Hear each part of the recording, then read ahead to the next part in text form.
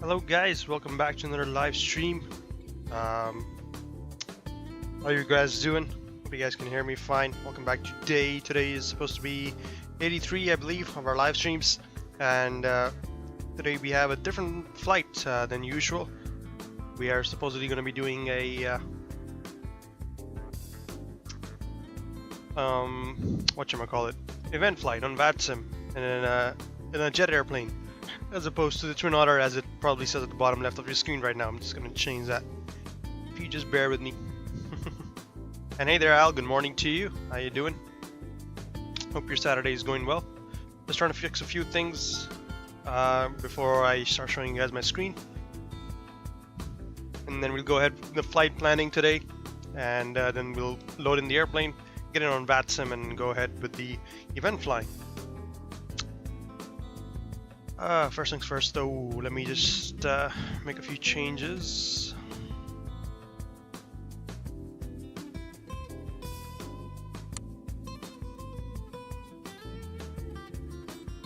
Alright, cool. Still can't get the donation bar to show up for whatever reason. Okay, maybe that'll make it show up. There we go. Cool, that's all there now. I was just setting up the airplane in FSX. Today we are going to be doing an Air Asia flight as part of the event that's going on VATSIM today. The event is called the Cross L642 Airway event. Link to it is just right here. Send you a link to the FDRF fly-by-wire for the bus in the Discord. Oh, you did? Thanks, thanks there, Siak. Appreciate it. Still better, but way better than Airsoft managed to build. I see. Cool. I will probably need to restart the sim to fix it, don't I? So I'll probably test it out later. I'll use this, not for today's flight though. I'll test it out later and then I'll go ahead with that because I don't want to get delayed on this event here because it's gonna be a long flight. Probably it's a 4-hour flight total, so I do want to get it along on my way and go out ahead. Originally, this event is from out of these airports, from Xiamen, Shenzhen to Singapore or Kuala Lumpur. For some reason, my Singapore airport is messed up. I'm guessing FreeMeshX is the suspect in this case, so I cannot fly to Singapore, so that leaves me only Kuala Lumpur. And initially, I was gonna start to go out of Shenzhen, but now I just took a look on VATSIM or VATSPY, and I see Hong Kong has come online. So rather than fly out of Shenzhen, I might as well just fly out of Hong Kong since they are online. I mean, it's not strictly part of the event, that airport, but nonetheless, there's ground, there's tower, there's the Hong Kong Center, so I don't see why I couldn't fly out of Hong Kong instead. I mean, I got better scenery and stuff for the airport, and it's an airport I'm more familiar with as well, so it makes more sense to me. I gotta go from Hong Kong to Kuala Lumpur. And I guess if we are doing that, we're going to be replicating flight AirAsia flight 137. Will be Asian Express 137 apparently. That's our call sign. I'm going to be leaving gate 211, heading to gate Quebec 13. And we should have departed a while ago according to this, but we're going to use these guys and try to do this flight, you know, I guess. Before we do though, the airframe we're going to be using today is 9 Mike Alpha Quebec Victor. It is an Airbus A320 216 exactly. It's been retrofitted with the sharklets or the winglets, as you may want to call them. And it's not a Neo, not yet at least, but it does have the winglets to it for added fuel efficiency, and we're just setting it up in PFPX for the profile for it. Equipment code for this will be /L, I believe. Will be GNSS and RBSM capable. Code and stuff, right? Just grabbing that out of here. ICAO 24 code will be this one right here, 750307. Not like it really matters on VATSIM, but I just still like to add it just in case. Golf Sierra Mike Quebec is SLCal. Golf Sierra Mike Quebec. Operator will be AirAsia. AXM. Yep, AirAsia. I doubt if I have it, but let's see. Asia. There you go, AXM. Cool. Origin don't matter. Performance category C. Remarks, I don't think any needed. ADS-B capability, B1 capable, I believe. Not too sure, but I'll just put that there. If you want, I can probably check it. Give me a second. I mean, it's not going to be exactly for this aircraft. Obviously, it varies per aircraft, but it's something in general I can pick from A320s, basically. So just find an A320 212 if I can.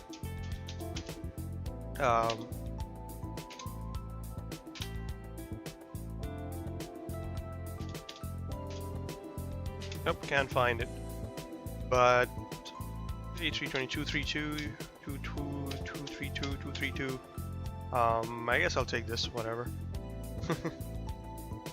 We'll take any one of these, PB any one. I mean, it matters in real world, not so much in flight sim, because I don't think the VATSIM controllers even check it, but I could be wrong. You can get the A320 from the factory with just sharklets and conventional engines too. I would have. And the 214 designator as they stay through retrofits under Airbus logic. I see, Siak. In this case, it says it's a 216 apparently, so I'm not sure about that.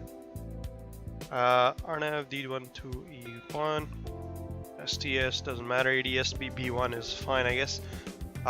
This one medium ST3/P transponder mode. Okay, /P.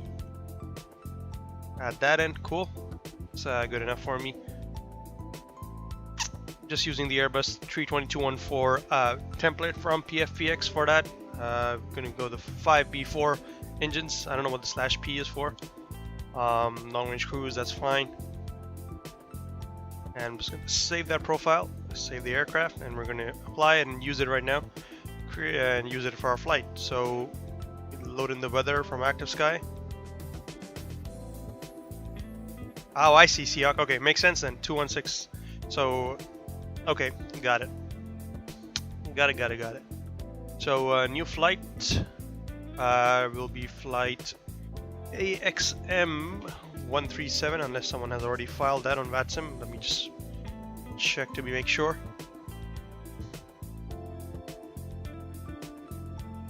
There's FedEx 91, and there's some Chinese airline. So nope, I think it should be available for me. AirAsia, I don't see anyone flying AirAsia colors right now. We should be good.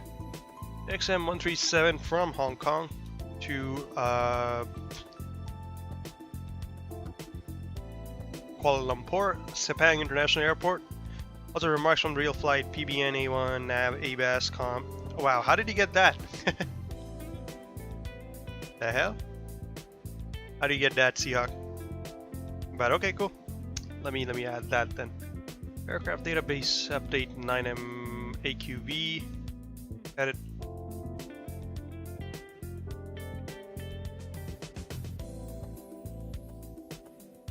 So let's take a look. I'm good like that. Yeah, trade secrets, man. Trade secrets. So nav will be ABAS. Okay, COM AMDS. I mean, might as well, right? Not sure if PFPX will accept it, but whatever. Date of flight doesn't matter. Registration doesn't matter. ET, yep, that part doesn't matter. TCAS equipped. Might as well add that in the remarks there then. TCAS equipped.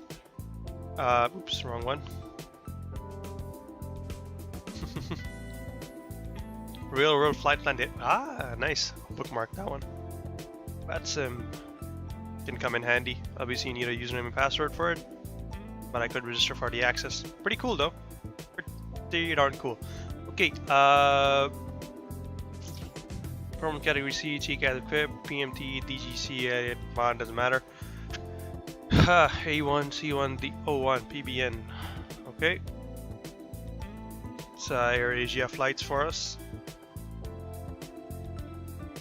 Nav ABAS. What the hell will that do? Let me try that. Is that accepted? Oh. COM AMDS, that's fine. CellCal, all depending on my airframe that I'm using, and yep, we should be good. Should be good. Save aircraft and apply. So Hong Kong to WMKK 07, right? Probably should be using 2.5s at this moment.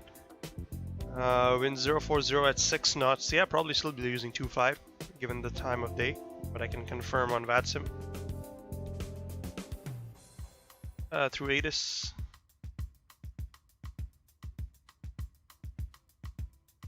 Hong Kong ATIS. Okay, arrival runways. Nope, we're using 7 rights. Okay, cool. Fine with me. I mean, we'll take off to the east, head over to city. Oh wait, it's still 7:30. I know. It makes sense. It makes sense. We should be going over to city right now. Over the light show time after 8 p.m. I thought it was 8 already. It'll switch over to the 2.5, assuming tailwinds are below 10 knots. Because usually you want to take off to the south at nighttime and not over the city. And they usually have airplane landing over the city coming in from the south. Anyways, 7 left is fine. It's runway 33 for the arrival. Makes sense as well, since it's AirAsia. They would be using the outermost runway. It's closer to their new AirAsia terminal. Weather for the airfield, Kuala Lumpur at the moment is winds 210, varying between 300, more than 10 kilometers, few clouds, 1,700 feet, cumulus nimbus clouds, so thunderstorms expected. Scatter clouds at 14,000, broken clouds at flight level 280. Temperature 30 degrees, 25 degrees on the dew point, QNH of 108. Okay, cool. Can confirm runways again from VATSIM actually, since I think ATIS is online. Yep. Arrival runway 14 left, departing runway 15. Arrival runway 14 left and 15, okay. still using the 1.4s for now. So we'll plan for 1.5 instead. Payload, let me just create one for me, why not? Fuel, we'll use ICAO ops. I need contingency time 60, extra time at 30, 1.5 hours of extra fuel. Find me a route.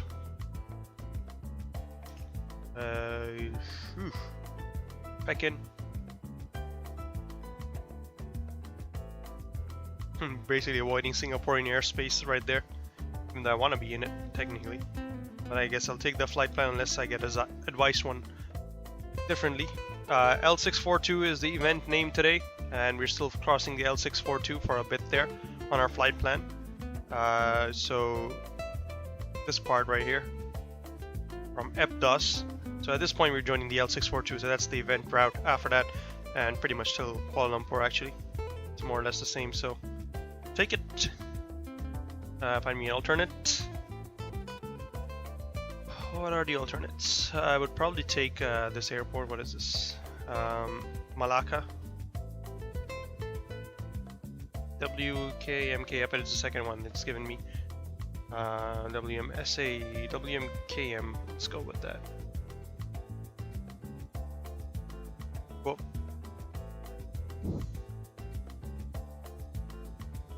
And pretty much ready to compute flight at this point. I just gotta input my gate numbers so I know that I'm following them. I got those from here, gate 211 to Quebec 13. So 211, Quebec 13, gate, flight Air Asia, so Asian Express, call sign, just for myself. ETOPS not required, I don't think. And we should be good. Compute flight plan, please. We're going to be released with 15 tons of fuel. Cool. Release the flight. Print operational flight plan. Print to PDF. Yep. Will be Air Asia 137. Send that over to VATSIM. File it as well. Flight level 340, 350 switching afterwards. Okay. 360 step climb further according to the flight plan. Departing 1200 Zulu. Can I make it? I think I can make it, yeah. I have 20 minutes. Operator, yeah, blah blah blah. The WMKM 5 hours 55, 3 hours 23 minutes on the flight time. 320L. Okay, cool. Follow the flight plan, please. Export. And yep, okay. Open the flight plan up in little nav map as well. So that's what our plan is going to be looking like today for our trip. We're going to be flying out of Hong Kong, easternly, flying pretty much over the city at this point. Actually, are we? Might not be actually. Since we're taking the Pekin, yeah, we'll just be short of going via Yung Shu Wan or Cheung Hong. CH. We won't be going literally over the city to Nung. If we were though, this is where I would be. The airplane would fly over me. That's where I am right now. But anyways, we'll go south, join the L642, and all the way to Kuala Lumpur via Vietnam airspace. We won't be entering Singaporean airspace, I don't think, throughout the journey. Pekin 1 Alpha. And cool. Let's minimize that. Got everything that I need, I think. VATSIM exported, flight plan generated, so I can minimize that, close that, and that. Can open our flight plan up, and let's load up in the sim. Hong Kong 211.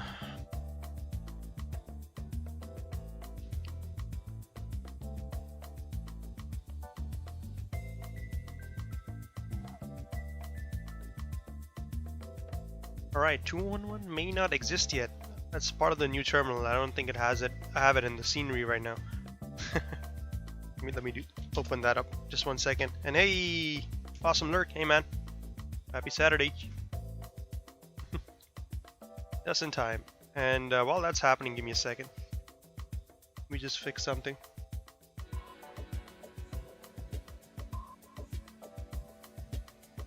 Let me fix the thing on the bottom there still reads de Havilland 6300, so let me just fix that. And I'll share my screen with you guys again. On lazy Saturday, tell me about it. On the same boat here, man. Edit.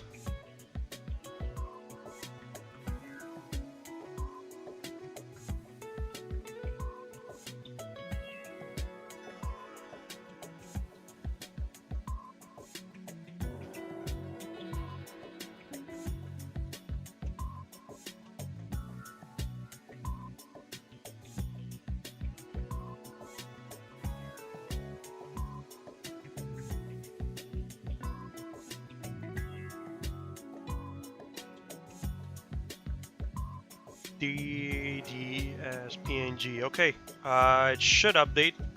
Let me know if it doesn't. But it should read the correct one now. Yep. Should read Asian Express 137 and A320 216. That's our airplane. We're flying. Okay, back to sharing my desktop. At 12:37, it's snowing outside. Screw Germany. Well, a good thing we're flying in Southeast Asia today. It's nice and warm. 30 degrees, thunderstorm clouds. Will be wet. Will be fun indeed. So Hong Kong airport.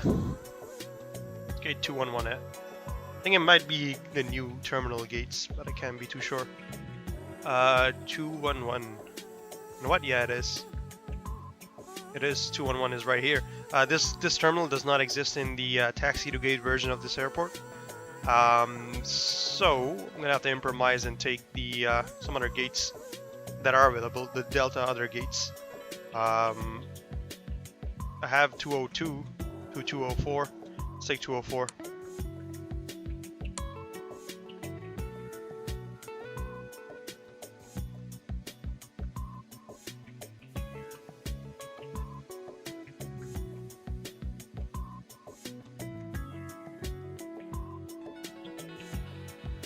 Come on. Just waiting for the sim to load up. Okay, cool. Airsoft. Where's my AirAsia? There it is. Beautiful AirAsia airplane. A320 with the winglets right there. The timing, right? We're gonna go for 11:39 Zulu. Oops, I passed already. That 11:42 maybe. Give it a few minutes to load up, and it should load us up at the gate properly.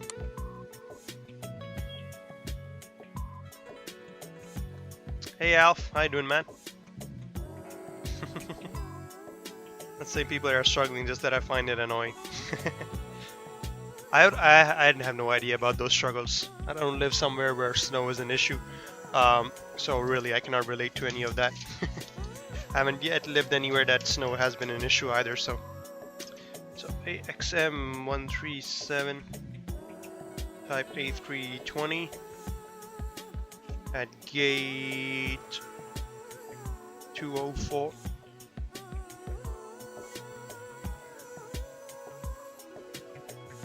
Asian Express flight. Where we're gonna be. Doing good as well, Alf. Doing good, man. Just about to do a flight on VATSIM's across the L642 event. I'm going to be flying out of Hong Kong, heading towards Kuala Lumpur. So it should be fun time, man. Should be fun time. Once I move to UK, I will understand. That is true, yeah. I will understand. Flesh pains.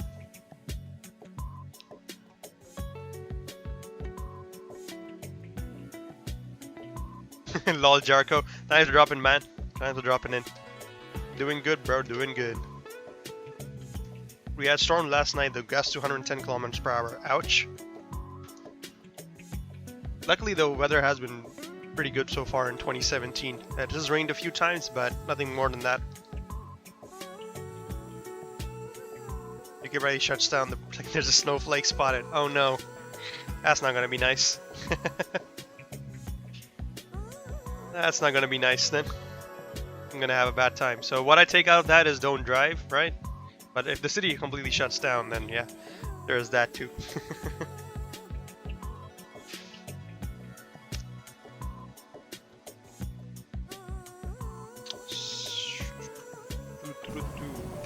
Up there, the airplane. So let me show you what I was talking about. Set our brakes. So this is the new terminal. In real life, it is already completed, sort of. I mean, they're still working on the area behind it for the new other part of the terminal, but this part of the terminal is basically in this taxi to gate version is still a work in progress. In real life, if you do ever go to the airport, you can see this is completed and fully operational. You can obviously see that on the charts right here too. This side is fully operational. Left side over here at the bottom, not so much. They're still working on it, but apart from that, it's all done. In the taxi to gate version, only this part, first half here, is completed. The other three are not completed yet. So that's why we cannot use the other side of these gates, unfortunately. But you know, there's no even jetways here right now. IRL they are. So something you have to deal with, I guess. Let me know if it's a little bit too dark, by the way, guys. It should be brightened. Actually, I do have the gamma up in this version, so hopefully it'll be better. It's gonna be a nighttime flight today. This one, trying to do it real time, I guess. But you know, given a long flight, we should have plenty of time for some in-flight entertainment and some more fun, I guess, today.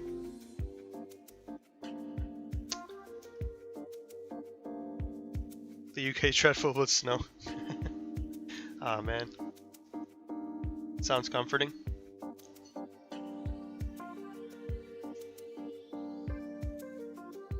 Foot of snow, the airport reported R8 at 5. Wow. RIP. Assume our Swiss and Austrian friends do the same. We just pay local farmers to plow the snow in the airport if the need arises. That's interesting. That is interesting. Alright. Give me a second here. Sort something out.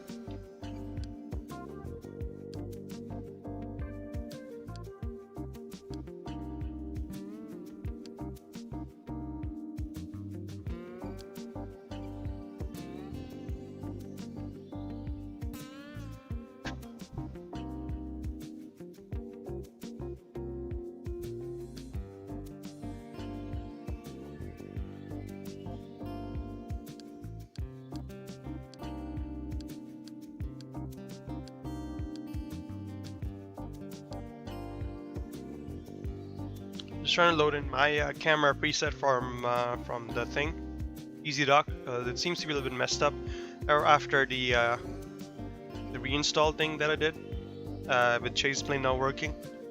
So I'm trying to re-import the camera profile there. Hopefully it works. Seems to work.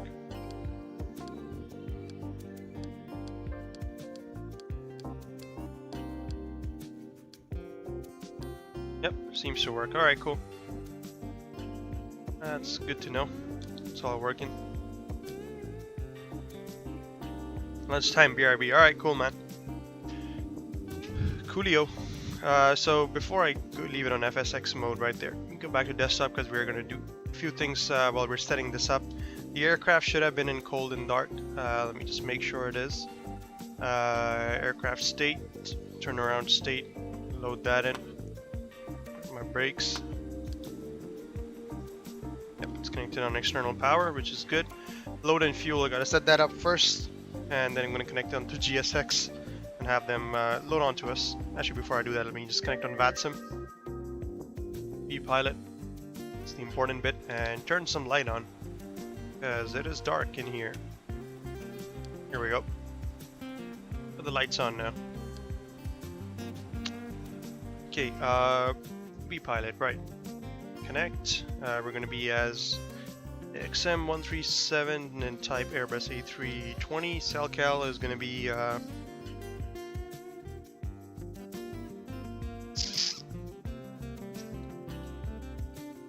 Golf Sierra Mike Quebec. Golf Sierra Mike Quebec. Connect. Flight plan. Fetch from server. There it is. Close that. And minimize that. Alright, cool. We're on VATSIM now. So, load in fuel. So we're gonna be carrying 121 passengers with us today, about 5 tons of cargo, and release fuel of 15 tons almost. So we gotta input that into our FMC right here. So 121 packs. Let's put that. Cargo exactly is 4.7 tons roughly. So I'll put that in. Fuel, I'll just add 15 tons right there. Should give me a takeoff weight of 71.108 actually, but it's giving me 70.56 here. But I'll take it, I guess. Whatever. Load that up instantly, go back. And let's connect GSX then. So request catering services first. Hong Kong airport services, please. HAS. There we go. Should be doing our ground handling. Connecting to the doors. With my GPU cart there. There's the 2 baggage loaders. There's the air stair. Okay, we should be ready to load up.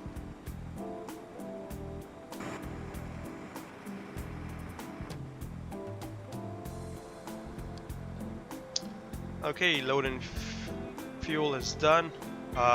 Connected flight deck not using aircraft doors. We'll deal with it in a second. And now we can set up our FMS actually. So to do that, make sure our X cycle is valid. 5 Jan, 1st Feb. Yep, 1701. Should be valid. Go over to the init page and put our flight plan today. Hong Kong to Kuala Lumpur, MKK. And that's a company route there. Load that in. Flight number will be AXM 137, Asian Express 137. Cost in the next of 35. Cruise flight level 340 initially. Then we'll be switching over to 350 once we hit FDOS, basically on the established heading west again. We'll go to a odd flight level. Doesn't make sense, does it? But okay. We'll be at 350 by FDOS, I guess, and then initially 340.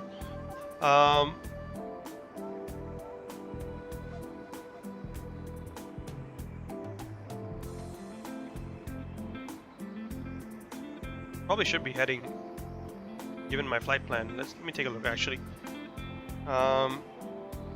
So until waypoint FDOS, which is, where the hell is it?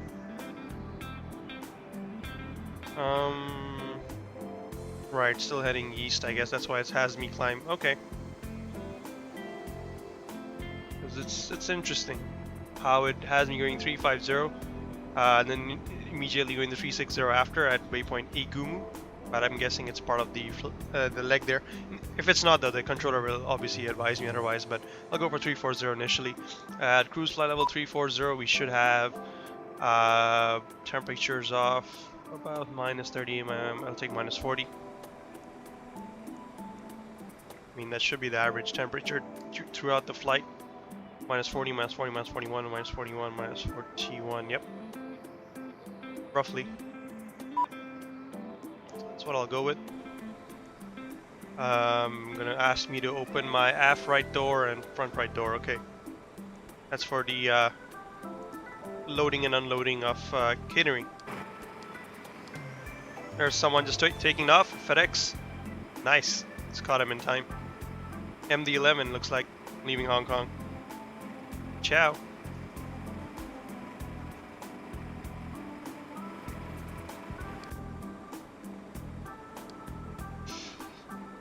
Alright, just gotta check my flight plan now. Fuel, right, 15. Lock fuel, 0.2, leave that on stand. Usually don't mess with that in the Airbus because it ends up crashing the sim.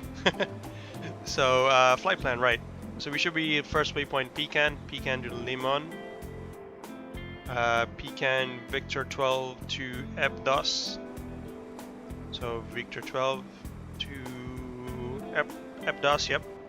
From there, we're taking the 642 all the way to Charlie November. 642 to Charlie November, then M765 to Igari, then R208. There's Igari, then R208. Going all the way to VKR. Confirm that. Yep, VKR, then the 346 to Pulip. 346 to Pulip. Alright, cool. Flight plan looking good. SIDS and SAR I'll input after I receive them from the air traffic controller. We are planning peak N1 Alpha, but we'll receive accordingly. Yeah, we'll grab ATIS also.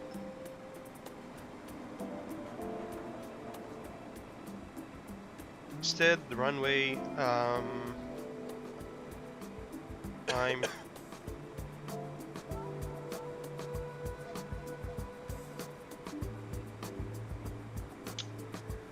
Right, fuel prediction, rad navs, I'll input that later. But let's get in touch with ATC, I guess, for our clearances. While they're still boarding the trucks in. Oh, they're done, I think. Done boarding the catering.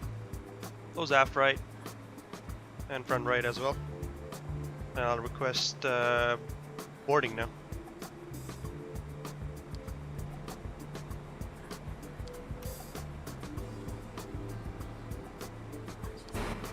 Good day to you, Bart. How you doing, man?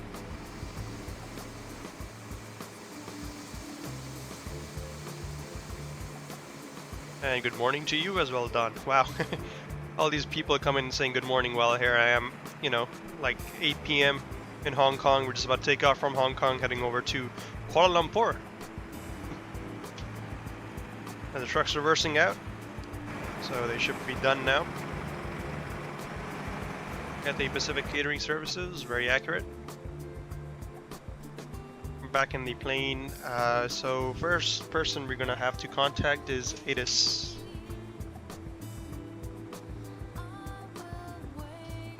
So ATIS is gonna be on the frequency of 12705. 2705. Einer, to Pascal, Nozick, acknowledge information, hotel, on first contact, Hong Kong, information, hotel, at time 1130, arrival, runway 07, left, departure runway 07, right, wind 060 degrees, 6 knots, variable. Between 030 and 090 degrees. Visibility 10 kilometers. Clouds few 800 feet. Scattered 1,400 feet. Temperature 16 dew point 12. QNH 1019 Pascal Nick. Acknowledge information. Hotel on first contact. Hong Kong information. Hotel at time 11. Alright, we got information. Hotel wind 060 at 6, varying between 30 and 90 degrees. Few clouds 800, center clouds at 1,400, temperature 16, dew point 12, QNH 1019. That is set, and passengers are now boarding, so we'll contact delivery if they are online. I don't think they are, the only ground is online, so I'll just get in touch with ground directly and let them know that we are on 204 and planning for departures out of runway 07 right via the Pecan departure, probably.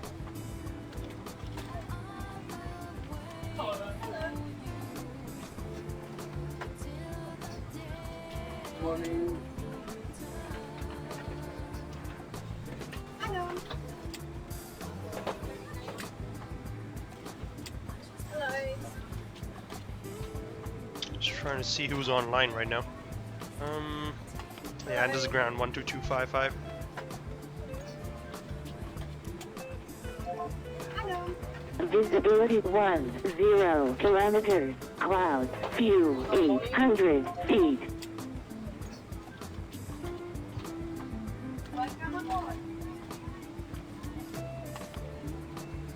Morning.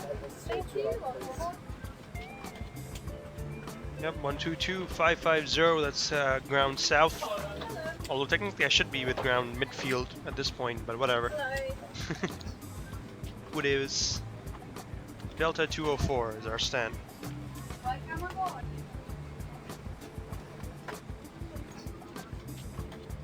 Hope you guys can hear the passengers boarding. No, I can. Morning. Thank you. Alright, let's contact the controller. Looks to be pretty quiet on the frequency there.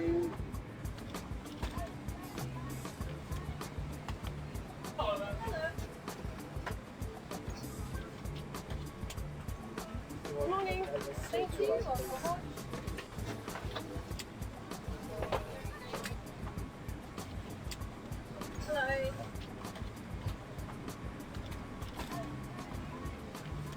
Hello.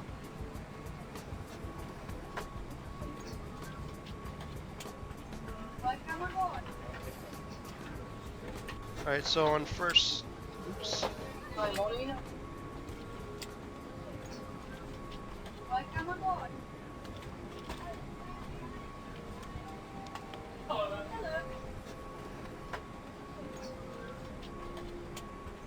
Morning. Thank you. Hello.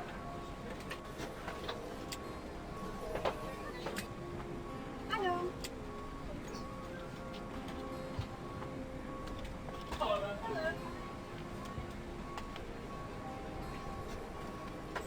Hong Kong ground, good evening. Asian Express 137, request radio check. Installation 137, I hear you 555. Roger, thank you. Here, you 2555, Asian Express 137. Right, I do hear him, but he's a little bit quiet, so I'm going to turn him up just a tad bit there. And then I'm going to contact him now again. And Hong Kong ground, Asian Express 137, type Airbus A320 at gate 204 with information hotel QNH 1019er, request clearance. Asian Express 137, you are to destination Pecan 1 Alpha, departure Squawk 5302, Squawk 5302. Clear to Kuala Lumpur via the Pekin 1 Alpha departure squawk 5302, Asian Express 137. Asian Express 137, we back comment. Alright, go. 302. Pekin 1 Alpha, so no changes there. We're taking 7 right on the departure there. I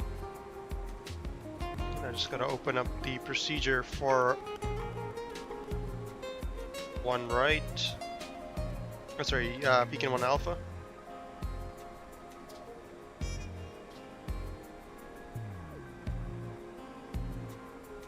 So Pekin 1 Alpha initial climb will be 5,000 feet. That's already inputted in the box. And I just gotta select the departure now. Oops, wrong way. To fly or not to fly, that is the question. What's happening? Departure, runway 07 right. Pekin 1 Alpha, there it was. Pekin 1 Alpha. And shouldn't be any transitions, yep. Cool, input that in. So it should take me to Papra, 180 knots. And yep, Ramen at 220. Then Briam and then Titan, no restrictions. Briam and Titan, no restrictions. And should end at Pekin, and then from there flight plan route. Cool. Need to maintain maximum 5,000 feet by Harpa, and initial climb will be 5,000 feet pretty much. Alright, boarding is completed. We're ready to shut off the doors. We get ready for pushback. And we should be on our way then. Get out of here. departure will be pretty straightforward. We shouldn't be entering any Chinese airspace, so no need to use metric. Transition level will be 110 on our way out of here. So below that we'll be using altitudes above that the other way around. And before we do anything more though, we need to set this up. So I'm going to bring out the thrust performance calculator there to do this for us. So the TPC, I'm going to use this one. So weights in QNH, and yep, aircraft type will be A320. Runway length we have with us 3,800 meters. That one, a lot of runway. Airport elevation is less than 1,000 feet. Wind component, we have a headwind of 6 knots pretty much. Maybe 0 to 5. Outside air temperature right now is 16. So between that there, QNH is 1019er. So that one right there. Takeoff weight, what do we have? Turn. Takeoff weight off 71 tons, roughly 70.56. So 7056.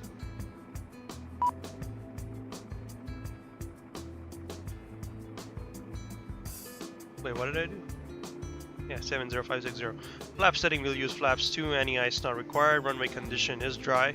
Let's calculate. So flex temp 57, V1 143, rotate 144, V2 145, and 2 up 1 degree. So 2 up 1 degree. Oops. 2 up 1.0. Flex temp, it's giving me automatically 56, but I'll go with 57. And 143, 144, 145, it automatically calculated that as well, which is just what I want it to be. Perfect. Couldn't have been better. Alright, cool. Transition, not 9,000, we were using transition 11,000.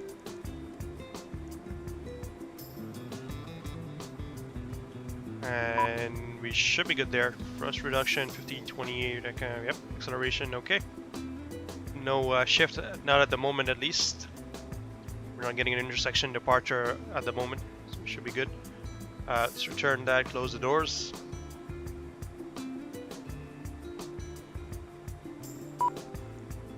Yep. Front left. Half left. You know what? Let me leave front left open for a second there. Reason being, I'm going to turn on the connected ground crew checklists, and they're going to bother me with it otherwise. Captain, the cabin is secure. All passengers are aboard. Start the checklist. Cockpit preparation checklist. Cockpit preparation checklist. Engine master, Both off. engine mode selector, Check normal. Normal. parking brake, Set. On. thrust levers, Idle. ECAM recall, You can recall that. I'll do that in a second.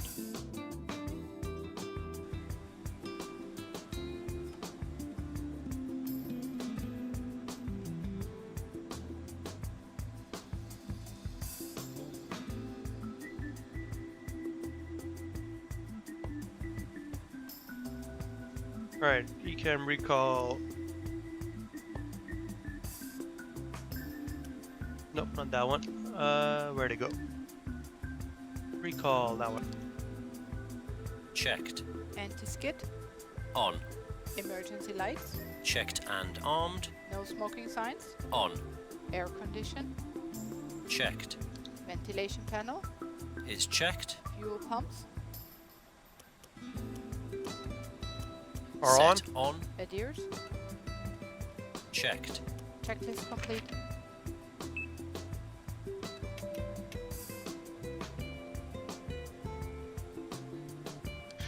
Alright, checklist is complete. Close doors. Aircraft door, yep, close that one now. And the cargo doors as well. Aft cargo. Back to the checklist page there. I propose a Captain, the cabin is challenge. secure. All passengers are aboard. Lol, awesome. Before start checklist. Lol. You seriously want to go with that? Doors, Closed and locked. APU, APU on. APU bleed, On now. Well, I probably shouldn't turn that on yet. APU is not started yet. Wait for the green light there. Turn our beacons on since we are going to be moving. There's a green light. Turn Set the fleet on. on. External power. Disconnected. Well, it's awesome and disconnected. Ground services. Move chocks, please. Disconnected and off. And Cabin cones. signs. On. Thrust levers. Idle. Oh, it's me Parking paying. brake. Nope, no. On. Lol. Error reference. Checked. It's one way to get rid of the habit. 1019er. 1019. Check. Beacon lights. Create its own charity. Checklist That's what I'm gonna do complete. then. Alright, checklist complete.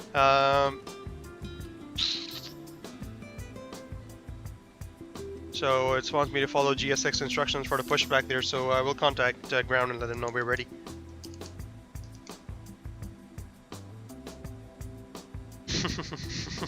Lol. Hong Kong ground, Asian Express 137 on gate 204, ready for the push and start.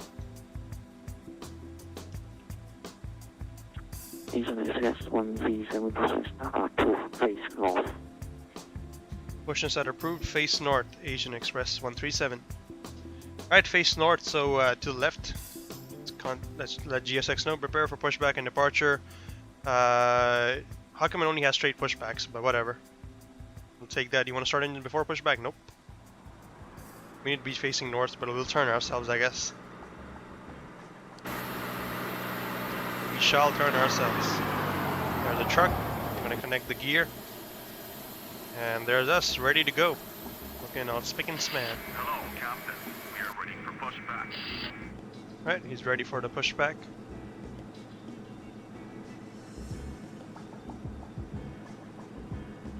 I realized I updated GSX, and it got rid of my sound pack that I had installed, so I'll need to reinstall that. I'm using like default GSX now. Here. And morning, Crispy, morning.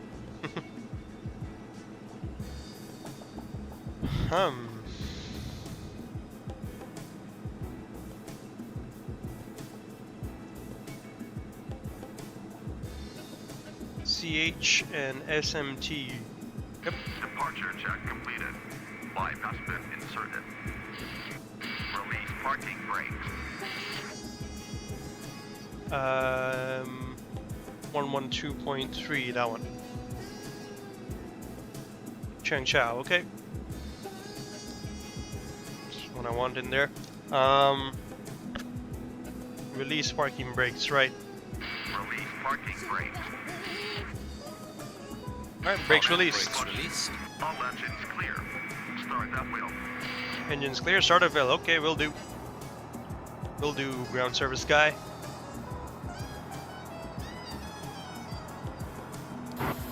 We are flying the Airbus A320 today, Crispy. The wingletted version in Air Asia colors. We're going to be taking this airplane to Kuala Lumpur out of Hong Kong is what we're leaving right now. Taxi to gates Hong Kong and AA sceneries Kuala Lumpur.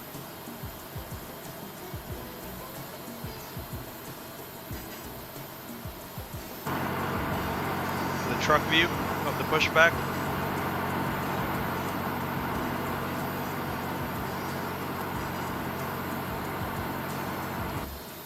Obviously don't want to go into the construction pile there. Hopefully they stop me before that. In case they don't though, I'm going to force them to do it.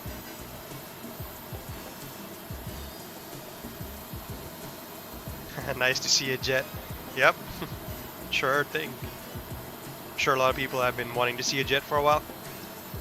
Stop here. Good enough for me. Set brakes. Set parking brakes. Yep, brakes are set. And let's start with engines. Ignition to start, starting number 2. Starting engine 2. Turn our dome lights off. Although you know what? We should not turn them off yet. Should turn them off once we receive the hand signal to go, so that they can see us. Parking brakes are set. All right, number 2 starting. We should start this clock. I'll block off time.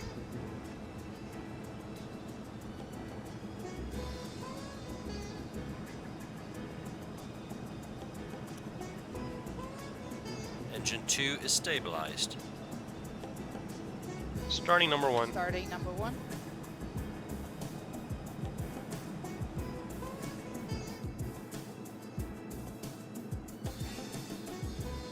One two one three zero.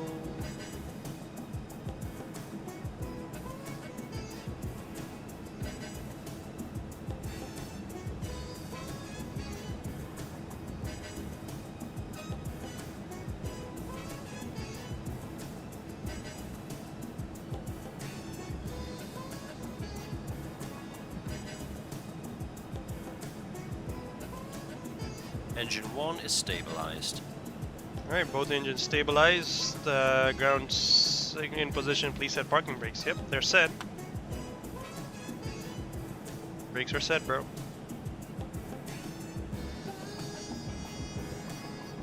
Alright, let me just get rid of those. You say we received the hand signal there. Turn our lights off. Turn APU bleeds off. And the master switch. Turn our taxi lights on. And let's face north then. Then contact ground and let them know we're ready for taxi.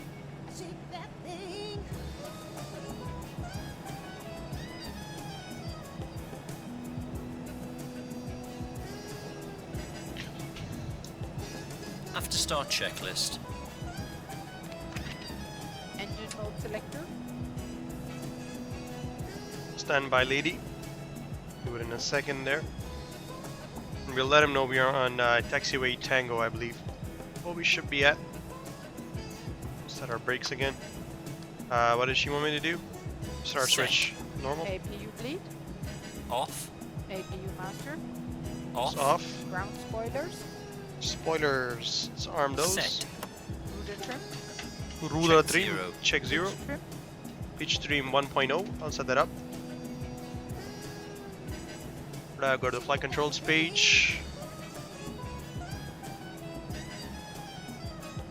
So go to the flight controls page. Pitch trim 1.0 up. Set.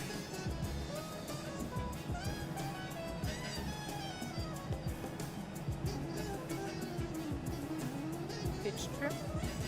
Checked. Flight controls. Flight controls full left, Full left. full right, Full right. neutral, Neutral. full up, Full up. and full down, Full down. neutral. Neutral. Rudder. Full left. Full right. Neutral. It doesn't show it, Check. but I'm doing it. Flaps. Okay, let's get rid of that. Flaps set for 2. Takeoff. Flaps 2. Anti-ice. Off. Not required. Ecam status. Checked. Ecam door page. Door page. Check that. Slides are Checked. armed. Hand signal. All doors are closed and Received. locked. Checklist complete. This is complete. Start taxiing. Alright, so let's contact ground controller again.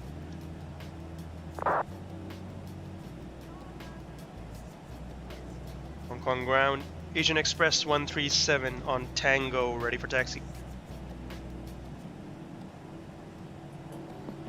Asian Express 137 taxi via Bravo and Victor Hotel.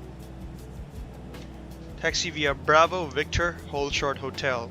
Asian Express 137. Alright, let's start taxiing. So Tango's where we are, make a right-hand turn onto Bravo, and then a second right-hand turn to Victor, and at the end of Victor we should be holding short of Hotel. So it's pretty straightforward taxi at this point. So we'll go ahead and do that. Make sure left is clear, no aircraft. Yep, right is clear. Should be good to take Bravo to ourselves.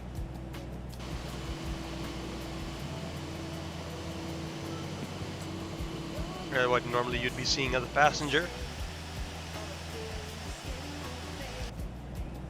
And what you see from the cockpit.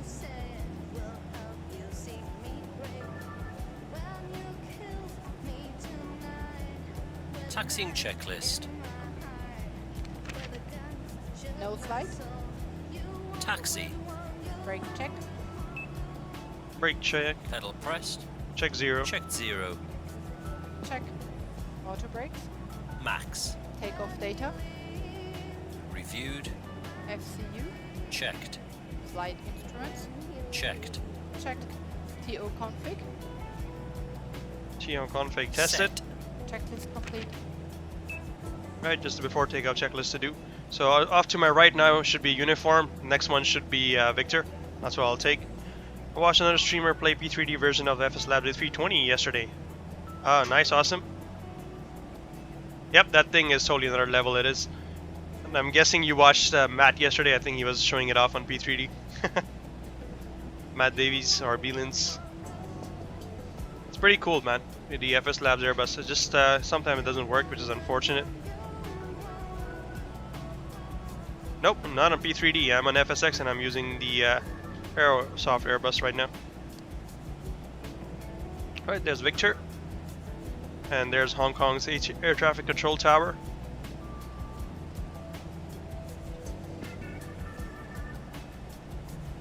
There's a new ground tower. Pretty darn cool. And we don't usually this airport would be filled with traffic. Not at the moment on VATSIM though, in spite of the event. It's a little bit unfortunate.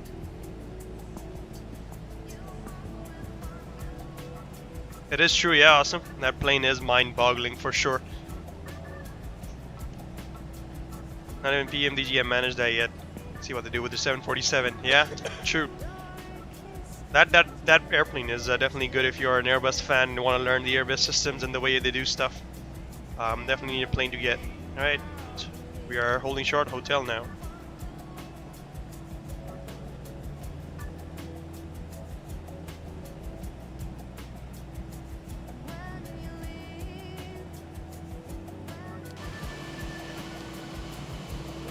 Should be Victor short of hotel.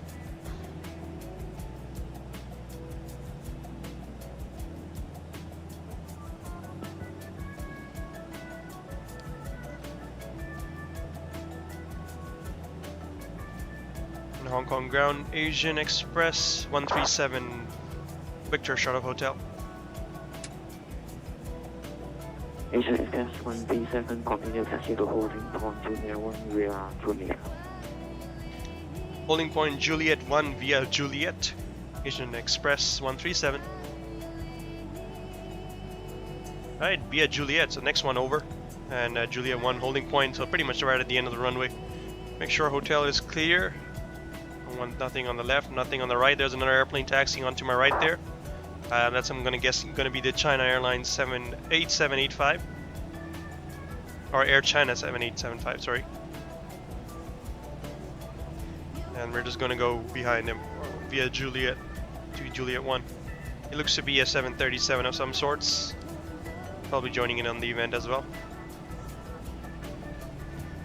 My terrain radar, weather is not really a concern at the moment on this side of the Southeast Asian Sea. Once we do start heading towards Kuala Lumpur a little bit, we do have some thunderstorm clouds we want to keep an eye out for. At the moment, though, really nothing much to see. Airbus or Boeing? This is Airbus A320. Air Asia Airbus A320 taxiing down. DHL ramp right there. Asian Express 137, squawk mode Charlie. Sorry, squawking Charlie, Asian Express 137. Oh, alright, I'm gonna have to do it in the thing separately. Forgot about that. You taxi with it on here in Hong Kong.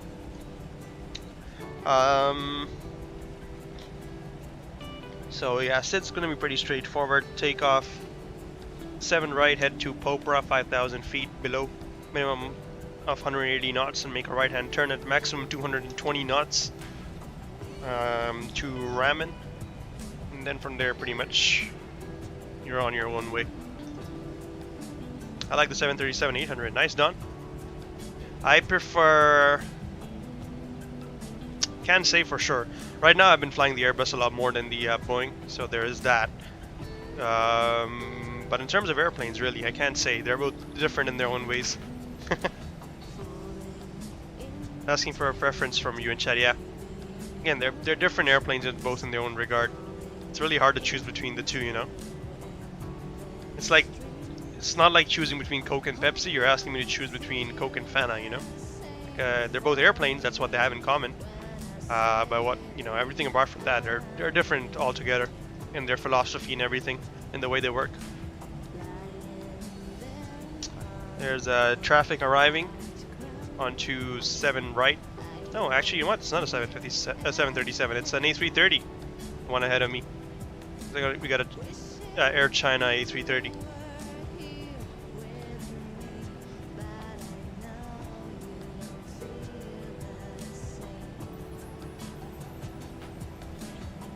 A337 contact Hong Kong radar on 127.1.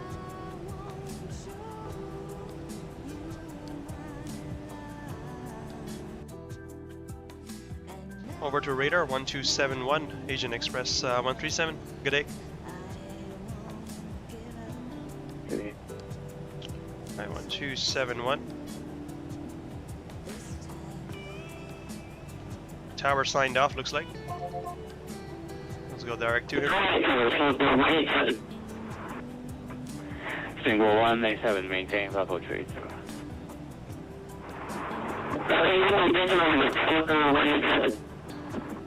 I wanted to see the landing traffic if I can and spot him. There he is.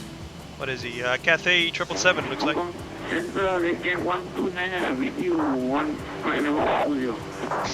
I prefer Sprite. There we go. Classic. Stabilizer motion.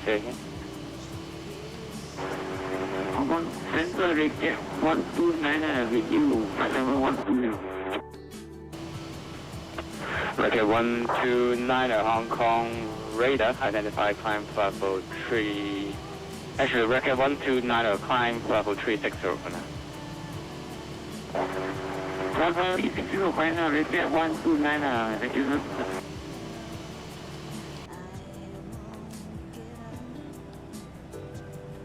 Hong Kong radar, good evening. Asian Express 137 with you on Juliet short of 7 right.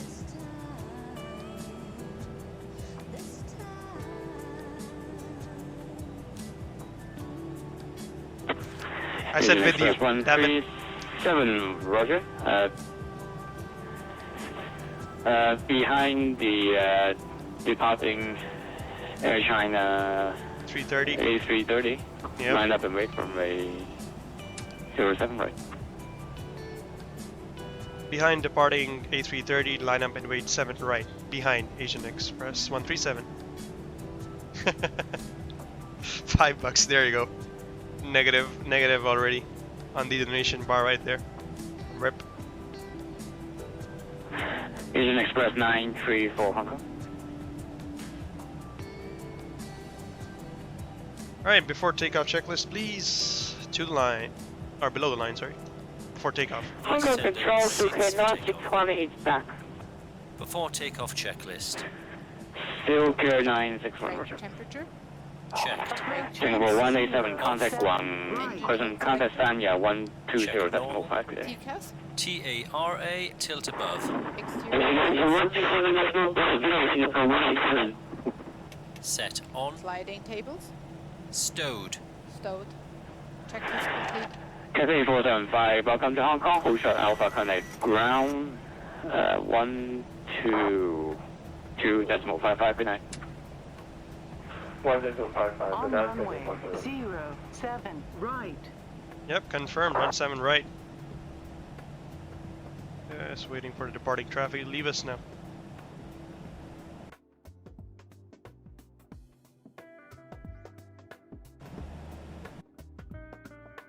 While I'm at it, well, I can actually. Let me add the little nav map there.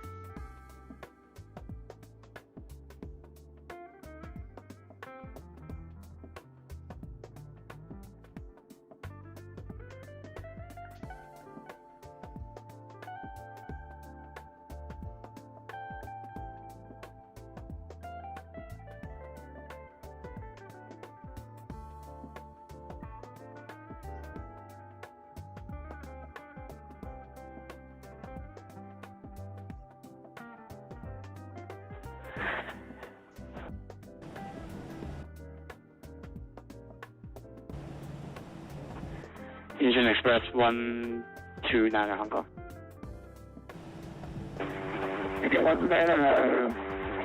On runway 07 right. Okay, On 129 runway due 07 spacing, flight heading 220.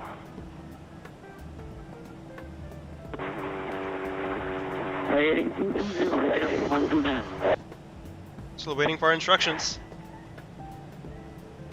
Takeoff instructions there. We are Asian Express 137.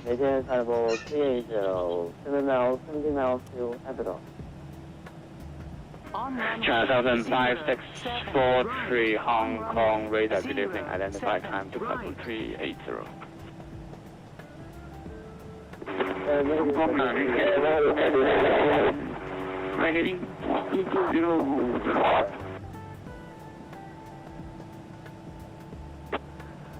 Okay, you guys are stepping on each other. Say again, please.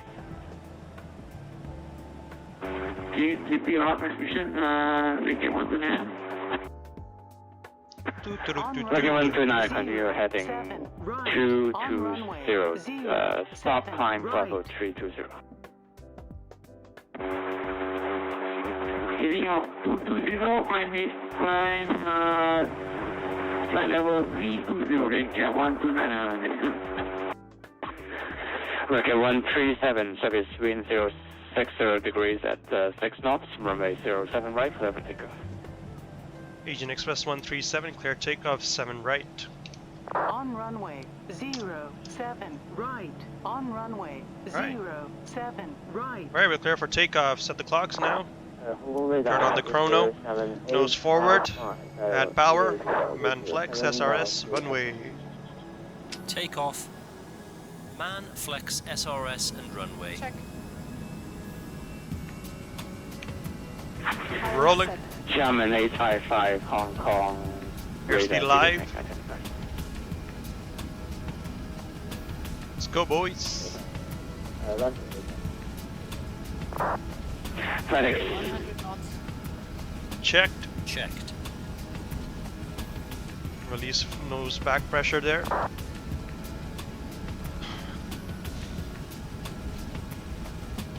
Lead 1. Rotate.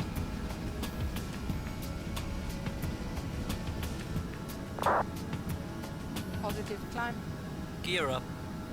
Yep, gear up. Navigation. Check. Bye-bye, Hong Kong. See ya.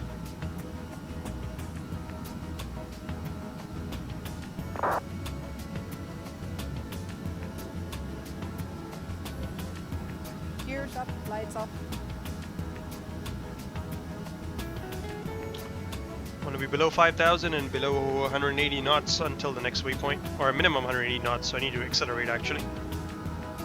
Don't want to climb too much. Flaps 1. Climb thrust.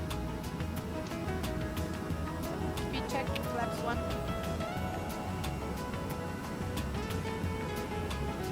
Asian Express 137, stay passing altitude. Asian Express 137 airborne, passing through 2,000 for 5,000. Flaps 0. Asian Express 137, roger, climb level 300 for now. Climb flight level 300, Asian Express 137. Right, 300. Set. Keep the thing going. Climb out of here. There's our airplane losing its textures. Get 129er. That's no because factor climb. a lot of city Parking textures sector loading up right below me right there. That is expected, really. Better stay inside, load those textures. But that's flight Tampa, Hong Kong around me. That's gonna be loading up. Probably shouldn't have done that. RIP.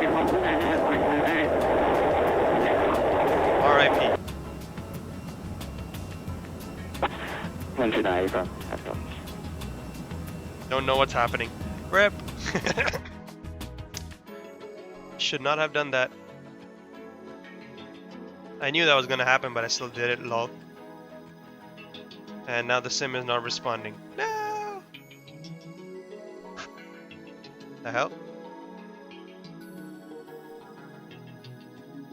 may have crashed the sim there. That was my fault. Might have been my fault, yep. RIP FSX, yep. FSUI PC autosave for the win, yep, that is true. That is true. Oopsies. Try to go outside to show you guys more view, but I know it's probably a bad thing to do. I'm gonna disconnect. Oh, nope, I'm back. I didn't need to do anything. Cool. We're back. Just taking a while to load up its textures right there. We're back, no longer stationary. Let's continue turning then.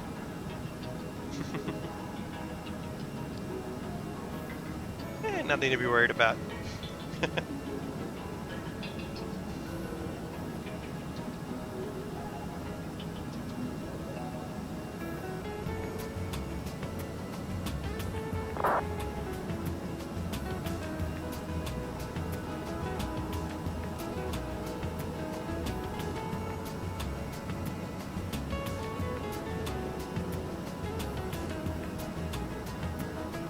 Let me try to show you guys Hong Kong a little bit. That's why the textures were ripped there for a second, because you see all that autogen and all that city of Hong Kong loading in. Yep, that's what it was. Obviously try to make it do a little bit too much there, trying to load in outside textures and inside textures at the same time. But there we go. It's Hong Kong. The old Kai Tak airport is going to be somewhere right there where my mouse is right now. Just behind that is where I live. Close by. 961 requesting. That's where I'm actually right now, sitting in my home, playing this sim and flying out of here. Pretty darn cool, right? 961 unable due traffic behind.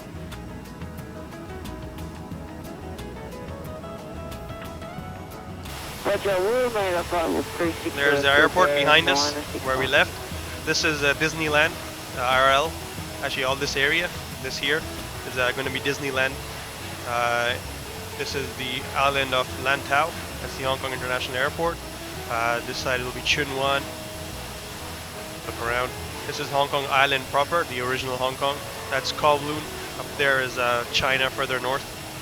This over here is another airfield, Sekong Airfield, where you can do VFR flying on the weekends, like general aviation flying. Most of the time it's used by the PLA Air Force, though, that airfield. Tokyo 961 contact Sanya 120.5 today. And there's the city, there's IFC1, there's the Bank of China building, that's the center, that's the pier right there. Disneyland Hong Kong, yep. You heard right, Disneyland Hong Kong. Asian Express 137, climb jet time level 340. Climb flight level 340, Asian Express 137. 340 set. And let's accelerate a little bit. Should have been at 220 knots there.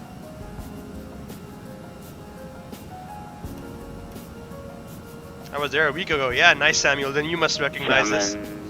855. Approved. Climb to level 40. Get rid of terrain now. Turn on the weather radar.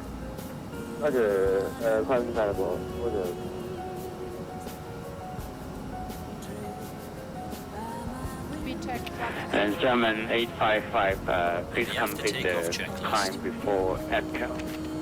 Engine mode selector. Check normal. Spoilers. Still hand flying it. Spoilers disarmed. Set. Flaps. Checking lights off. German 855, reach level 40. Gear up. Lights off. Set Exterior off. lights tax.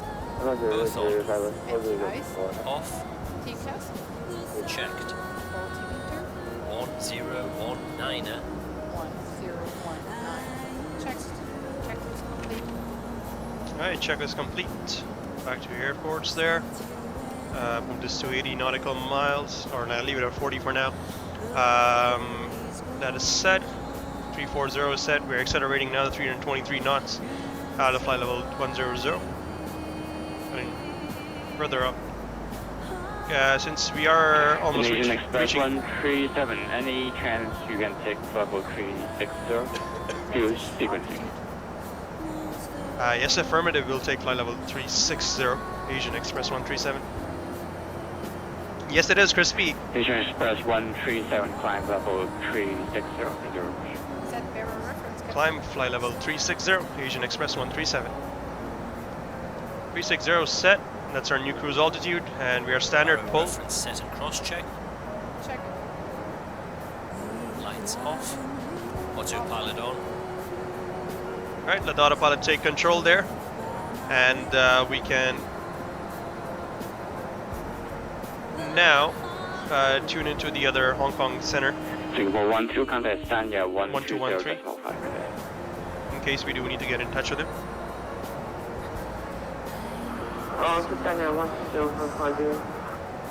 New cruise altitude 360 is what it's reading in the FMS. That's fine. We'll take that now. Performance level 360 is inputted. Yep. Cool. No issues there. I would like to unseat the passengers, turn fasten seatbelt signs to off, but we are flying through a little bit of chop here. Then we're just going to hold a little bit until we reach about flight level 150. We're well clear of these clouds, and you know, then I should be good. Let them go. You had the black box A330. Yes, I did. Not too happy with that airplane. I'm going to wait for the Airsoft Airbus A330 now. 7855, contact Sanya 120.5. It was really, really bad, that airplane. But there's the CFM engines making all their noise, taking us out of here. Built with GE technology. China Eastern 1688 on view.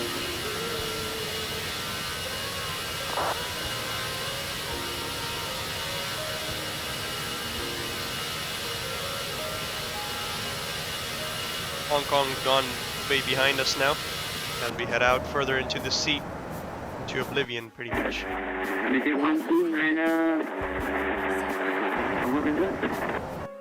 Hope you guys can hear me fine and the music's not too loud, right? Let me know if Okay, it is. 129 Hong Kong.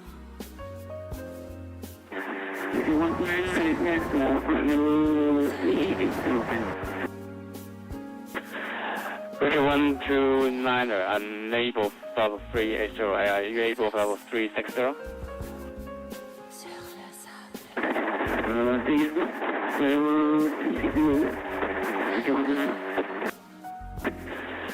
Okay, 129, climb level 360, re-entry level 380 in Sanya FIR.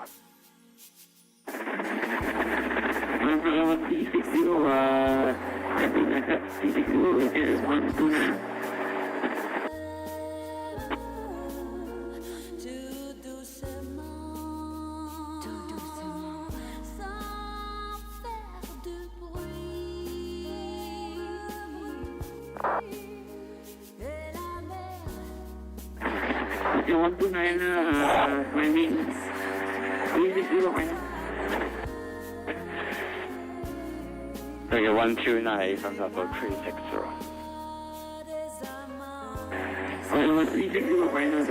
Thank you. Alright, passing through flight level 200 now. Just fixing the map there on the bottom left. Just a little bit. Actually, okay, 129 maintain level 330 for now. Still speaking to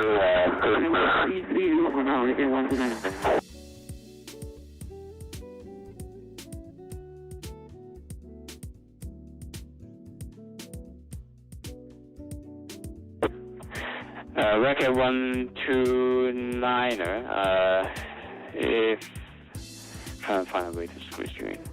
Record 129, fighting 220 for spacing, and then I can let you climb in about 3 minutes.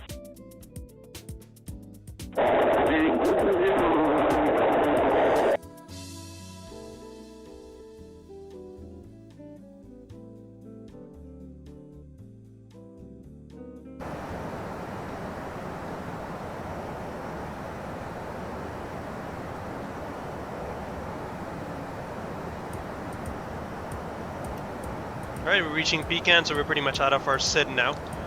Over to our flight plan route, so I'm going to disengage seatbelt signs. Let them move around. Leave no smokings on. And there's some pinging coming up on our radar. That's expected as we continue heading towards Kuala Lumpur. The weather is going to get a little bit worse. We are going to be expecting a few thunderstorms along the route there. And especially definitely going to be having thunderstorm clouds, cumulus nimbus clouds right over the airfield as well. So it should make for an interesting arrival, although nothing we can't handle. The moment the weather did look good at the airport, we didn't have anything like low visibility or anything like that, just a little bit of rain and thunderstorm clouds that we got to watch out for turbulence. But apart from that, should be a pretty routine flight, I would say, as we cruise along over the Southeast Asian Sea, heading towards Kuala Lumpur. In just about a while now, we should be getting in touch with Hong Kong radar, east side, and further east we should be handed over to we should be handed over further east to Sanya, or what do we call it? 129, climb to 503. I think Sanya is the one to 503. we'll go to next to the west there. Sorry, not east. Sanya Center, and then after that Ho Chi Minh Center, and from Ho Chi Minh Center direct to Kuala Lumpur. 129, maintain present heading. Once it's clear the traffic, I can clear you. If I show you what's actually going on right now. Route. Give me a second. Let me show you what I mean. So here we are. We're the airplane in the green. Asian Express 137. And there's all the traffic coming in right now. He put us at 360 to be above this guy, I think. Or I don't know who exactly. As for sequencing, he put me at 360. There's a few people coming in behind me as well. Right now we are one of the 2 Asian Expresses on this frequency right now. There's me, Asian Express 137. And this guy's 129er, the one they're talking to. 129er, Roger, tractor, climb over 380, track direct airport. And there's a whole line of sequences, airplanes going south. So we'll be going into Sanya Center to Ho Chi Minh. Maybe we'll be just for a little bit into Singapore Center airspace, but I think according to my flight plan, let me check actually.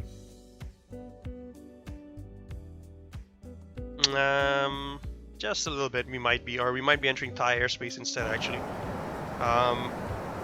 Where to go? Here.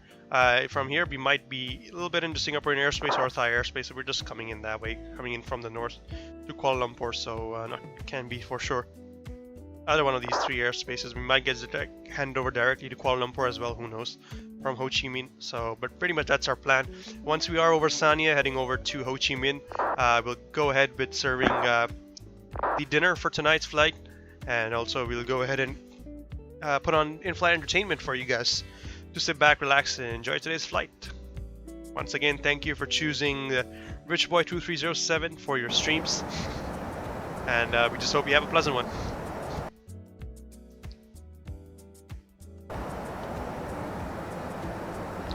And hopefully along the way there, I don't say with you more than a couple of times, or it's gonna be with me. Currently just climbing at a very slow rate right now, 1,300 feet per minute. Going to fly level 360.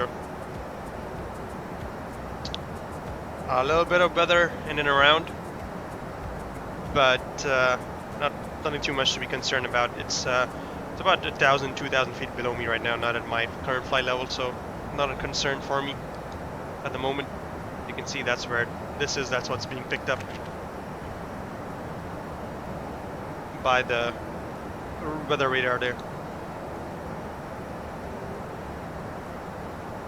Looks to be Ho Chi Minh, Singapore, about 70 nautical mile, then Kuala Lumpur. Alright, cool, Seahawk. Thanks, man. Alright, so no Thai airspace then. Just for a little bit into Singapore. Stormy would have loved to be here for that. Unfortunately, he's in here. He had to go out today. But if any of you guys want to, join in for this event, all you got to do is log into VATSIM, choose the airplane of your liking, and come on. The event is going on until 1600 Zulu, so you still have time, plenty of time. Our flight time today expected is about 3 hours 23 minutes. It's been 34 minutes since we pushed back and 16 minutes since we took off. So I'm guessing about 3 hours more of flight time today. For dinner, Samuel, what do they serve in AirAsia? I mean, it's not the finest meals in AirAsia. Usually it's there's no complimentary meals even on AirAsia. You have to buy it. So it depends if you got it on your ticket, or you can buy it in flight. But I don't know. It's what do you guys prefer? We can go around looking for some meals for you guys. Let me know what you prefer, and we'll come up with it. Where did you get this plane? This is the Aerosoft Airbus A320 that I'm flying right now. You can get it from Aerosoft's website or Just Flight's website. A lot of vendors sell it for both FSX and P3D. As for the livery, the AirAsia livery, I got that out of the... what am I call it? I got it out of the Aerosoft forums. Balut, the true Asian dinner, lol. First class, dude. This is AirAsia. There is no first class. If you're not sure what AirAsia is, guys, AirAsia is the Asian version of Ryanair. Although they're not as bad as Ryanair still, but that's what they are. They're Asia's low-cost carrier. So, first class. Not gonna happen, bro. Not an AirAsia.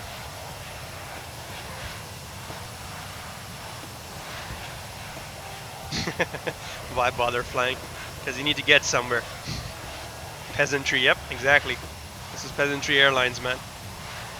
That's why this is a low-cost carrier. That's why their slogan is exactly this. Now everyone can fly. Like, really, their fares are super darn cheap compared to the other carriers, but also the servers are a little bit cut. But basically, the idea of this thing is to make flying more affordable for every and anyone in Asia. That's what AirAsia is aiming for. Chicken and rice, alright. That's Samuel's menu right there.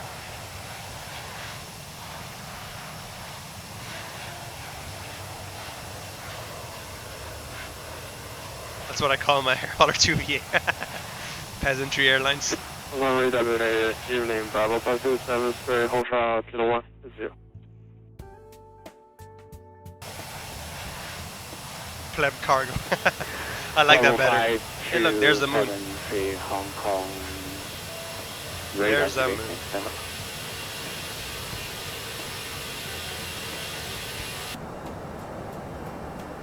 Hong Kong radar, confirm Bravo 527. Bravo 5273, wind variable at 5 knots, runway 07 right. Was that for me? I didn't hear that. Who was the controller contacting there? Takeoff for Bravo 527.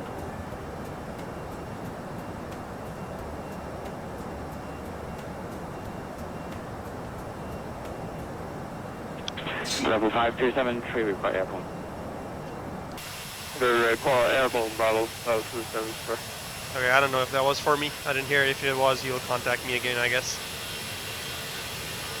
But Air Asian Express 137 is who we are, in case he does contact us. Yep, there's the moon. Almost a full moon today.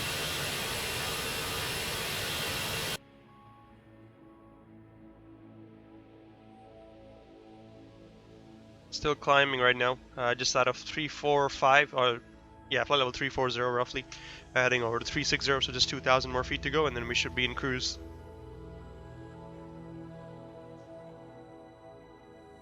So far, so good. Just one small hiccup there, probably pilot induced there, where we nearly crashed the sim, but apart from that, pretty good, I would say. Pretty darn good.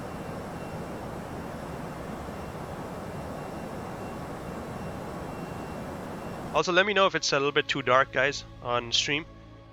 I did try to turn up the brightness quite a bit so it doesn't appear as dark. So I hope you guys could see outside the window, apart from inside the cockpit. If we were to have dinners, we could obviously open up our tray tables and turn our lights on so we can see what the hell we're doing in the cockpit there. Spray is also reliable. Or for now, we can store our tray table. Bravo 5273, say passing altitude. Close those lights. Bravo 5273, passing 1,000 feet, initial climb element 10,000. While you guys enjoy this flight, I'm gonna go prepare the meals in the back there. Give me a second. Roger, climb to 54120 for now. Roger, climb element 120, Bravo 5273. Let me go prepare our in-flight meals. Give me a second. Hong Kong radar, Shanghai A2472 with you, 3120.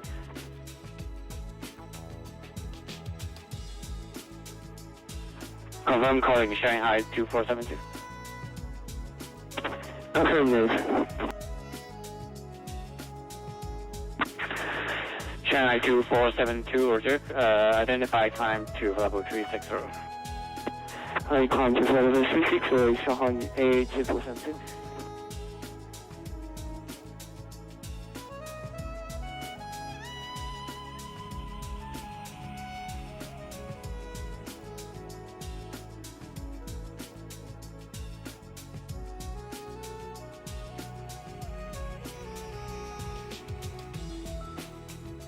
Alpha radar, good evening, try substance 351, 570, 340.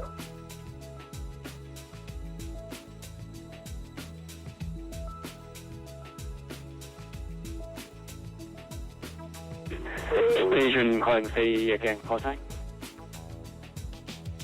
Try substance 351, 570, 340.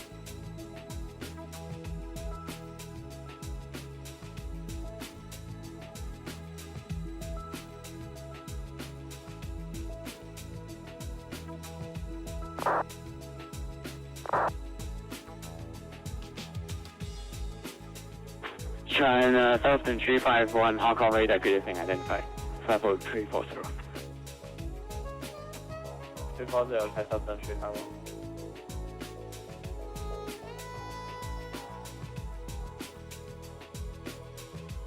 Right. In-flight meal coming up to your right-hand side now. Just a second. There we go. Let me know what you guys think.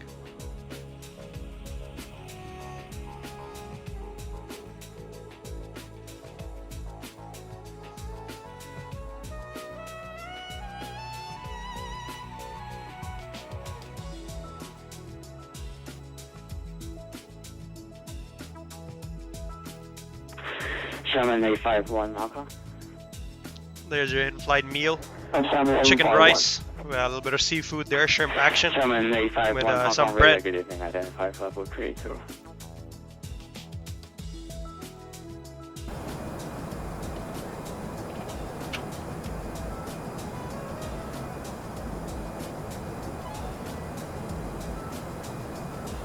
Tray tables open. Food, gimme, man. Gimme. Looks pretty yum if you ask me. Bravo 5273, climb level 180, stand by for higher. Collab element 180, Bravo 5273. Samuel likes that. What about others? You guys have any other food suggestions?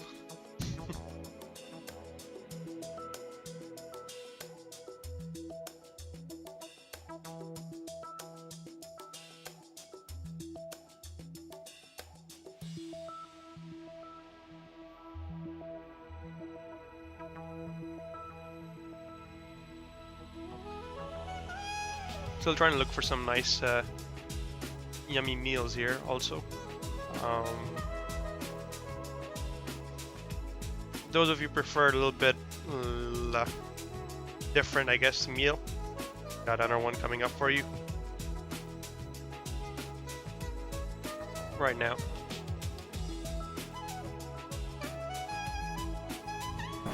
There you go. There's the other meal now. More bread, more rice, a little bit of Coke there, some butter. I think that'll work. That'll work well for you guys there.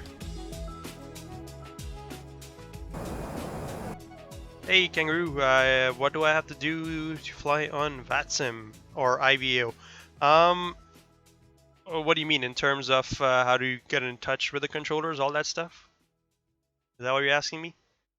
I mean, basically what you have to do is create an account first on VATSIM on IV and IVAO. You have to sign up for an account there, go over to their website. Once you have all that done, you need, for VATSIM, you need to install vPilot to get started there. For IVAO, they have their own client that you need to download. There's a lot of stuff to do. In terms of just getting ready to fly, in terms of how you contact and what do you say to a controller, I have these files that I can share with you. Give me a second. It's what I use when I wanted to get started flying on VATSIM. So let me just share those with you. You can read all those in those documents, and Bravo 5373, climb level 250.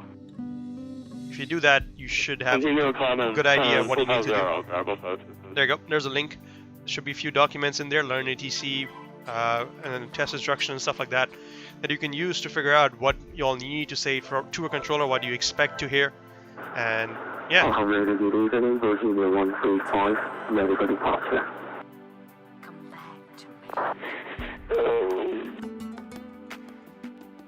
Confirm Virginia 135.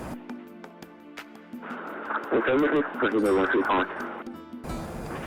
Virginia 135, service wind variable at 5 knots, runway 07 right, clear for Hey Rojo, where are you from? Hong Kong, my friend. I'm in Hong Kong. Clear to take off runway 07 right, clear report, Virginia 135. Yep, you use vPilot to join, to connect basically your sim to VATSIM. If you were on IVAO, you would use their IVAP is what it's called. The program name. It does the same thing as vPilot pretty much, but it lets you connect to the IVAO side of things. If you search on YouTube, I'm sure you'll find a lot of stuff on how to get started. For VATSIM, there's a good source such as Aviation Pro 2004, I think that's his name, and he makes good videos on tutorials on how to get started on VATSIM. As for IVAO, I'm not too sure, but then their documentation is sufficient enough to get you started.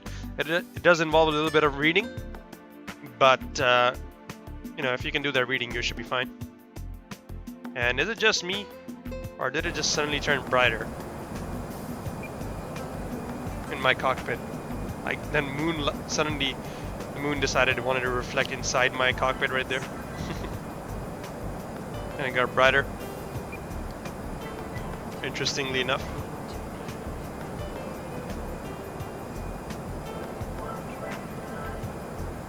You don't have a typical British accent from Hong Kong. Why would I have a British accent from Hong Kong? Hong Kong's not a British colony anymore, that's for sure. Ethnically though, I'm Indian.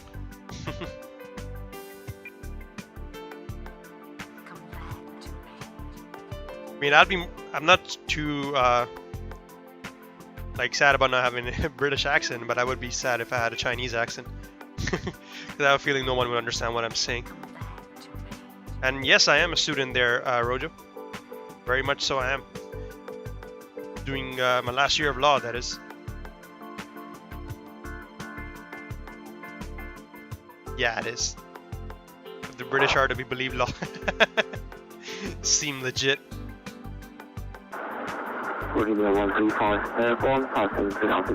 Seem toast legit, no.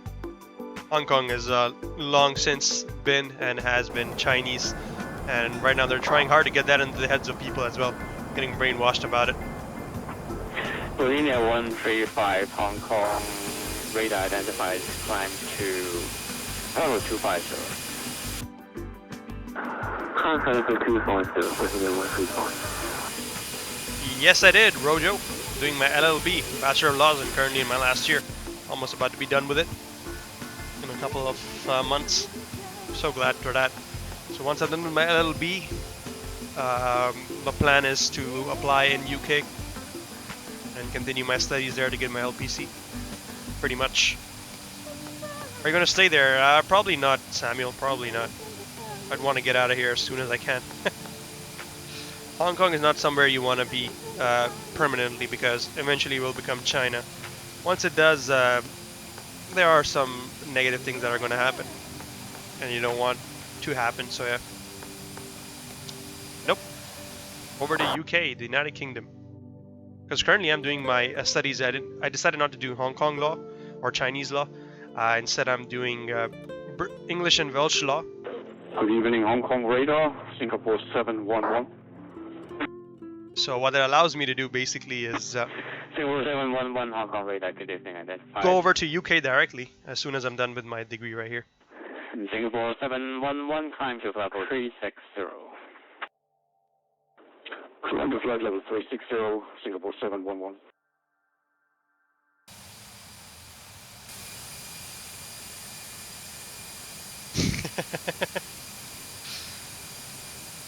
Look at this sick version. Lol. Yes, they are though. The funny thing is, I'm still having to do European Union law. That's what I'm studying right now, and the only reason I have to study it was because UK being part of the European Union, all law students do have to study it. But students graduating on or after 2018 don't have to take that as a subject anymore. It's not compulsory.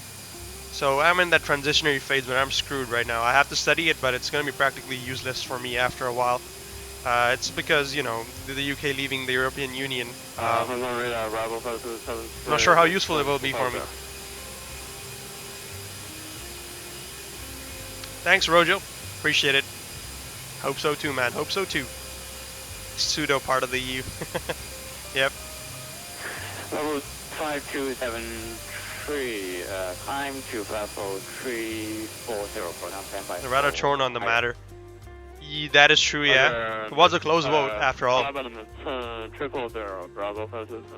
Was really a close one, but oh well. Decision's been made. It's just about, you know, putting the plan into action now and figuring out how to go through with the divorce. Linear 13510, right heading. Turn right heading 240 for speaking. Turn heading 240 for 135.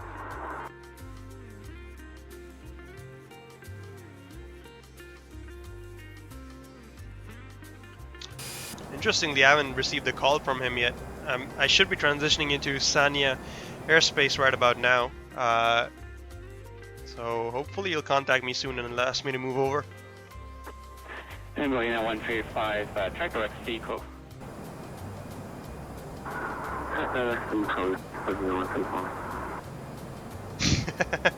Lol, awesome. I'm not sure how it is in the UK, but I know in the US the difference between going to big law and makes a huge difference for the most part. That's true everywhere, really. 129, contact Sanya 120. Alright, the guy ahead of me just got handed over. I should be next. I'm guessing as soon as I hit waypoint N-Bok, I should be able to transition over.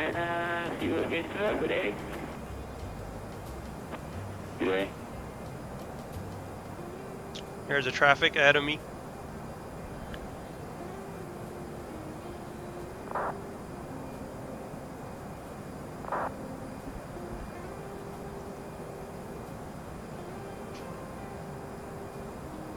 A lot of traffic around me.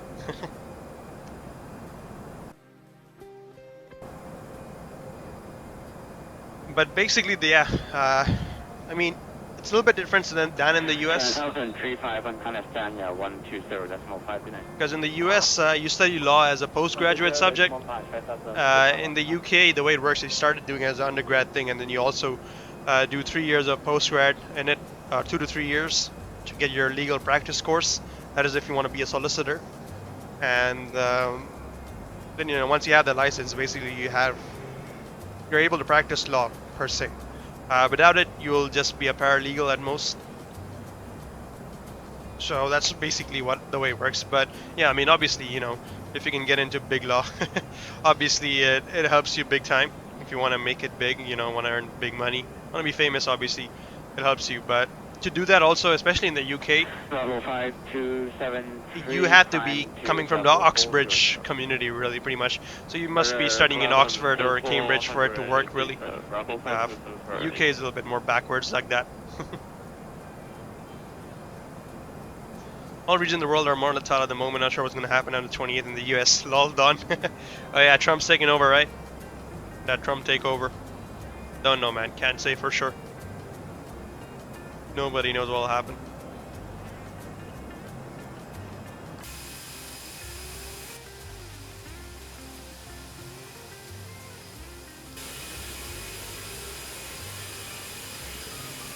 That mundo.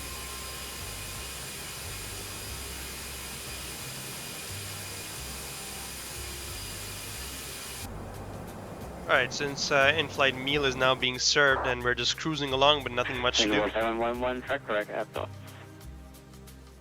it's going to be time for in-flight entertainment. I'm just waiting for a handover. Once I'm in Sanya airspace, then we can go ahead with our in-flight entertainment today. For now, enjoy your meals, I guess. Singapore 711, track correct, airport.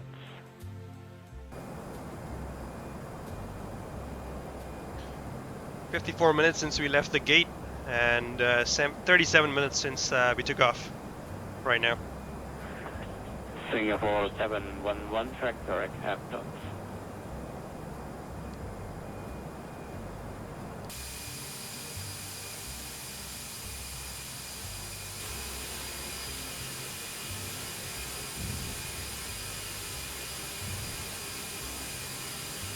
It would be nice right now to have like cinematic views by chase plane. I think would be the perfect time for something like that.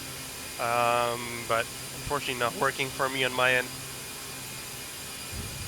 So I still gotta have to do my cinematic views myself, basically. Move them around. And sorry, just need to step away for a short moment. Direct Airport, Singapore 711. Singapore 711, roger.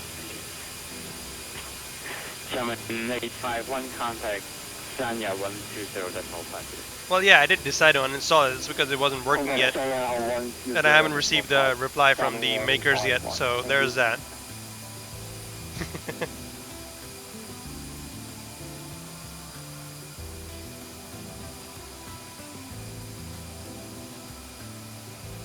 Nice, Rojo. Congratulations.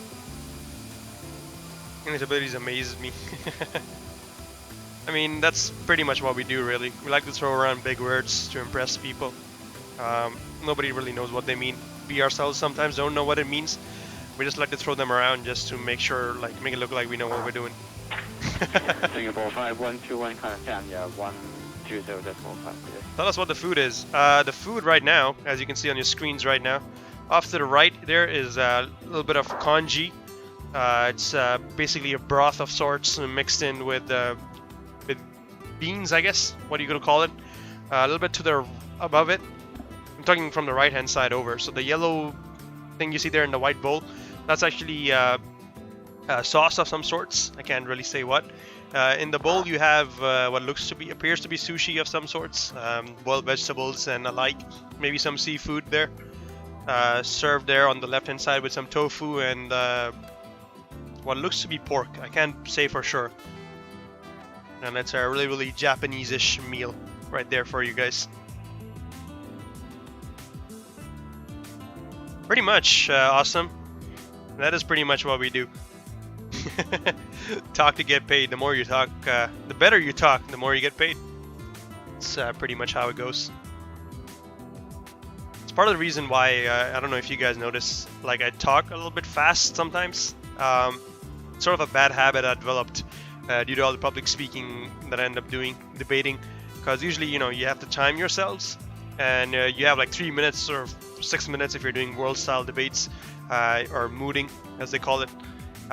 You know, you have to cram in so much information that you end up developing a way to just put out information out quickly and as compactly as possible. Obviously, I don't do that on stream very well, but I do end up still having that bad habit of speaking really, really fast, which is something I shouldn't do on a stream because, you know, you want to listen to me. So there's that. Bento box. There we go, done. Thank you. What's your favorite food in Hong Kong? It's hard to say. Me being a vegetarian, I can't really enjoy most of the delicacies that exist in Hong Kong, because most of them are actually seafood, in Hong Kong being a coastal city. But what I do enjoy a lot eating-wise is noodles.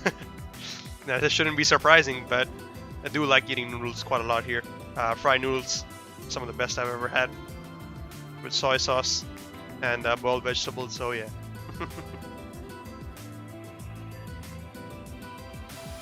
Alright, how come I'm not in Sanian airspace yet?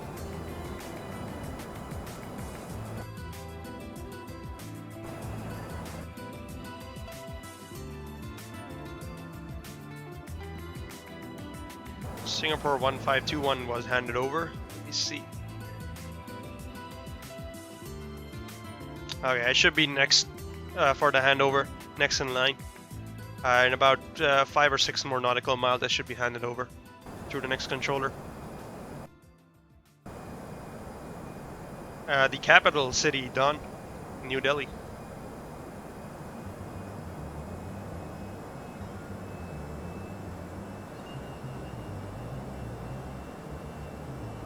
Whoa.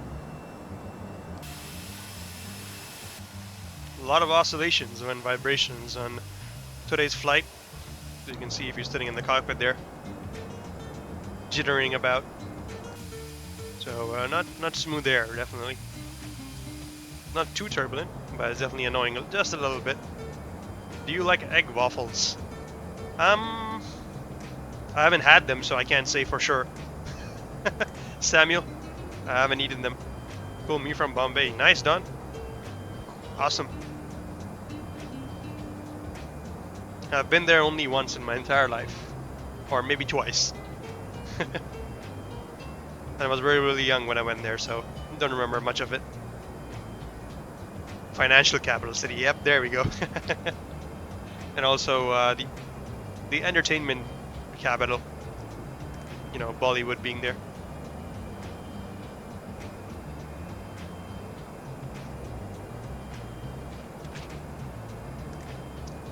Still waiting for the handover.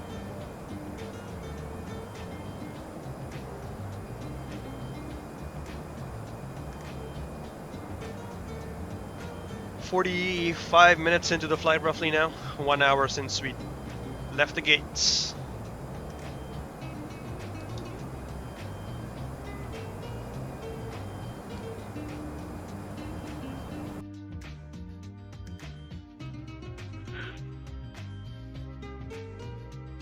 I think we're about to be handed over.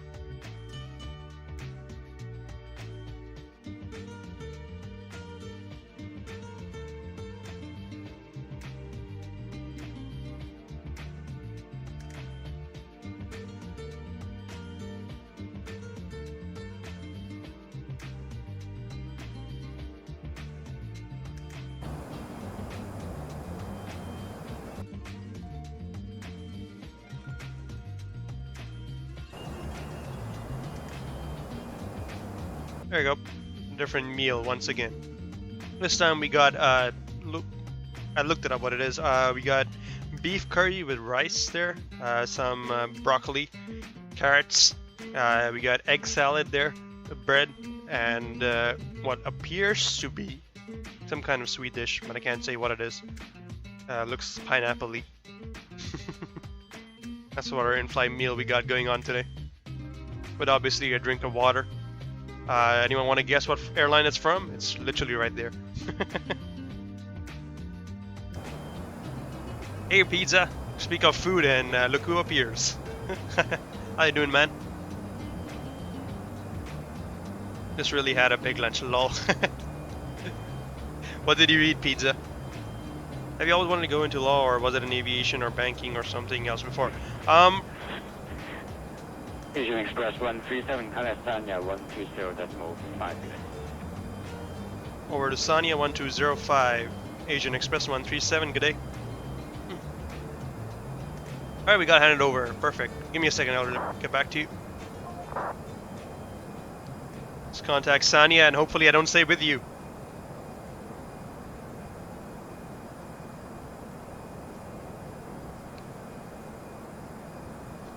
Sanya Control, good evening. Asian Express 137, flight level 360, inbound Iganu.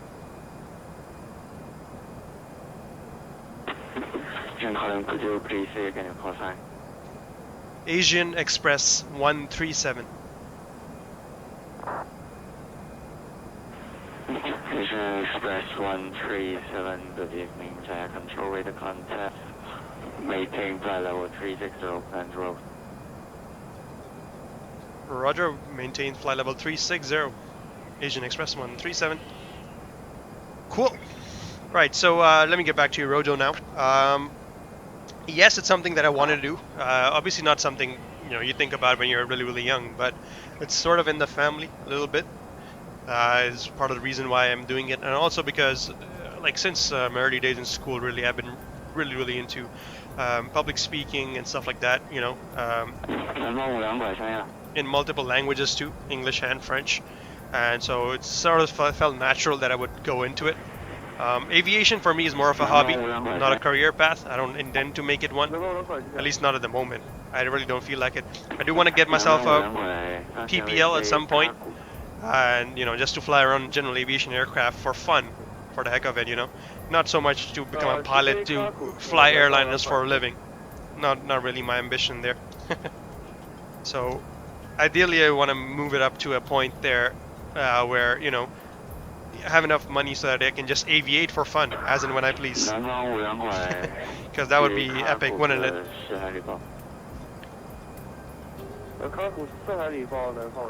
Two sandwiches with cheese, salmon, and fried egg. Damn! I like that cappuccino with a brownie, man. I could use one right now. Sounds so scrumptious. There's the controllers going on in Chinese. Mandarin, actually. That's when you know you're in Chinese airspace. For the controllers are speaking Mandarin as well. So right now we're overpassing the island of Sanya. If you look on the bottom left, actually no, we're not actually. We're if you look on the bottom left corner of the map, you see Hainan. On the island of Hainan, there is a city called Sanya, and that's where the control center is based right now. So we're within his airspace, but we're very to the southeast of the island there. A little bit to our left will be Manila airspace. That'll be Philippines, and straight up further we'll be into Ho Chi Minh City, which is Vietnam. Okay, I need more coffee now. I could use some too. I'm sure if you can grab me some. Which A320 are you flying? Pete's flying the Aerosoft Airbus A320 right now, 216, wingletted edition, AirAsia colors. Bring me some, man. Could use some coffee. But since we are in Sanyan airspace now, I guess we can go ahead with in-flight entertainment. So let me just grab that for you guys, get it up on the screen, and then I'll go to the back and make myself a cup of coffee too. So let's go ahead, let me find the in-flight entertainment video.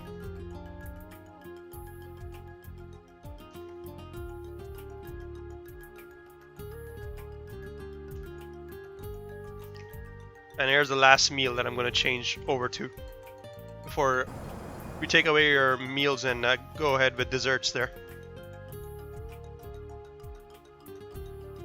There we go. A little bit of a more traditional flight menu there.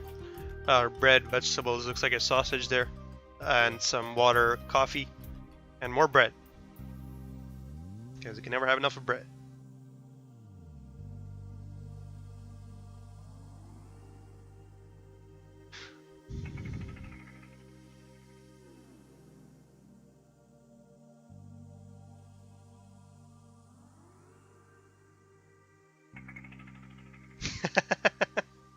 Lol pizza.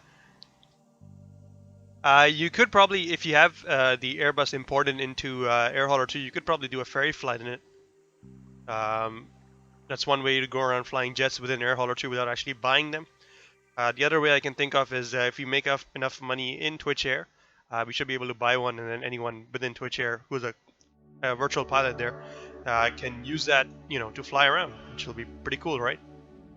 So you don't have to actually own it for your company, but you can use it, or you can use the jets to fly around in there. Anyone flying X-Plane 11? I have the demo only. No other than that, no X-Plane 11 here. Where are my liked videos at? There we go. I liked this one video that we could have used for. Yep, we could have used as in-flight entertainment. Found it.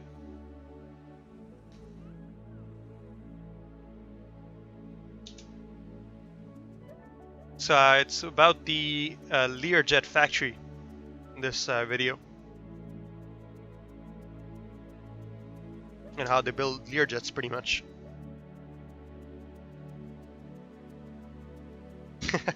Yep, you can do it like awesome. You ever been to Okinawa? Nope, unfortunately I haven't been to Japan. Well, I have been to Japan. I haven't been out of the airport yet. I've transitioned through Japan heading over to the west coast of North America a few times, but never actually been to Japan proper.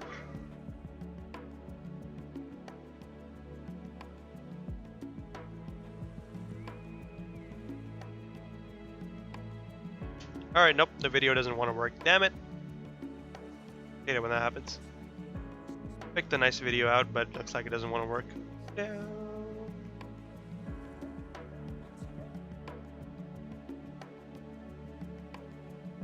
Alright, let me find something else then. Let me find something else. Like, VLC doesn't want to play that documentary, so there's that.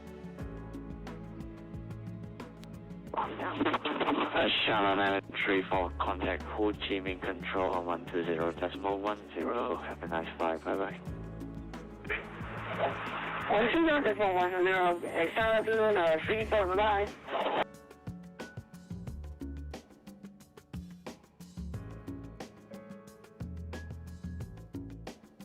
I have to buy a Twin Otter first and maybe a 727. It's still gonna take a long time though. Yeah, true. Will take a long time indeed. Will definitely take a long time. They better get saving.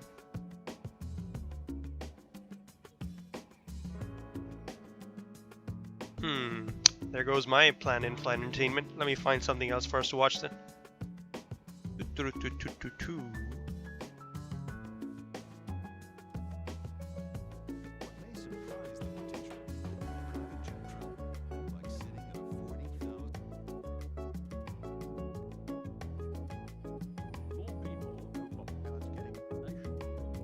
Alright, here's a documentary. It's called Private Jets Living with Your Jet.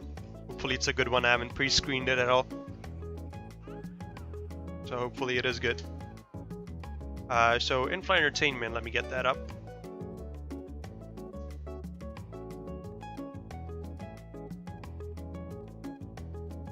Bam, there's in-flight entertainment. Nope, that's not the one. Is it this one? Nope.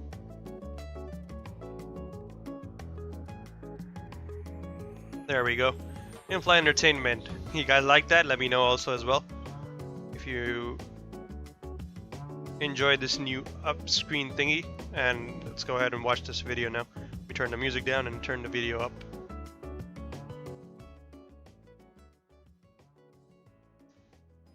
More people who buy private jets are deciding to take them home. We'll show you a world. Okay, give me a second. Change something here.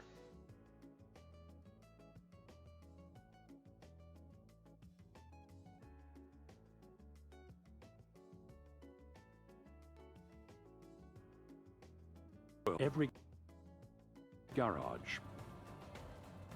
Then we'll go inside the jets to see luxury living you won't believe. Beds, showers, jacuzzis, and more. Come fly with us as we show you how living with your jet can be. Let me know if you guys can hear the video.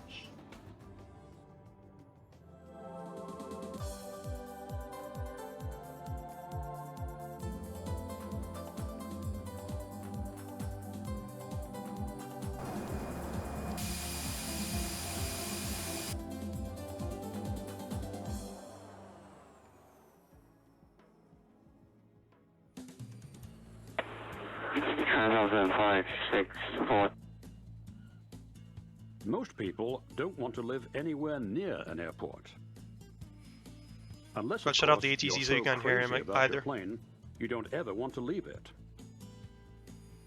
Now, sounds all you good. can Alright, take cool, your thanks plane man. Home. There are a growing number of fly-in communities or airparks that can accommodate private jets and other planes. At an airpark, the home meets the hangar, and residents can fly away at a moment's notice. For residents at the Spruce Creek Airpark near Daytona Beach in Florida, Saturday mornings are playtime. Everybody pulls out their toys for a weekend ritual called the Gaggle Flight. Our Gaggle Flight that originated by a couple of pilots getting together and going out for breakfast has just grown And it's gotten so big that we have to split up, go from one airport, go to more than one airport. Otherwise, we'll inundate the aircraft parking areas and/or the restaurant. We'll get anywhere from 10 planes to 50 planes. They fly formation. They break up in groups of 4 or 5 normally, and they pick the airports they go to according to their speed. Me and my Waco would take the closest airport.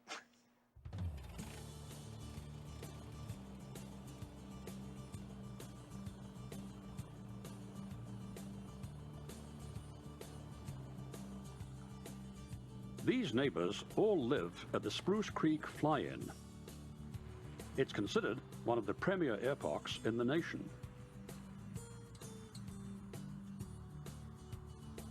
Former New York police officer Lenny Olson runs the real estate office at the park. There's only 3 things that matter in real estate: location, location, location. We need the ocean, hospitals, banks, shopping. So we're close to everything. Most other air parks are far away from the amenities. We aren't, and that made it successful. Airparks like Spruce Creek have been around for decades. But more and more are being built as business travelers look for ways to bypass overcrowded highways and commercial flights. It's about the same as having a boat in the backyard and having an airplane. It sounds strange to a lot of people, but it's a pilot's dream to have a plane in the backyard. The trend mirrors a surge of new interest in private aircraft. Planes are becoming more and more affordable and are almost as easy to fly as cars are to drive.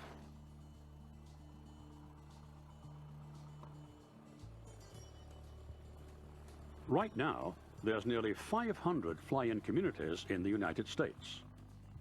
Hardcore aviation enthusiasts say it's the only way to live.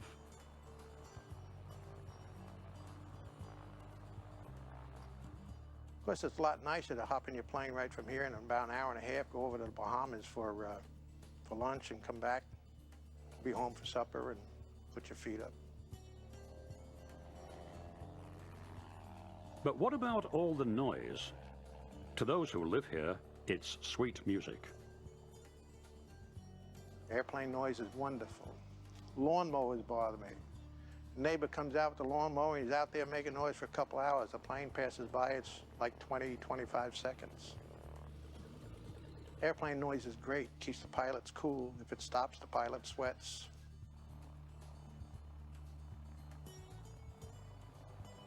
Jumping into your plane for an afternoon ride is no sweat if you live at an airpark. The hangar is attached to the house, and it can be as big or bigger than the home itself. There's also direct access to a taxiway leading to a runway. Residents say there's something so appealing about grabbing a cup of coffee in your kitchen and then pulling your plane out of the garage to head out. According to Olson, it can keep the family together. Normally you would leave home to go down to the airport, kill the day, and you're not home with the wife. Here, the wife is in the other end of the house, you're in with the plane, everybody's happy, and it's just a great way of living. It's the ultimate for a pilot. Maybe a fisherman or a golfer might not appreciate it as much, but for a pilot, living in a flying community, having his plane at home, it's about as good as it gets. Chad, what time are you going to work? As soon as we finish up here, I'm gonna head in. Got much going on out there today? Just that B-29 that's out there. Conrad Yelvington worked on the runways at Spruce Creek when he was a teenager. Now he owns a home here and is in love with the lifestyle. Spruce Creek is a gated community with ex-military runways capable of up to jets, and we have a Learjet, and we've flown out of here for the last 14 years. It's just the most wonderful place in the world to live. Chad, we got to go to work. We got that mineral oil. Huh? We got that mineral oil. Let's go. They brought it out there by the plane. My daughter's son, my grandson, he had his own plane, and he keeps his plane at her hangar. And my son, who lives about a taxiway down, we all fly. It's a flying family.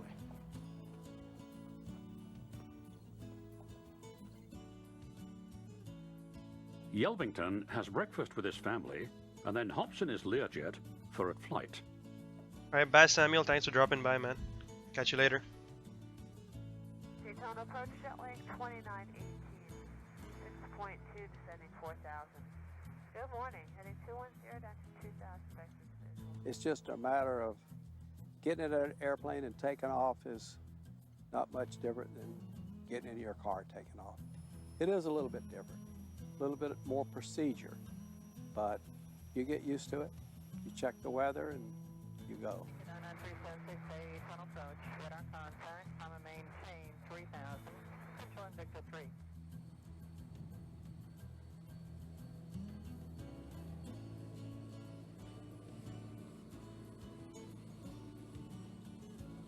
Daytona Beach approach at Tony 99376, just off of Spruce Creek, out of 500 feet, climbing to 2. It's a real rush to take off in this airplane. There's 2 or 3 minutes there that's really exciting. Every time. Every time. All right, 25 Charlie Yankee, fly heading 250, maintain VFR 2,500 will be fine. 2,500 and 250 on the heading, 5 Charlie Yankee. Hold short traffic, hold short 440. Most airports don't have towers or traffic controllers managing takeoffs and landings. It's up to the residents to police themselves. And for the pilots, that's just the way they like it. Ouch, that landing, that was rough. There's nobody to report to. This is an uncontrolled airport. You come into the approach area of the airport, you get on the radio and you make an announcement, and the people that are flying in and out of the airport, vast majority have radio, and they hear you. You make an announcement that you're coming in, and everybody is kind of see and be seen. And everybody's real courteous and real attentive, and it's not a problem. Yelvington runs his own FBO, or private plane service operation, at the Daytona Beach Airport. It's airplanes all day, all the time. And after a day at the office, he gets in his jet and flies home to have dinner with the family. It's also a real ego boost to have your jet sitting next to the house. After putting in all those years of hard work, Yelvington can really take pleasure in his pride and joy. First, it's a necessity to run a business, but then it's also a pleasure. It could be at a big airport and serve the same purpose, but it's just a pleasure having it here. It's a pleasure to see it, to walk outside to get something and see it sitting here, or if you have friends over. It's just something to be proud of. Ready to go, Chad? Todd? Ready to go. Okay.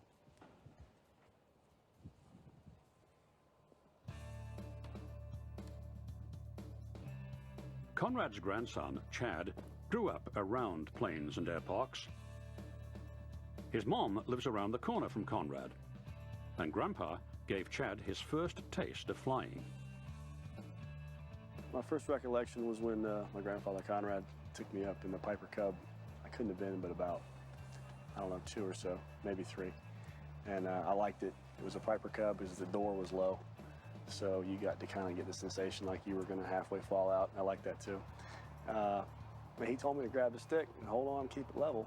So I didn't know what I was doing, but did the best I could, and I think I did okay. Chad works with his granddad in the family business, and he feels grateful for the privilege of having a plane in his backyard.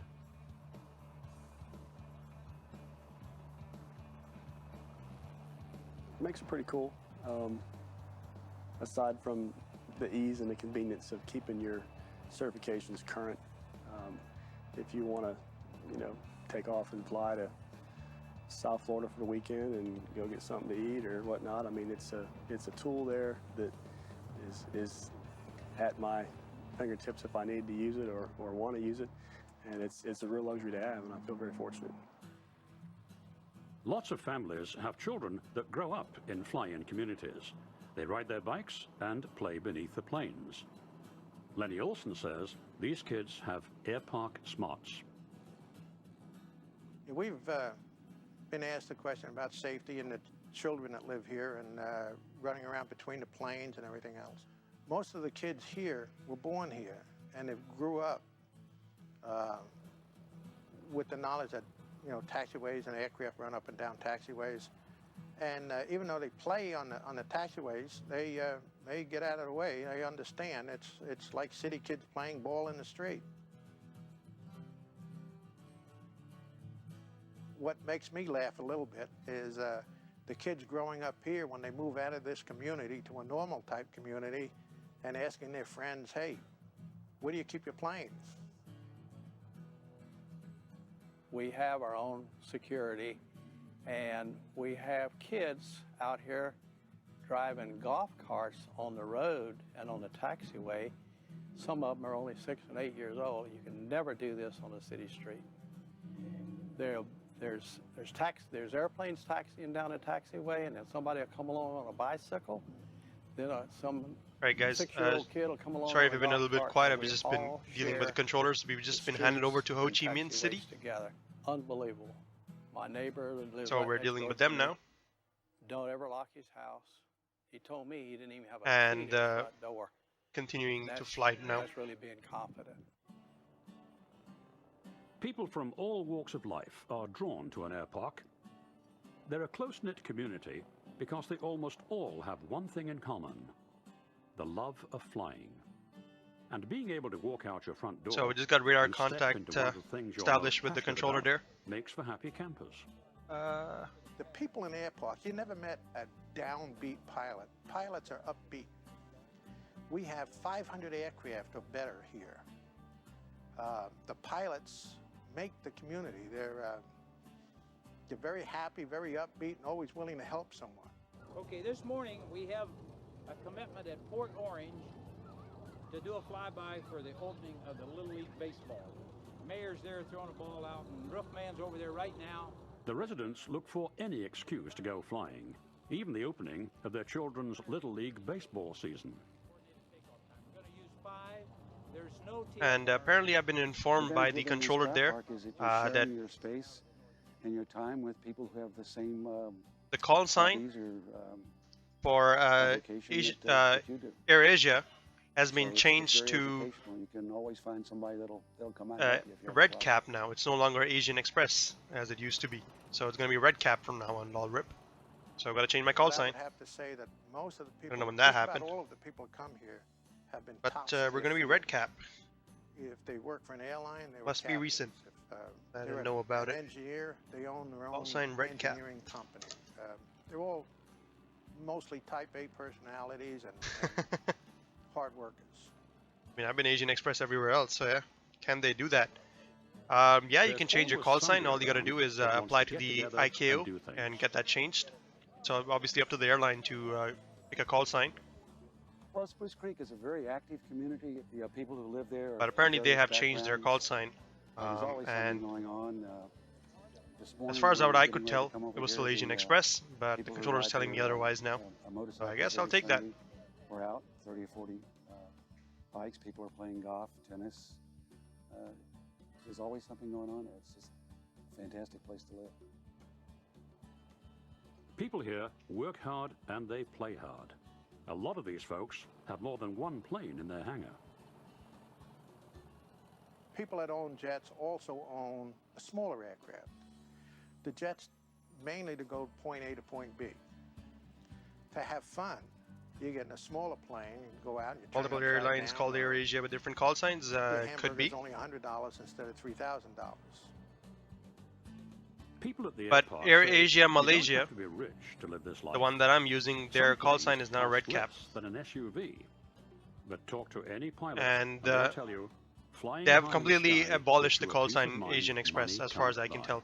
I'm just looking at the When you're up new in the call air, sign sector you're on looking ICAO's down, website right and you now, see the which houses is full, 2016 and you see December. a lot of houses. AirAsia When you think Malaysia and about AirAsia X is now your red cap. troubles, then you look down and see AirAsia all these other houses down there, Thailand, sorry, remembering that is now everybody has Sanadu. troubles, and you Their look call sign around, and Sanadu. makes yours so small, it AirAsia doesn't matter Philippines is anymore, now you're nice and Zest, happy. and AirAsia India is Red Knight. So I'm red Actor cap, John India is Red Travolta Knight. is another joyful pilot who showed up at Spruce Creek one day, wanting a home AirAsia for his X family and his AirAsia friends. Malaysia are now under red cap. John Travolta saw some advertising, stopped in to see So the yeah, place, and that's due the to fact difference that there it was now. gated, So if I was in community. AirAsia And Philippines, I would be aviation, where Zest. you pack you up to AirAsia his home Thailand would and be have some Xanadu privacy, or he Sanadu. bought I don't and know. It built. says Xanadu. And So he was red probably cap the for first Malaysia large and jet X, that came in and to India live. is Red Knight. Interesting.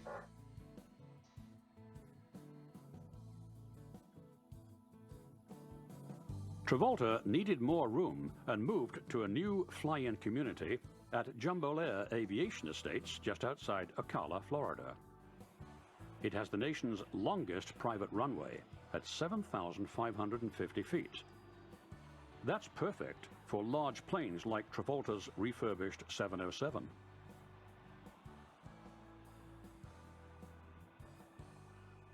It can accommodate jumbo jets at very commercial size, which quite a few people these days have.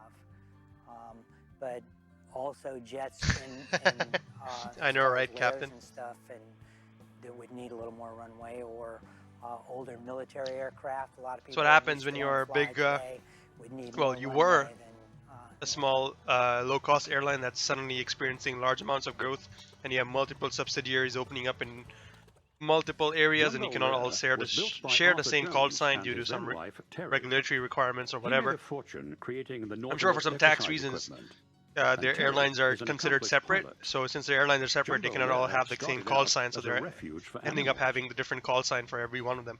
Arthur I'm sure it Jones is and some Terry Jones, reason, something like that used to behind bring that. animals in that If it was they all the same were airline, then they could be injured called or whatever, you know. need to be taken care of from all over the world, Africa and stuff. So They instead of had, opening quite a AirAsia few, offices in other countries and becoming an elephants, international the airline, baby elephant barn. they're remaining They sort had of one the domestic largest, airlines per se crocodiles within in each country and captivity. opening a They subsidiary. had a gorilla named Mickey. So it's like a separate but airline each time. It was Jumbo Lair.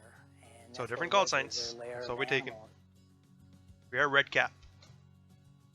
What started out as a private venture grew into a fly-in community for their friends and other pilots who share a love for the high life.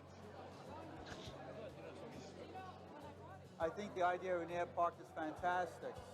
There's quite a few of them around, and this is really one of the nicest ones. You have a nice runway here. The facilities are very nice.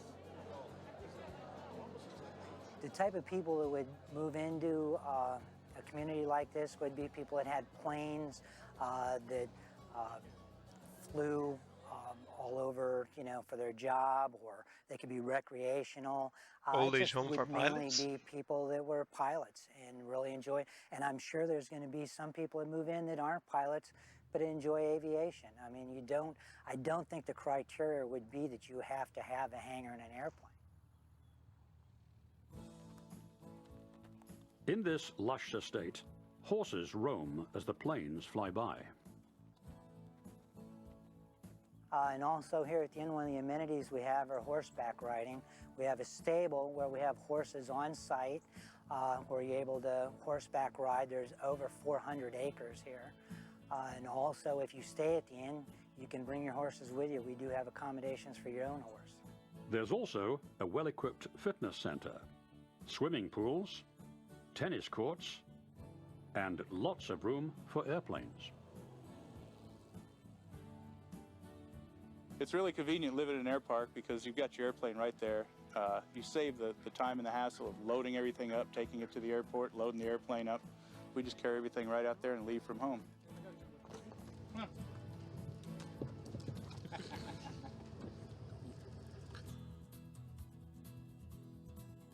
One of the more spectacular air parks is Mountain Air in western North Carolina.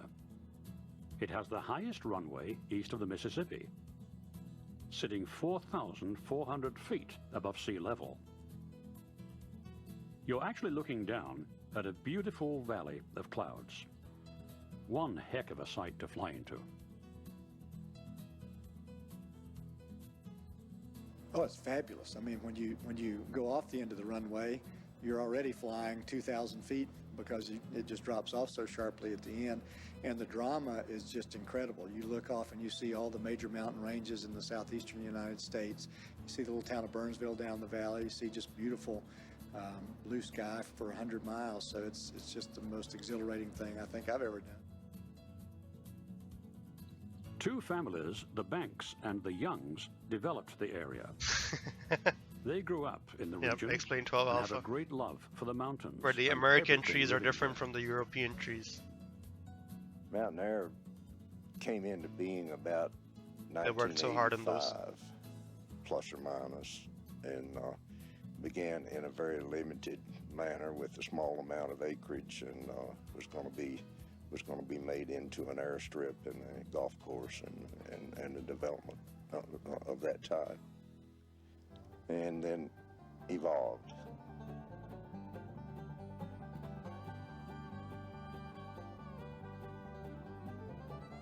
This entire air park is built around family-filled activities, honoring nature in all its glory. We have between 80 and FTX 90 trees, families 4K. that own their own airplanes, and they fly in from 29 different states. So it's a huge part of what we do, and it's very unusual because it's up on Tree the top of the Simulator mountain. 2020. Ooh, TBM. Whether it's flying or fly fishing, Oh, that looks like an every interesting mountaintop airport. and babbling brook is embraced and honored. Of course, the main thing here, the goal then and the goal now, is to try to prove to yourself and to humanity that you can live with the mountains and be among the mountains and not destroy the mountains. It's always been our philosophy to use the land but not abuse it. So the efforts have been made progressively through the years to do what we need to do here, to try to maintain as much as possible the natural. Actually, did their first fishing simulator ever even take off? Not sure. By my grandfather Like, and his grandfather. does anyone and even his use it? before him. Like, if you think flight sim is a niche While hobby, isolated, they have you know, everything virtual you need. fishing, sure, is A an fine restaurant even greater with a niche. view, But I could be wrong. a At least general that's store, what I think. I wouldn't say I'm and sure. even a movie theater. A gym for young and old. You know what? This A whole video school just seems like a advertisement for and recreation these for kind of everyone. recreational parks. Do you guys want to continue watching this video, or you want to watch something else? This Let me know. mountaintop paradise I haven't seen this also boasts before at all, a so I have no dazzling idea if it was good or not. I 27-hole just golf put it up course because the video I with a did want to watch standing for view. some reason doesn't want to play, which Lynx is really, magazine really unfortunate. calls it one of the most dramatic and naturally conceived golf courses in the country. And it's pretty unusual to be able to land. But this is get what out of I your could plane find onto a on golf short cart and notice. Tee it up on the first tee in about 2 minutes. So that's a very interesting part of Mountain Air. The neighborhood Side of deck homes fishing is sim very controller. carefully Can you imagine designed that? to And this fit just be a into the stick with like a reel Each area on it. offers its own special Will views look pretty of weird. the surrounding beauty. Sales pitch video. All Yep. we had to do, God gave us the material to work with. It was there for us, and our aim, of course, as I said, is to try to maintain it as near natural as possible, but to use it. But that's been our greatest asset, is having the natural asset to work with from the beginning. It is fabulous to see it from the air, though. The community as well as the surrounding area, it really is. And you just see the care that's been taken with tucking in all of these different neighborhoods in amongst the trees, and you see the parks from the air. It's just a great experience.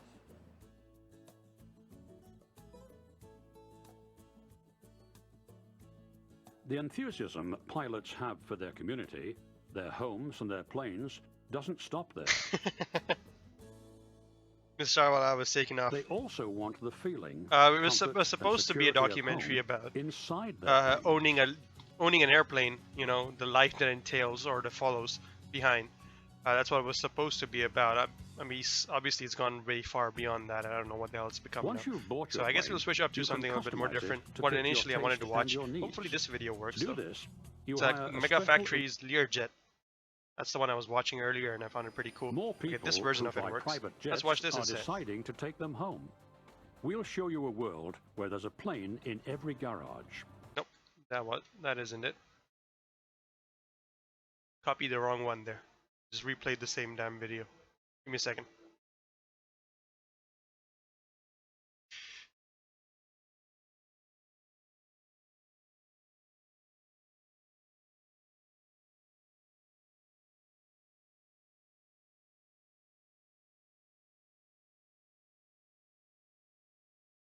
Nope, that video just doesn't want to play. Something about that video, it just like VLC just goes like, nope, I don't want to play that video. So it just killed itself. So give me a second, let me put something else then.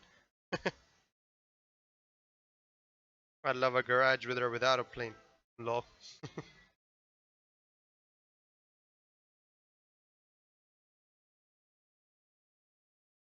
Okay, maybe this link works. Can't say for sure.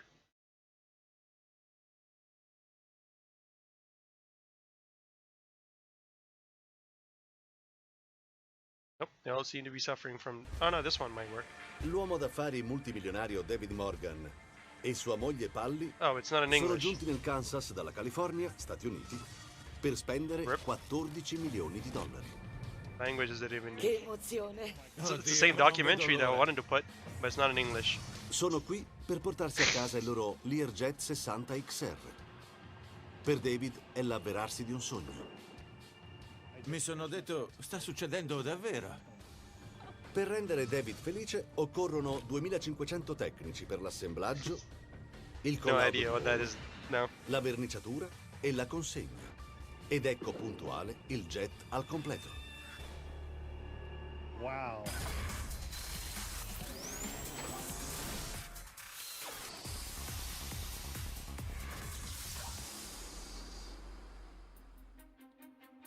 For our Spanish, okay, that's what it is. È sinonimo di Okay, you want flight tutorials for setup to flight. Well, it depends very much on the plane you want to be looking at for that, you know. It's very, very specific to that. But okay, let me see Il what I can 60 come up with you guys. XR è la quintessenza della loro esperienza. Then you can learn Spanish, I Costruito a guess. mano a Wichita, Kansas, Stati Uniti. Let's watch this video by Do for 911, great guy, aeronautico explaining turbulence. di un'auto da better corsa di than this.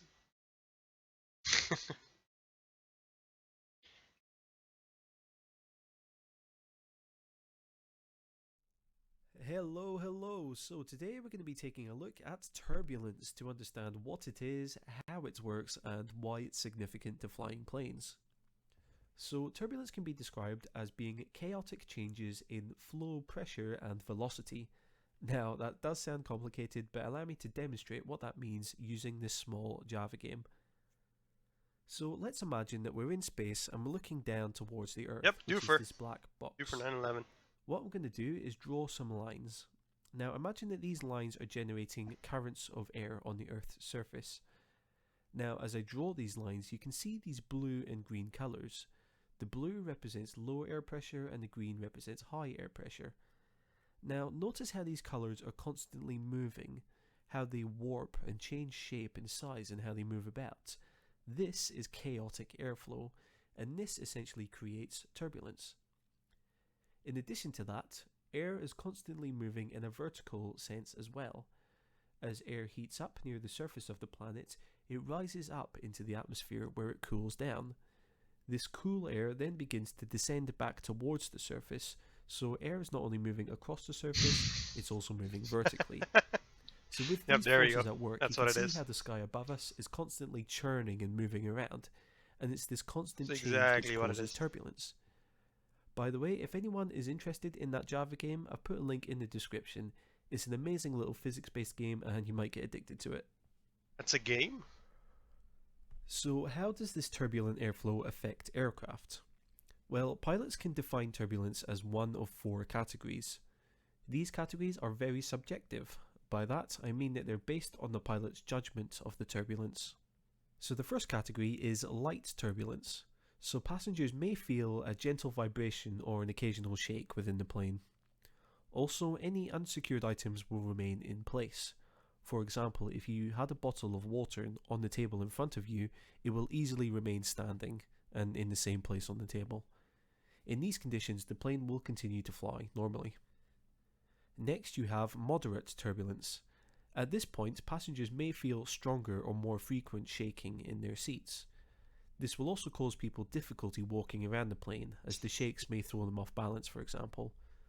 Also, any unsecured items may become dislodged. For example, the bottle of water on our table might begin to slide across the table or even tip over. Again, in these conditions, the plane will continue flying normally. However, it may deviate slightly. Yeah. For example, a gust of winds might push the plane up or down by a couple of feet. Next, you have severe turbulence.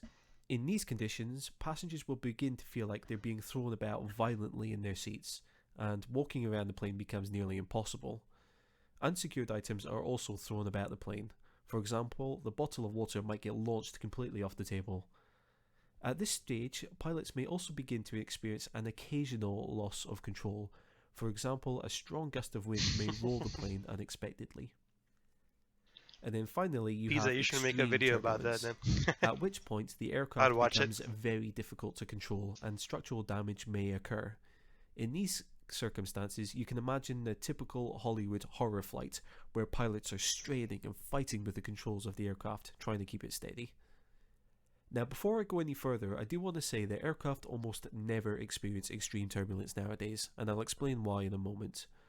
Also, planes are designed to be incredibly strong and withstand extreme amounts of stress, way beyond anything that would be expected to handle during a regular flight.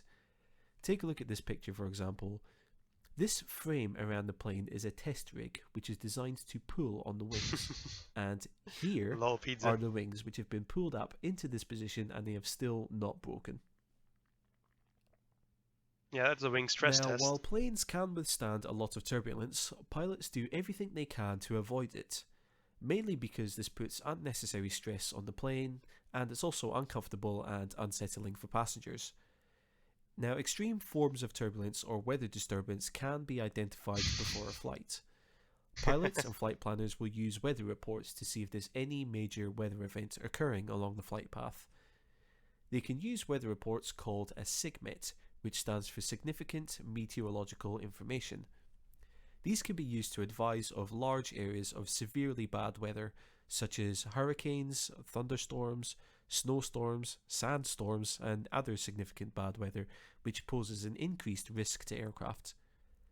The area of land covered by a SIGMET is usually at least 3,000 miles squared, and these reports are valid for 6 hours and will be reissued if the bad weather is persistent.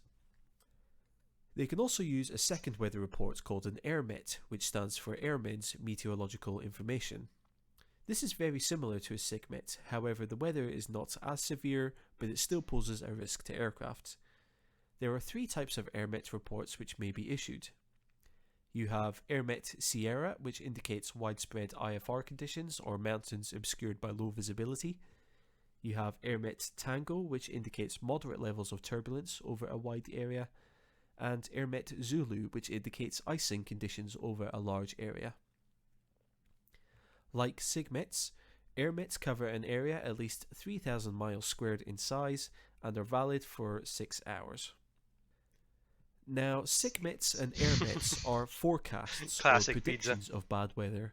There is a third type of weather report which is given directly by pilots. This is yes, PJH, it is, I have flown the Quality Wing 757. It is fully compatible with Navigraph. It is not a full simulation of 757, it is a very simplified cockpit systems and FMC there. It will not be like the traditional Boeing FMC that you're used to, but is more than compatible with Navigraph and it works pretty well. PIREPs are more subjective, meaning it's based on the pilot's judgments of the weather conditions, which may be different to other pilots. For example, a pilot in a Boeing 737 might report some light turbulence on approach to an airport. However, a few minutes later, a pilot in a Cessna 172 may report moderate turbulence, and this is because smaller planes are affected more by turbulence. Planes behave a lot like boats in water. If you can imagine, a small rowing boat in water will tip and sway with small waves. However, a cruise liner can absorb that motion and will barely move at all. It's the same with aircraft. Small planes will get bumped about by turbulence, however larger aircraft can power through it and barely feel a thing. So that about covers the basics of turbulence. I think for my next video what I'm going to do is a little bit of aviation history and look at some of the jargon involved in aviation and try and learn why words like cockpit exist. Anyway, thank you all very much for watching, take care out there, and I will catch you all later. Hello. And that's the video. Hope you guys enjoyed that.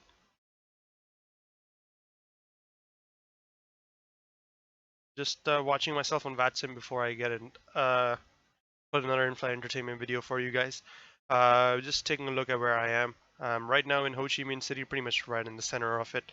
Going to be overpassing Ho Chi Minh City, so we're going to be in their airspace for a long while, and shouldn't really have much contact with them.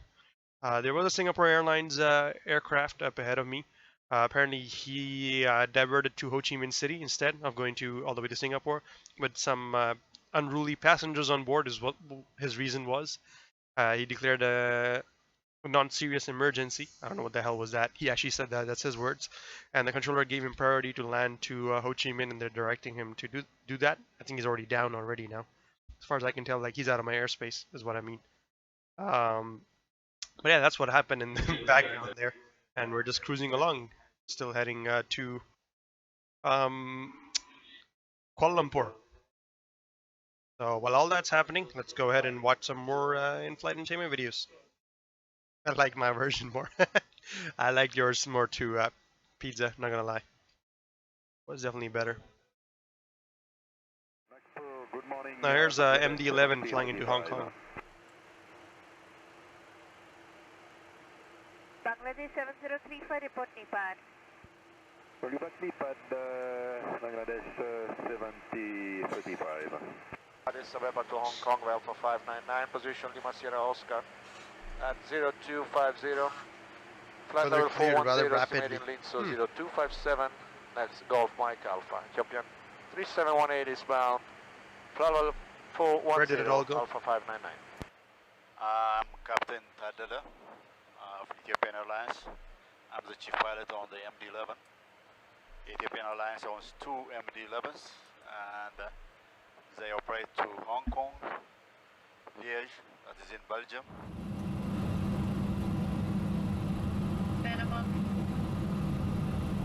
There's a landing happening there in Hong Kong. It says 7 left. Check out 7 right. 50, 40. Cut out the best part. This is supposed to be a teaser trailer for the actual full flight video that you can buy from Just Plane's website. Start from the tail of the airplane and look forward all the way to the nose. Because of the distance, it gives you a good vantage to look at the airplane as a whole. The logbooks are clean and nothing significant on the stats page. Weather seems good all the way, and we don't have any significant SNOTAM affecting our flight. We're parked on Charlie 2, and we expect to taxi via Lima. Yes, they do, Pizza. JustPlanes.com. People actually buy those. I have actually bought 2 of those as well. They're pretty cool, actually. It's not just, you know, being recorded from the cockpit. Just Planes videos are really well made. You know, they include pilot interviews and some good information, really. It's pretty cool. Just Planes make good videos. I bought their Air Canada winter operations, and I also have their polar operations from Air Canada. It was pretty cool. That's it.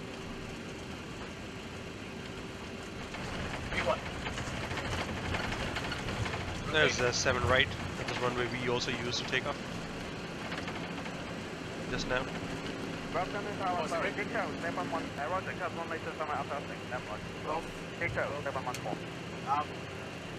Philadelphia 2719. Okay, good afternoon. My name is First Officer David. I've been around Ethiopian Airlines for now 7 years now. I've been flying the MD-11 for now 18 months. And today I think we are flying from Hong Kong to Addis via Chennai for a technical stop at Chennai. Then after 1 hour stay at Chennai, we'll continue a flight to Addis. Today we have cargo of something like 80 tons from Hong Kong. And the weather's good en route, and expect good conditions at Chennai. For now, I'll just. There you go. It's a 4-hour, 30-minute video in total. This is a teaser off, basically.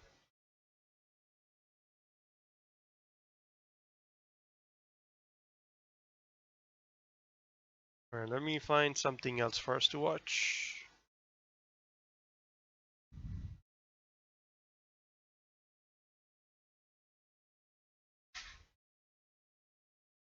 There's a short runway landing at Reykjavik Airport. Reykjavik. Another cool little video snippet.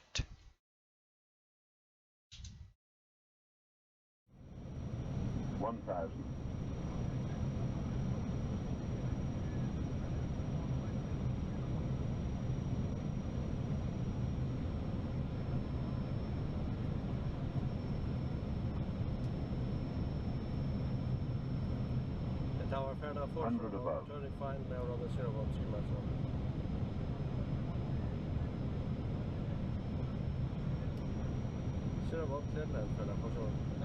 Minimum.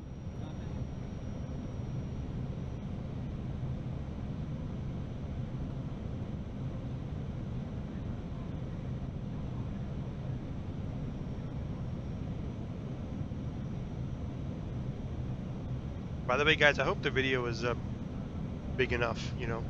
Obviously I did do a little bit something different here, you know, get the overlay there for more of an in-flight entertainment kind of a thing. But in case you guys don't enjoy it and prefer the full screen videos that I've been doing in the past, do let me know and we'll revert to those. Just something I thought I'll try out just because. Try to make it as big as I possibly could, you know, without getting obstructed too much by other things. Okay, continue past Echo Fairdown. Fine for me, I'm not even watching full screen. Alright, cool, pizza. Coolio.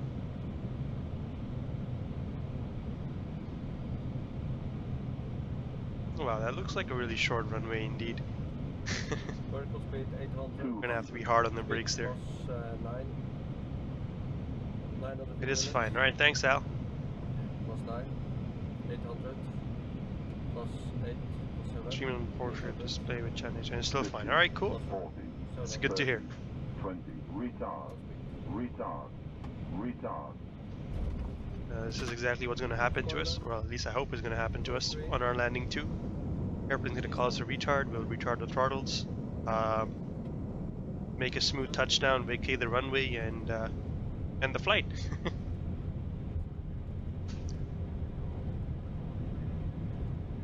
And these are all little short snippets from their actual full bigger videos that they have. That's why they are this short. But okay, let's watch this another one. I think this one will be pretty cool. This is an approach happening into London City Airport, which you may know requires a very steep approach because it is a very small runway that you got to come into.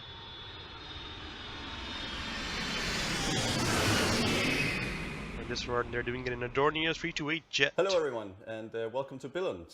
We're here at Sun Air of British Airways, and we're in our briefing room, and we're just preparing our flight to London City today. My name is Christian. I'll be your captain today, together with Mikkel, the co-pilot. We can see in London City also very nice weather, light easterly winds, and very few clouds with 13 degrees, high pressure. And we'll do the scenic route today over the city to land in an easterly direction. Light winds, no turbulence reported. Yeah, look, en route. FSX. And there should be no significant clouds to affect our flight today. So now we arrived at the aircraft today, and then today we're flying in the November Oscar, and we'll just do the pre-flight checks, the walk-around to make sure that the aircraft is airworthy to fly into London City today. So the aircraft has been parked here all night, so it's very easy to see if there should be an hydraulic leak. Exactly, Again, Pizza.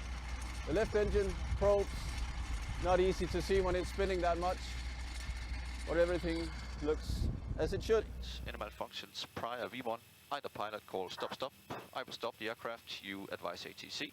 Any malfunctions after V1 will continue to take off, check for maximum thrust, positive rate, select gear up. Climb V2 to 750 feet, we'll select the heading and flight level change. Accelerate to VSEC, this is single engine climb speed, 162.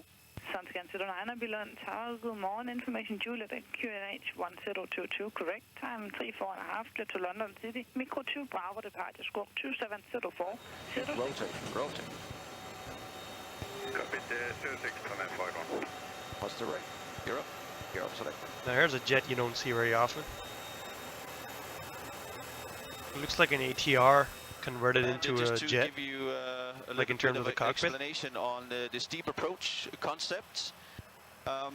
This aircraft, the Dornier 328, was had its first flight in 1991, and originally it was a turboprop aircraft, and they're all able to do the steep approach.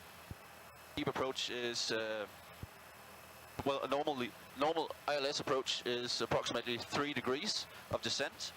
And into London City, due to high obstacles and buildings, they need to do a steep approach, and that is 5.5%. So we have a bit more nose down, and the turboprop aircraft, due to the propellers, are able to make drag enough so that you can control the speed. But this being a jet aircraft and not able to do the drag with the engines, they installed a steep approach concept with some air brakes, the air brakes that we tested during taxi. And it's a spoiler coming up on the wing, creating drag so we can keep the speed down. It looks so derpy. And what it does is, it also, when we push this steep approach button here, we activate a system with the GPWS, and it's the ground proximity warning system, and it's a system that alerts us if we get too close to the ground in a certain configuration or lack of. And this system generates a greater tolerance on some of those parameters. So when we approach the ground, it's not gonna scream at us and warn us about being too close to the ground with it too steep of an angle. So that's pretty much what this system does. And I think it's only 2 aircrafts in the world of these Dornier 328s, jet aircrafts, that has this built-in system, and we operate one of them.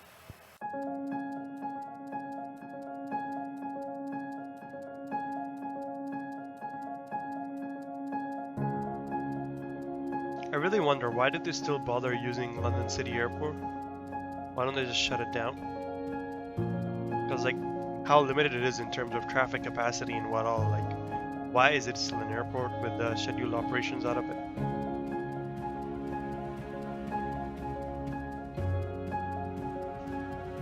I mean, it's beautiful and all, coming right over the city to land.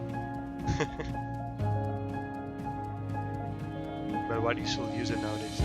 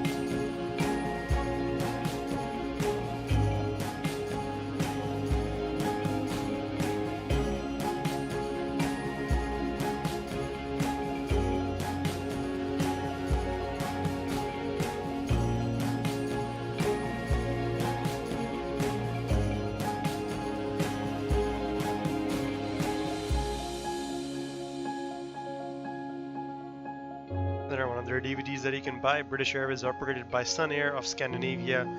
AS Dornier 328 jet video. Again, grab it just or head over to justplanes.com.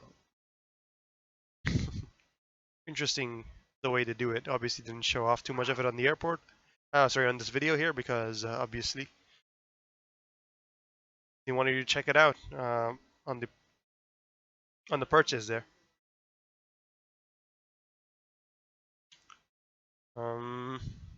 Still looking for something cool to watch. MD-11 Hidden Room. Okay, let's watch this one. I don't know if you guys have seen it yet.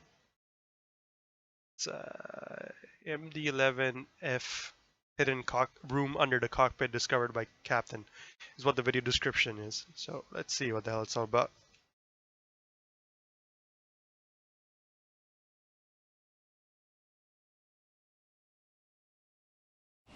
You see me now climbing down to our electronic compartment.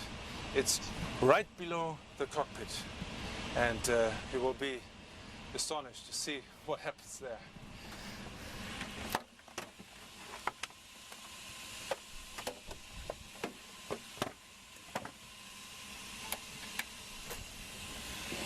Wow, that is a really small room there.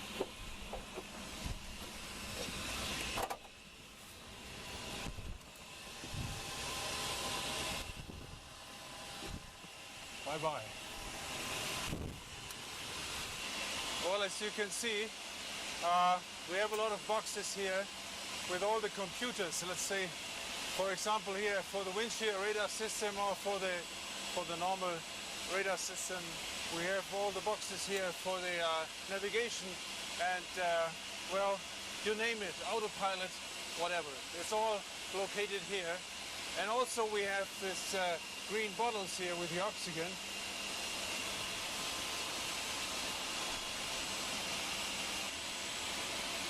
And here, so if you ever have electrical fire, you know where to look. The rooftop so far, so to say, you see a lot of cables. They run all the way from the compartment below the cockpit to the wings and to the elevator, to the rudder, and all these surfaces are moved by this kind of cables. So we give the signals from the control wheel or from the rudder pedals by cable to the surfaces. Wait, the MD-11 isn't fly-by-wire?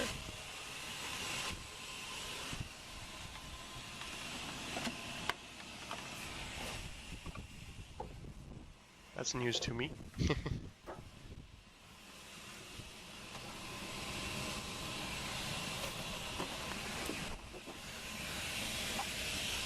Very special experience down there. Interesting little room they got there. See ya, Alf. Thanks for dropping in, man. Appreciate it.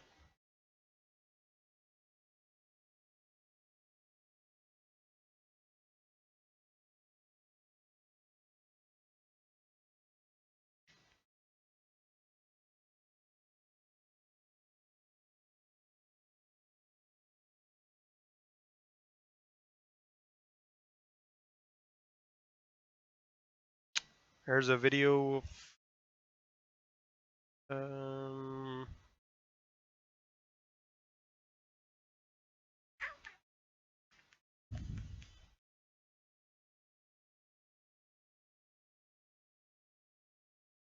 we're trying to find something cool in terms of a video for us to watch.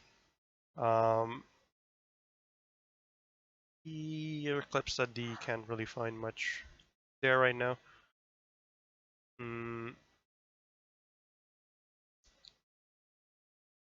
Still looking.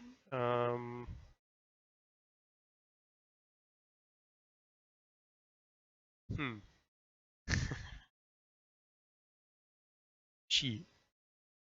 That awkward moment when the videos you want to watch don't work for whatever reason. And then you don't know what to put. You guys have any suggestions? Let me know, man. Still have an hour to go, pretty long flight. Wow, nice. Really long pizza.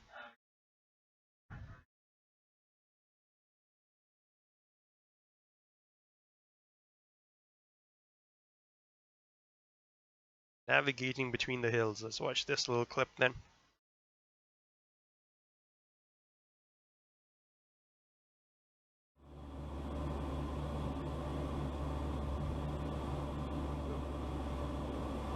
We're just passing over Ho Chi Minh City right about now. Actually, you know what? Take that back. Not yet. Okay, just give me a second. Go ahead for red cap 137.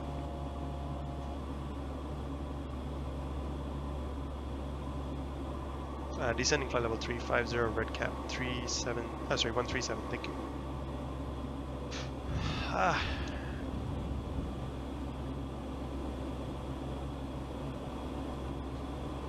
Right, sorry about that. The controller contacted me and wanted me to descend to flight level 350. That's going to be a new cruise altitude for this remaining leg of the flight. You probably didn't hear him, but you heard me talking to him. So that's that done. So we're descending now to flight level 350. Just going to keep my eye out for that.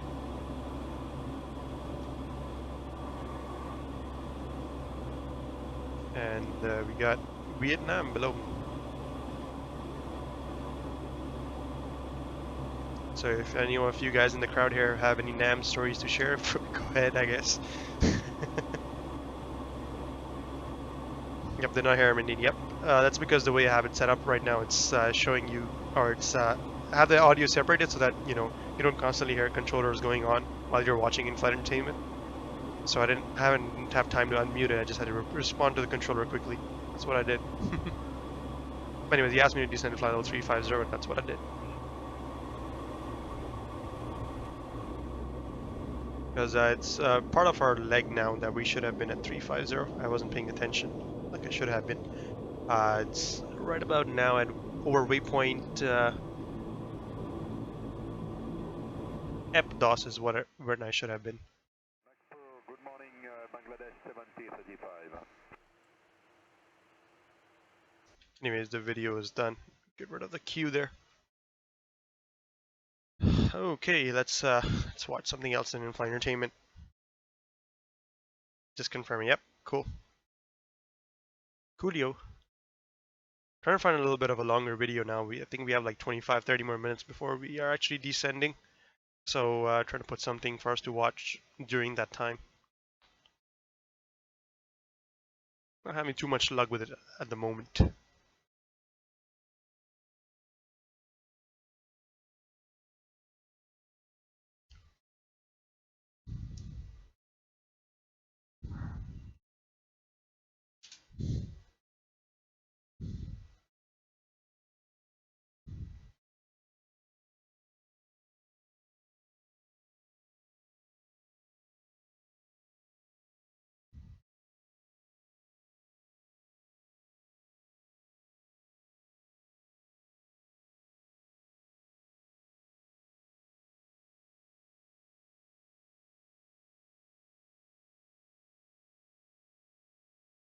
Alright, no problems, pizza.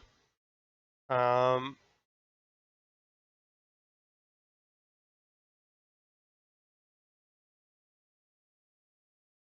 here's a video. It's called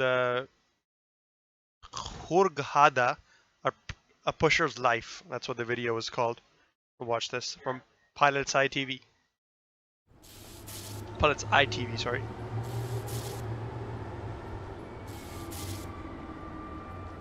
Bei diesem Schleppertypen handelt es sich um einen sogenannten stangenlosen Schlepper, also einen Hubaufschlepper. Ich brauche dazu keine Schleppstange. Der Schlepper greift das Flugzeug, hebt es hoch und simuliert eigentlich das Bugfahrwerk. Nur darauf zu achten, dass man auf einen Pin steckt, damit das Bugfahrwerk drucklos ist, damit hier nichts kaputt geht. Geeignet ist der Schlepper für Flugzeugtypen von der Embraer bis zur Boeing 767. Er hat eine Motorleistung von ca. 200 PS und ein Eigengewicht von 10 Tonnen und das zulässige Gesamtgewicht ist also 30 Tonnen. Jetzt schauen wir mal, was wir pushen können. Well, somebody here understands German, yay. Dann lasse ich Sie mal dabei sein. Still looking for something non-German for us to watch though. Give me a second.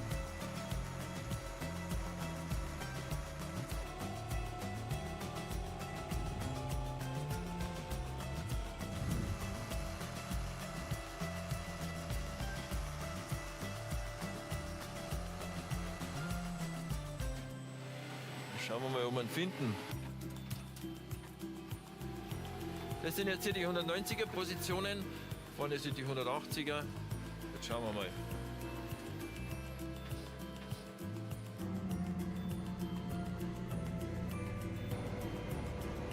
There's a short documentary film by Air Transat, looks to be... Dass Sie das auch mal sehen, was die Arbeit hier bei dem Schlepper macht. German understands Spanish, not so much.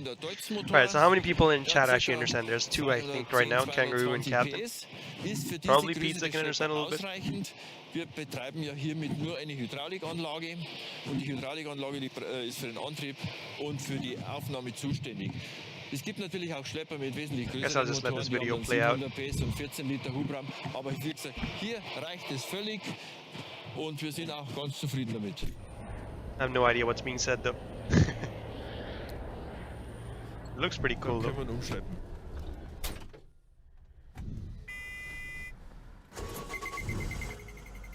So, die Aufnahme ist jetzt vorbereitet. Jetzt wähle ich den Flugzeugtyp. Bei diesem Typ handelt es sich um eine Boeing 737. Pushback Truck Simulator. Nummer 4 eingeben. So, jetzt starten wir die Aufnahme.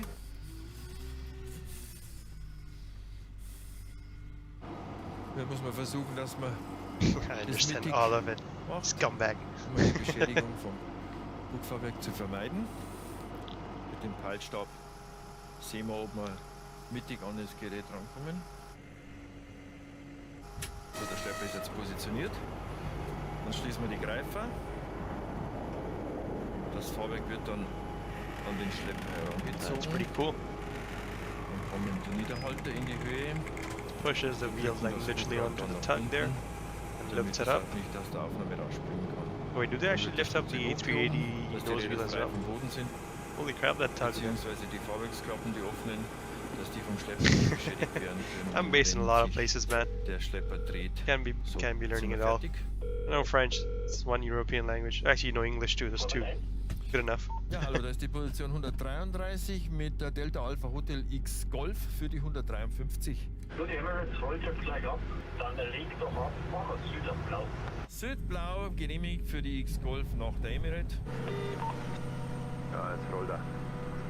But not most German documentaries speak English, that's the issue here.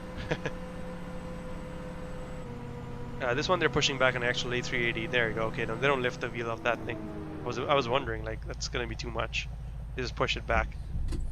That's him getting rid of the A380 disconnected there from the wheel. Emirates A380. Dubai Expo 2020. Dass wir den Abgasstrahl nicht erwischen. And there it goes. So, dann packen It's wir's. taxiing pretty fast actually. Die Nase ist Süd auf die blaue Linie.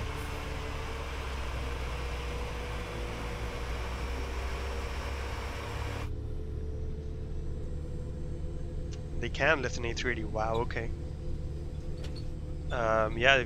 I mean, and there are super tugs and stuff I've heard of. I didn't know they lift them though. Leichter zu schieben. Sie verlaufen sich nicht so schnell.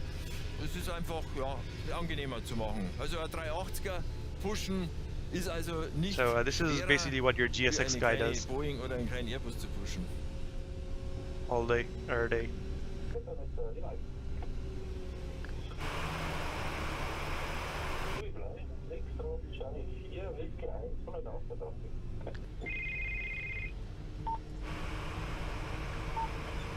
Mit der X-Ray Golf, du kannst da Scheppen, Blau, Charlie 3, Whisky 1, Weiter geht's. Charlie 3 über Blau und dann auf die 153. Spin the seat, go the other way. Cool. Das war jetzt die Anweisung. Look, I can see Navigraph charts being used there. Über den Charlie 3 auf den Whisky 1, Blau und dann auf die 153. No, they're basically just Lido charts, which I mean, all the Lufthansa system charts are used, like in real life too. So yeah, it's a non-Jepsen version. I don't mind that job depending on the pay. I'm sure the noise hazard is the only thing really.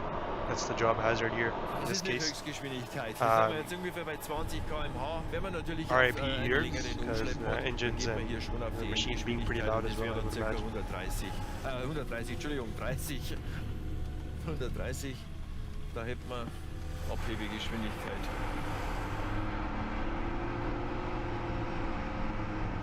So, hier haben wir das Andocksystem.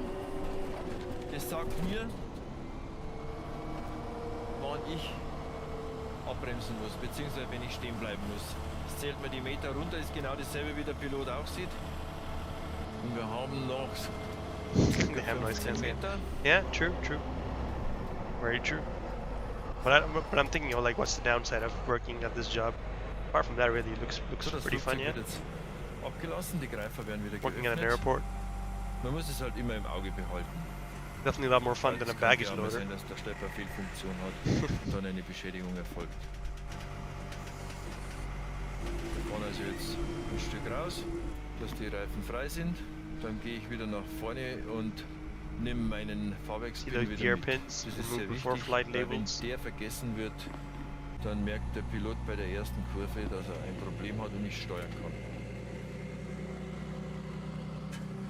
Also der Flieger ist jetzt bereitgestellt, Tanker kann noch kommen, das Catering kommt, Cleaning kommt, dann die Passagiere, Piloten und in circa einer Stunde sehen wir uns doch noch dann, wenn wir den Flieger rausschieben für den Abflug. Ja.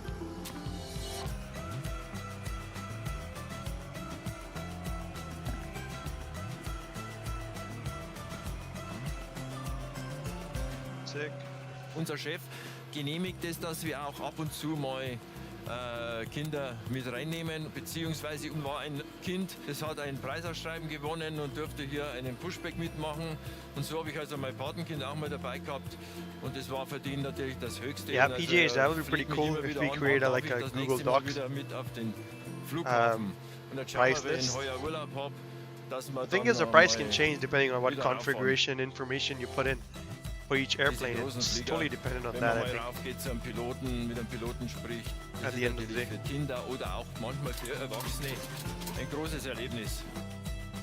Momentan glaube ich, hat er noch keinen Berufswunsch. Also von Well, Piloten ist es generic natürlich klar, pilots, dass für so ein piloting Kind ein Pilot ein Heiliger ist, aber ob er sich jetzt diesen Berufswunsch auswählen will, glaube ich jetzt nicht.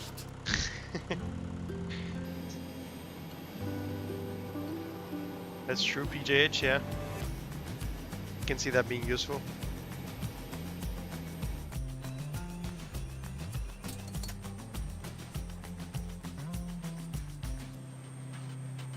So, jetzt machen wir den letzten Rundgang. Als erstes machen wir das Prüffahrwerk drucklos mit dem Pin. Dann machen wir die Verbindung vom Schlepper zum Flugzeug.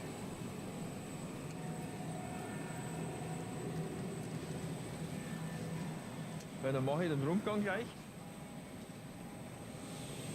Dann prüfen wir alle Klappen und Deckel, ob sie auch verschlossen sind.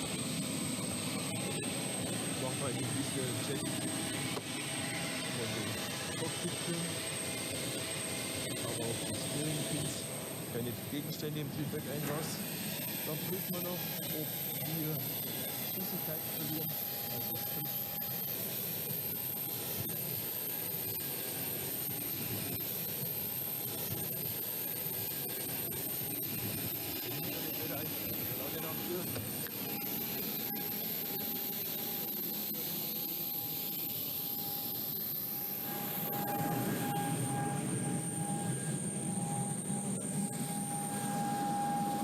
keine äußeren Beschädigungen. Das Fahrwerk ist natürlich auch entfernt.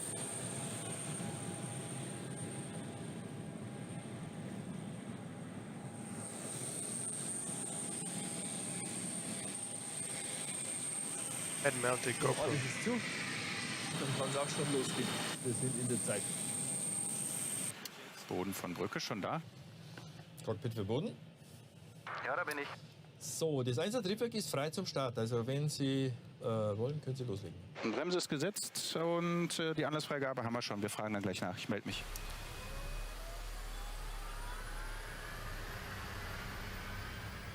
Gut, AP und was? Startrampe please.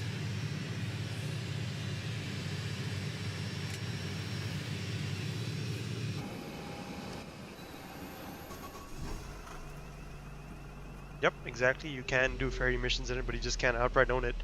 The other way of owning it probably would be to get a loan. But that's pretty much real life, really. You can't just own every and any airplane just as when you please. Especially if you can't really outright own an aircraft. The other thing you might want to consider is leasing it. It is tends to be a little bit cheaper. It's more expensive on the long run, but if you just want to try an airplane out for a bit, you know, you could always lease it and then sell it and end the lease later. But if you do want to own long term, you probably should buy it out.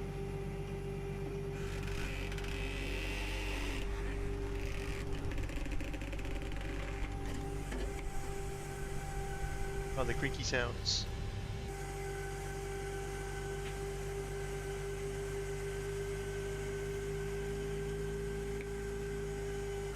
Yes, Pizza, those lease prices are monthly. Actually, the price it says there, over there, is just the initial lease cost. The lease price every month after that will be actually be less than the number shown there. So that's the cost you need to pay for the first month, because that first month includes a leasing cost, like the signing of the lease, plus the monthly cost.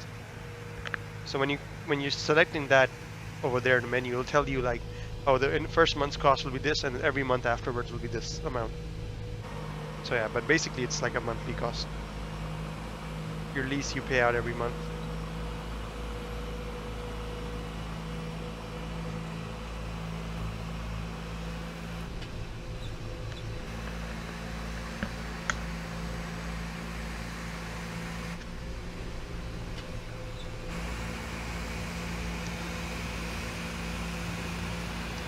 Yep, exactly. Actually, the only aircraft that Twitch Air owns is Gulf Slow, the Cessna 172. Every other aircraft that I have in Twitch Air right now is on lease right now. We don't actually own it yet.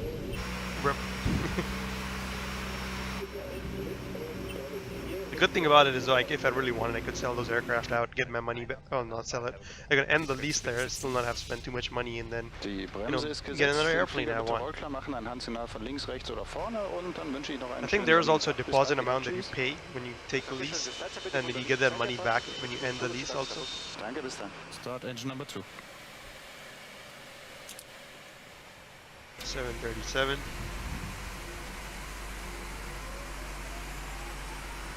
Did you just turn on the packs before turning on them? Or you turned them off, sorry, yeah, they were on before. You turned the packs off and turned the engine on.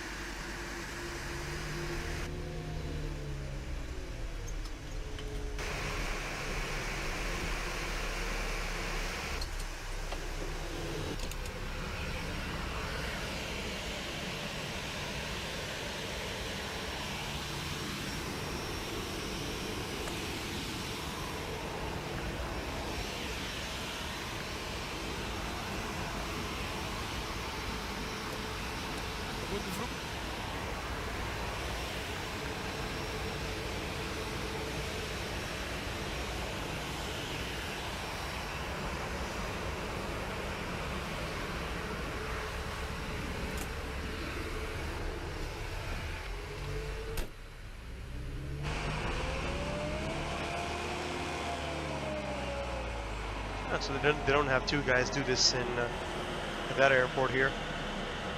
It's German efficiency for you. One guy, one machine does it all. It unplugs and he's on, and the airplane's off on their way.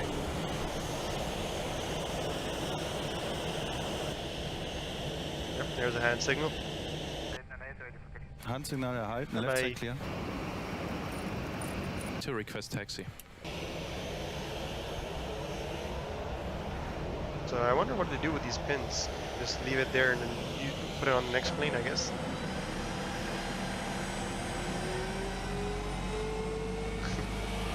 Okay, that airport is Munich. Thanks. Thanks, awesome. So Munich is efficient there. And holy.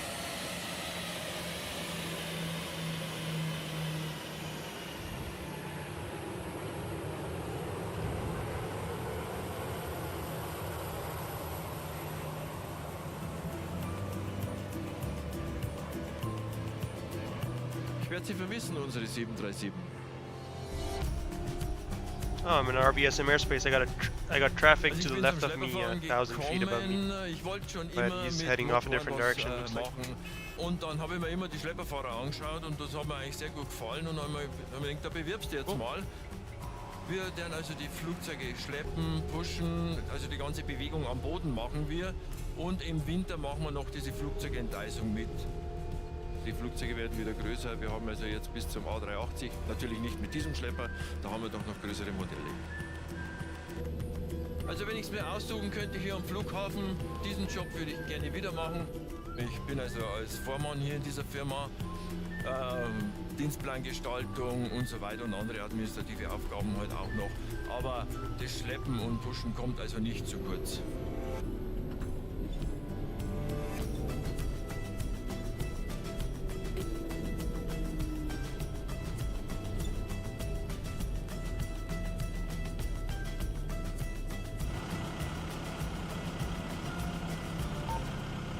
Ich mache jetzt den Job seit 16 Jahren und ich kann mir nichts Besseres vorstellen. Pretty cool.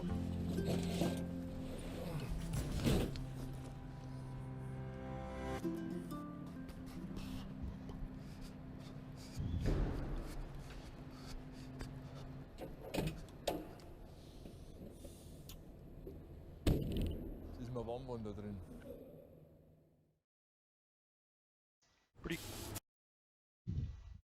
Pretty darn cool video there. Fortunately, it wasn't in English, but I guess a lot of you guys still understood it. So it's pretty cool, I guess. Pretty cool still. There's another short documentary by Air Transat about their 737. It's called 737: A Pilot's Plane.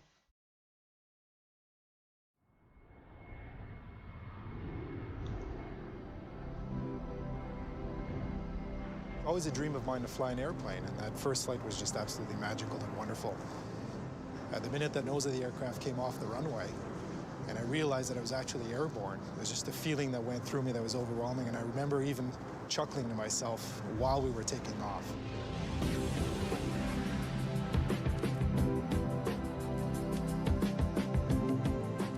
When I was a young boy, I was always passionate about aviation for whatever reason, even as a really, really young boy, as far as I can remember. And my father noticed that from day one. I would take the afternoon and just bicycle all the way to Rockcliffe. I would even bicycle to the McDonald-Cartier International Airport just to watch airplanes take off and land.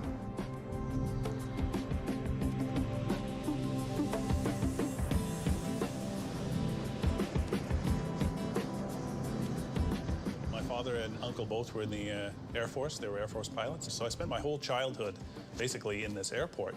I mean, I guess I already had it in my blood, but I wasn't like some of these kids that grow up when they're 5 or 6 years old and they look up at the plane and they know that's what they want to be. It was always something that gave me a desire to continue and desire to pursue this career. Was just watching the airplanes in action was just absolutely wonderful. When I decided to pursue the career in aviation, obviously the financial aspect is important. And my father didn't offer that type of support, but he did tell me that whatever you set your mind to, you'll be able to accomplish. In a certain way that sort of built up my character to the point where I knew that I could do anything that I wanted in life. It's not a job that you want to pursue if you don't have the stomach for that. Having gone through a lot of companies through my career, it's nice to finally get to a point where there's some stability. I'd applied to Air Transat prior to that for many, many years, and I never got the phone call. I said to myself, you give me one opportunity, one phone call, you put me in that interview room, and I promise I'll do well, and I did. And I told my wife, and she started crying. She was so happy. She had been involved with this, with aviation and all these jobs and flying up north, and now to finally make it to a major airline, I mean, she was thrilled.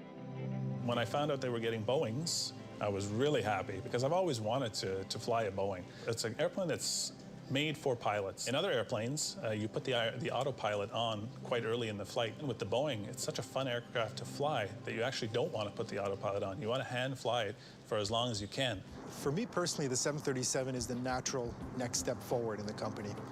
Obviously, this aircraft has been entered into the fleet for a very specific purpose. This airplane here consumes much less fuel than any of our other airplanes per seat per hour. 737 for myself is just, it's really It's brought the passion back.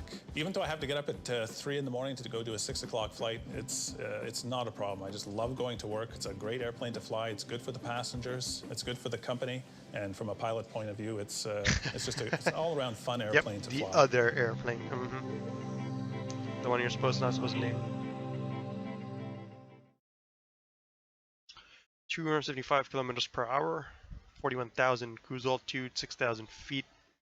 Minimal length needed to take off and land. Pretty darn cool. Alright, let me find another video for us to watch there. And before I do that, let me just report back on frequency on VATSIM.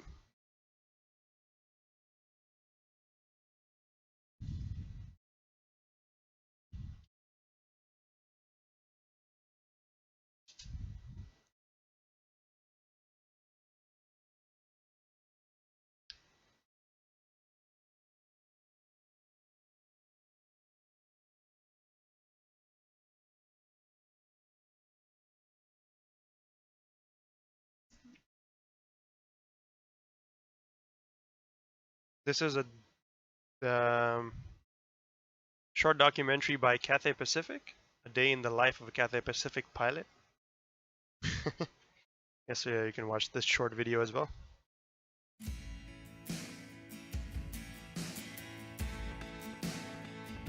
Hello, I'm Richard Clausen. I'm 37 years old. I've been flying for 20 years and been with Cathay for 10 years. I'm a senior first officer on the Airbus fleet, and today you're going to follow me around and see what it's like to be an airline pilot. Generally, I'll wake up and start preparations about 3 hours before the flight, have a look on the computer system and download some information, some documents. Just make sure that I'm up to speed and prepared for the flight prior to even arriving at Cathay City. I always talk about the 5 Ps, which is prior preparation prevents poor performance. Once the paperwork's been done, I will look at the weather for destination and determine what clothes to pack. But I always take my swimming costume with me. And that's something I like to do, train. Physical fitness is a strong mind as well. I'm on the Airbus A330 and the Airbus A340. Very modern aeroplanes, state-of-the-art, and fantastic safety systems. It's a joy to fly. When I was a young boy, my father and we used to buy glue and paint model aeroplanes, and we used to try and make them look like the box. And my mom, she would buy aviation magazines. I would collect them, cut them out, and it was a fascination of mine, a hobby. She would also go with me to the general aviation fields, the small flying clubs, and we'd sit there for hours and watch aeroplanes take off and land, and we'd have breakfast there talking to the pilots. And one day, one of my dad's patients, he took me for a flight in one of his small aircraft. From that moment on, I was captivated. 2 hours before departure time, it's a good time to head off to Cathay City. Let's go. Showtime. Classic taxis.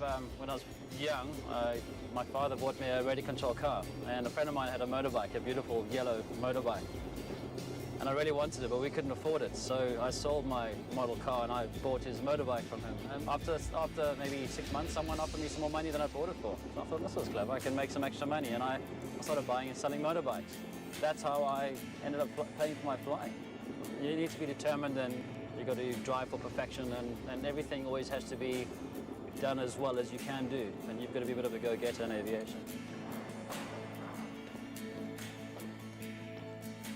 We can look on the computer and see who we're flying with. It's quite nice to be able to fly with the same person, but that doesn't matter. If we fly with a new person, it makes no difference, because the way we trained is, it's a standard operating procedure, so everyone knows how to fly together. Now we're going to go through to the dispatch counter and meet the rest of the crew. Gentlemen, if I may introduce you. Nice done. Captain Enjoy, man. Evan Summerfield. Thanks for dropping in. Bye. And, see you next stream. Nice to meet you. Dennis is the second officer for the flight, and Evan is the captain. He'll be taking us to Dubai today. There are a few reports we look at before a flight. One of them is the flight plan. We look at the weather. The weather is a vital part for the flight. It tells us about the departure weather, the arrival weather, and airport, which is an alternate weather. We always have an alternate as a backup in case we can't get in. Briefing is done. Time to go meet the cabin crew, get on the bus, and go out to the aircraft. Hi everyone, my name is Evan. This is Richard and Dennis. Please remember, you are my eyes and ears down the back, so if there's anything today that you see you're not happy with, suspicious or abnormal, please don't hesitate. Contact the chief or ring any of us up on the flight deck and we will help you out. Thank you all very much. Let's have a good day. We've arrived at November 68, our bay. We're going to enter the flight deck, start our aircraft preparations, and the flight will begin shortly. My passion for flying covers almost every aspect of the job. I enjoy meeting new people, meeting the crew. Once you're on the flight deck, there's checklists to be done. We're talking to air traffic control. It's a very busy environment, and I like that. We're dealing with the cabin, we're dealing with the ground staff. And once we get our takeoff clearance and we advance the thrust and we start to fly, that is when we become a pilot. That's my most enjoyable part. This aircraft has got multiple computers. If it's a long flight, I'm guessing it's... the airplane, and the computers monitor what we're doing. It's got systems that we cannot over-exceed. It's a relief pilot? Angle, I don't know. Pitch, angle, speed. And all the time, while we are flying the aircraft, it's like Big Brother. It sits there and watches us, and it makes sure we do the right thing at the right time. So it's a fantastic airplane when it comes to safety. The second officer, Dennis, what he will do on the flight deck is a security check. He'll look for any abnormal objects or unusual objects on the flight deck. He'll look for emergency equipment in the correct position, stowed in the correct quantities. I'll put on my safety vest and I'll head outside, do a walk around.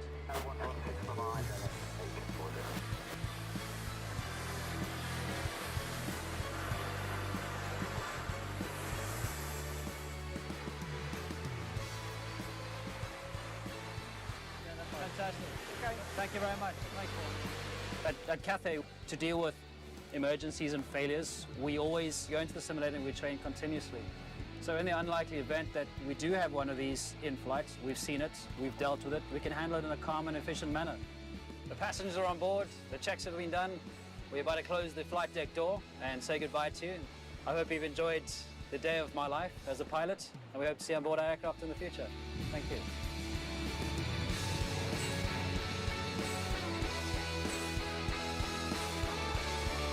Nice little video by Cathay Pacific themselves, a day in the life of a pilot, apparently. Another nice short clip that has been dealt with now. How are we doing in terms of getting to Kuala Lumpur?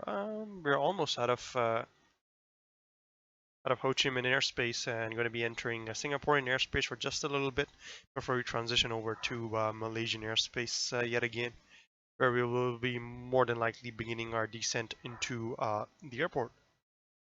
It's the so-called plan today. If I take a look on VATSIM just really quick for a second there.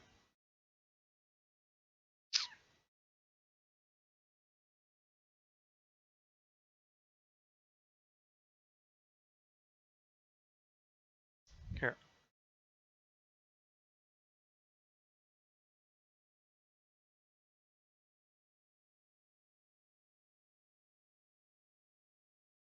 So this guy's gonna first one being handed off right now. China Southern 527 heading over to Singapore. There's not much traffic coming into Kuala Lumpur. He's not in the front there. Most of this crowd in the front is heading towards Singapore. The crowd coming to Kuala Lumpur is pretty much coming in line behind me. So I'm gonna be one of the first few pilots coming into Kuala Lumpur at the moment, I think. Yeah, I think I might very well might be the first one in, and then bringing in the charge behind me, pretty much. So it should be cool. Once we do get in, though, we already have the full onslaught there. We have delivery ground tower. Obviously, we're not going to be talking to the delivery controller there. At most, we'll be with Kuala Lumpur or Subang approach tower, and then ground, and coming in from Kuala Lumpur Center. And I'm guessing somewhere around in Singaporean airspace is where we should be beginning our descent. For our flight plan, what we have planned for is an arrival into runway 15 via waypoint Pulip, and we plan for the Kido 1 Delta arrival. Again, this may change once we actually get closer to the airfield there, but this is our so-called plan for the moment. So coming in from Pulip, actually, let me see what can we expect. Actually, let me grab ATIS. So winds right now are 010 at 3 knots. They're using runway. They switched the runways around, so they're using runway 32 right and 33 for departures, arriving on 32 left and 33. So that's already a little bit wrong there on our end. Should be planning for runway 3 arrivals. Oops.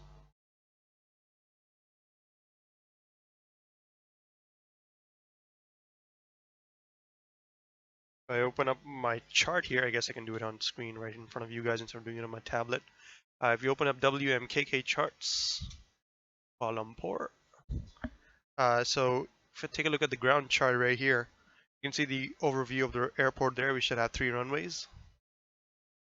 And we are coming in from the northeast. Keep that in mind. Come on.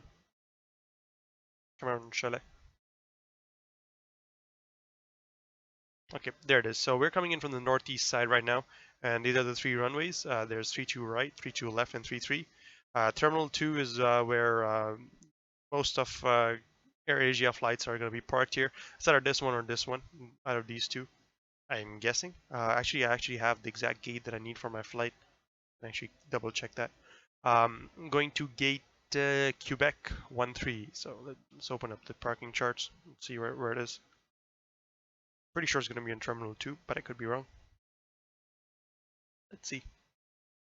But you know, ideally coming in from the right-hand side up north there, we should be taking the what you would call it.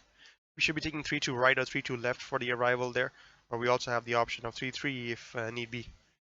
So these are Charlie gates, Alpha. Yeah, I'm guessing Quebec gates will be out there on Terminal 2. Quebec 13 is where we come in usually. Not usually, it's exactly what this flight that I'm emulating today. Red Cap 137 now, no longer Asian Express. Red Cap 137 does RL.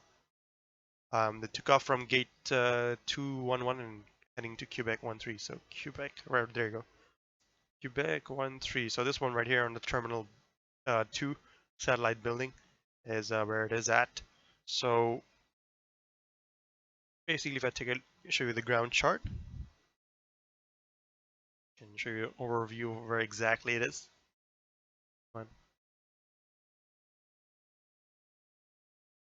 So the music, let me get that back. The music's been going on in my head, it's just you guys couldn't hear it.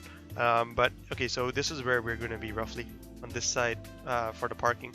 So at the moment, based on VATSIM, they're using runway 32 left, I believe, and 33 for arrivals. Either one will do for us, left or 33, because either way we have an equal amount of taxi. Actually, 33 would probably be better, smaller taxi for us coming in. But it again depends on the controller what they actually assign to us. At the moment, what they are using as arrivals is 32 left and 33. So basically what I just said right now. Either of these 2 will be fine. We'll request 33 if able. Coming in from the north though, I'm gonna open up the charts, RNAV stars. The delta for left and right, or 33. So let's go open the delta charts because that's what we planned for initially. Or we already planned according to our chart, according to our flight plan, sorry, PFPX. The Kido 1 Delta. So let's see how that will look. So there's a Kidot 1 Delta. So we will be coming in from waypoint Pulip. Pulip will bring us in direct to Kidot 9,000 and above, and take us down south of the runway, long way around to an initial approach fix of Bearby, at which point we should be a maximum of 210 knots, 6,000 feet at or above. And from there we'll probably be assigned an ILS approach to the 32 left or right. Can be either. If you do want to go for 33 though, our procedure will be a little bit different. I'm guessing we're going to get the Bravo arrivals for 33. We very well could get the Kido 1 Bravo as well. It's very much a possibility. There is an arrival like that. No, there isn't. Okay. So if you do want to go for the left side runway, we'll probably have, instead of going to the right hand side of the airfield, go over to the left hand side. So in that case, we will probably be getting an Ikuda 1 Bravo. So it could be either one of the 2, Ikuda 1 Bravo inbound from Pulip. There'll be a transition onto the Star. And then in that case, we'll be going to initial approach fix of Tunku instead of Burby. So Burby would be if you're going for D1 Delta arrival into runway 32 right. If you're going for runway 33, we should expect Ikuda 1 Bravo. Let me just write that down somewhere. Grab my pen, because I gotta hear that out. When a controller does say it too. So Ikuda 1 Bravo. That's gonna be for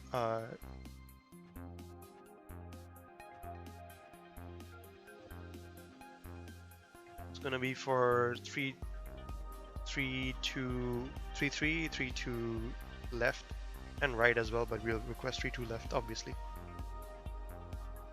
And we obviously have the Kido 1 Delta as well. That's for runway 32 left if ever. Again, coming in from Pulip. Okay. No point briefing the ILSs and stuff there at the moment because you know, we don't even know what runway we're gonna get, but could just do it preliminarily so that I know what I'm expecting here when I'm coming in. So the ILS for runway 33, ILS or localizer. We could get an RNAV approach even, actually. Instead, RNAV initials ILS 33. Probably what we'll get. If you do get it, that's the initial approach fix of Tunku. That'll have us come into Begin. From Begin, we'll be about 7.7 miles from the ILS of 111.5 India Whiskey Mike. So the RNAV initial, so you're basically using the RNAV to come onto the ILS, and from there should be the pretty much standard ILS in for runway 33. So that's the procedure if in case we're not coming in from directly over Kuala Lumpur, coming in from there, and that should bring us 7.7 exactly straight onto the ILS as well. From there will be a 3-degree glide path down, going to be a standard 800 feet per minute or maybe a little bit more descent all the way down to the runway. If weather conditions permitting, I'll probably go for a visual landing there. If I have a visual with the runway, I'll disengage autopilot, take over thrust, and we'll go in ourselves. If the weather is bad, visibility is you know, iffy, I'll let the autopilot take over and take us down to minimums, at which point then I'll take control of the aircraft and you know, bring her in safely. That's assuming we get 3-3, that we should be coming in at 2,500 at or above, and then coming in for the glide path. If we do get 3-2 left instead, we could get the ILS. There's multiple ones here. There's the Yankee and the Zulu. So let's take a look. What are we more likely to get? Right. 137, contact local control on 132.8 line. I think that's me.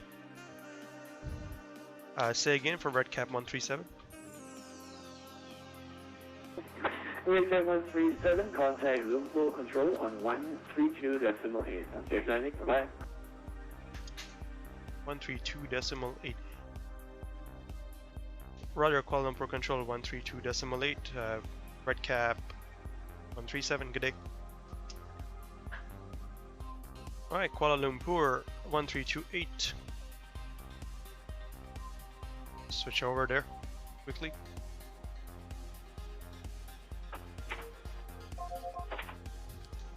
So we didn't get transition to Singapore, interestingly enough, but let's contact them. Kuala Lumpur control, good evening. Red cap 137, waypoint Igari, flight level 350. Okay, 137 local control, good evening, identify level 350. Alright, we're identified.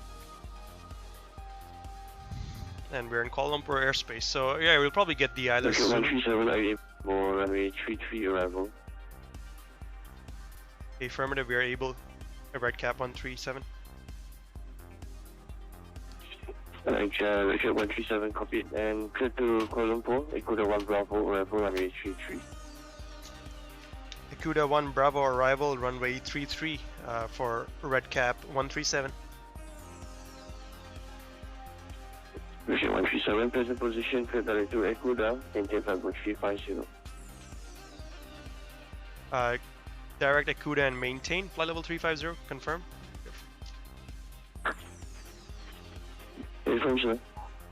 Roger. Direct Akuda, maintain flight level 350. Red cap 137. Alright, so that's pretty much what we discussed. Good thing we did that briefing already, then I know what to expect from the controller there. So Akuda 1 Bravo now, runway 33, what we're getting. No further discussions there for that. Then we'll grab ATIS and let him know about that as well. So let's plan for the ILS, or the RNAV 33 initials, if I can.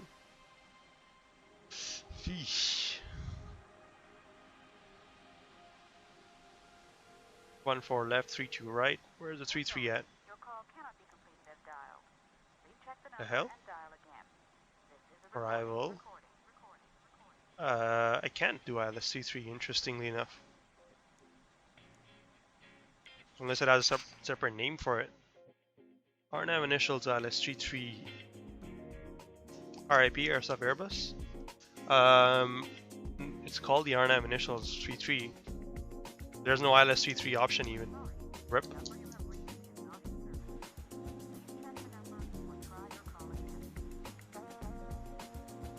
Let me try this. Approach via... nope. Stars available. Daku, Gupti, Inta? The hell? I guess I can input it in myself. There's no Akuda 1 Bravo.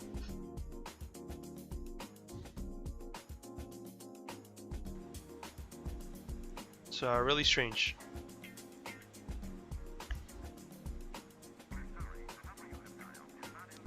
Landing conditions.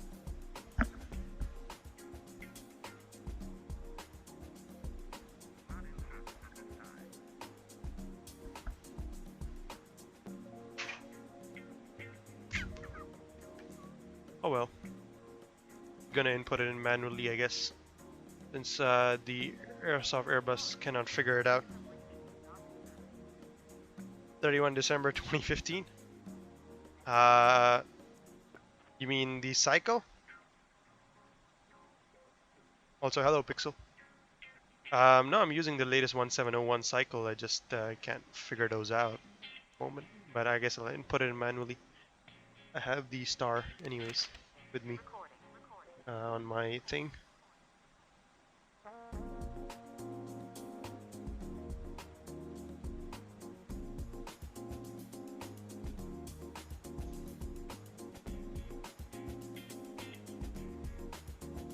So the Akuda 1 Bravo will be coming in via Pulip to Akuda.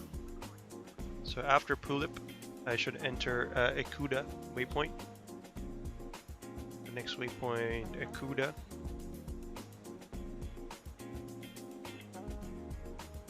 At Akuda, I want to maintain 9,000 and max 250 knots.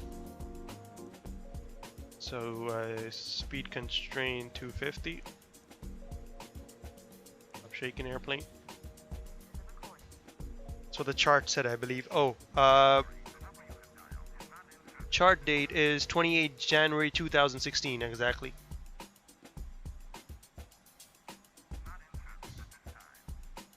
That's what the chart date is. I have it open on my tab right now. And also, hello, yeah, Pixel. I'm gonna enter in manually, not a big issue. Akuda went around 9,000, 250, altitude constrained 9,000. Put that. Return. I gotta turn direct Akuda though. So let me do that. Direct to insert. There we go.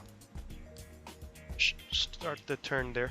So from Akuda, next waypoint is gonna be the Surop.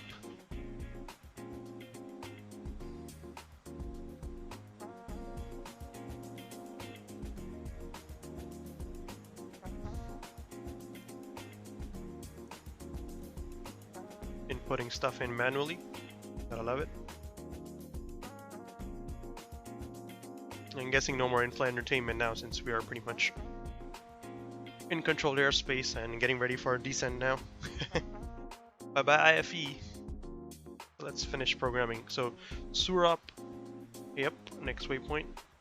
At Surop, oops, no, not that. At Surop, We want max 230 knots, no altitude restrictions. And below 6,000 at KK443, next waypoint. So from Surup should be KK433. Nope. KK433. It's really hard to type right now. So KK433, at that waypoint we need 6,000 below. Nope. How do you do it in the Airbus? I think it's minus 6,000.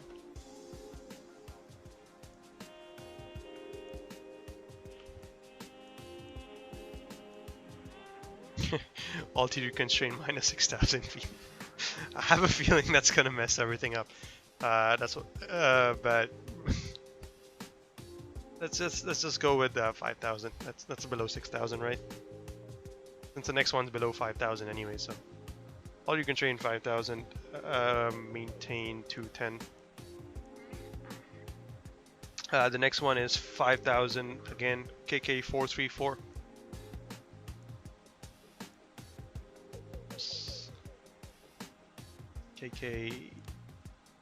No, KKK 434.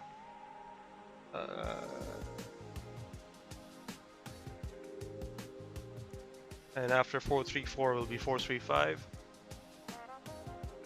Manually entering stars in. That's what you have to do when your FMC doesn't show them to you. Don't panic, just do it yourself. You can still figure it out. If not, you can always hand fly it, but no, this is a little bit easier to do than to do that other alternate. Okay, nope. Too cool. That's why it pays off to know how to operate your FMC beyond the normal parameters. You know, just adding stuff in manually like that.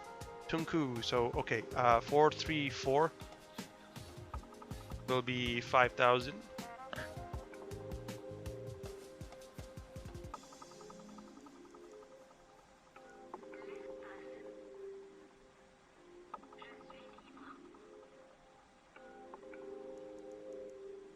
I'm gonna go in minus 5,000 here, see what happens.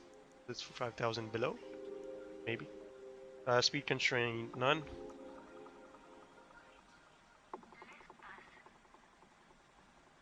Uh, 435 is below 4,000.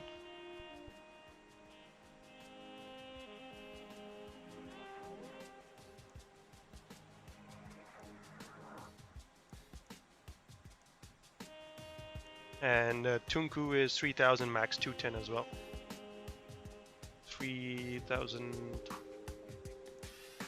210. And the RNAV2 initials, I'm gonna input that as well.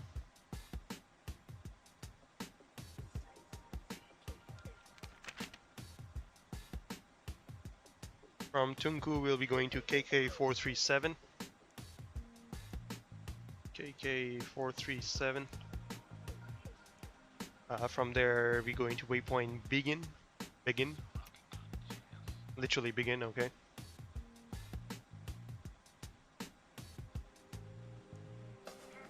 I'm not sure how well this is gonna go, but okay, begin. Okay, only one waypoint named begin. And from there will be the ILS thereafter. At begin we need to be 2,500.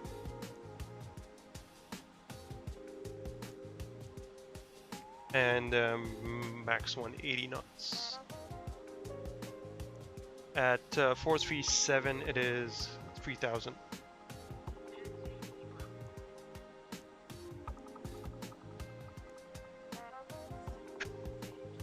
Those are hard limits I want to maintain. Okay, it's probably a bit too late for the acceleration there. KK437 I'll probably put it at 180 knots as well, just to be safe there. Okay, everything else is looking good. From there on out we should be the ILS towards the runway. The misapproach procedure, I should probably input that in as well. Probably would be a good idea to do that.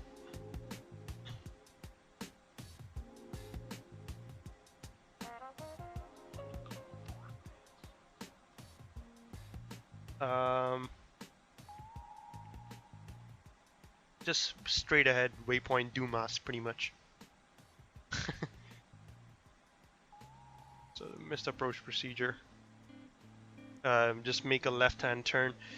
Intercept radial 260 from the Kuala Lumpur VOR.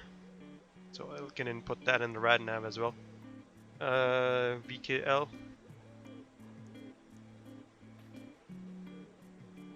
Am I interested? Yeah, I guess a little bit.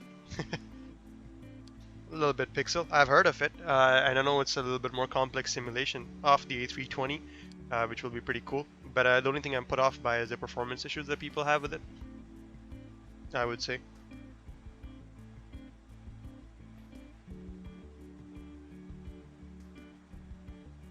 BKL, it's gonna be that one, 207 nautical miles away.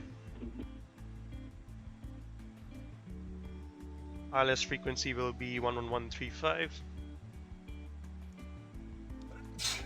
0.35. And 326 of the course there. 0.26. Just a quick radio check, sir. 260 radial from VKL. That's what I want. Before we review Halifax 756. Okay, thank you.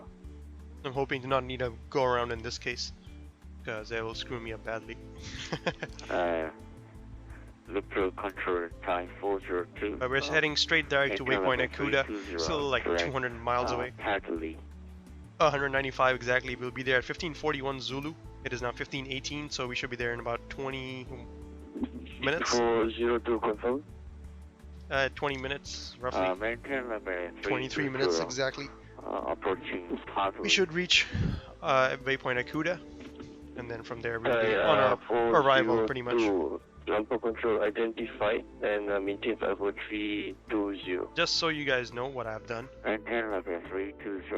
Like what I've inputted into the flight sim there is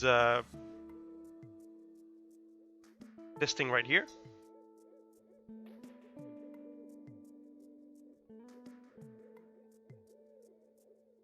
So from waypoint Pulip, he just gave us direct to Akuda anyway, so we're just flying direct to Akuda right now. He'll give us descend hopefully once we get closer to it. So what I've inputted in manually is the Akuda 1 Bravo. 402 due traffic descend about 310. So from Akuda to Surap, I put in Surap to KK433, then KK434, 435, and Tunku. After Tunku, I have the RNAV initials for the ILS-33. Descend now about 310.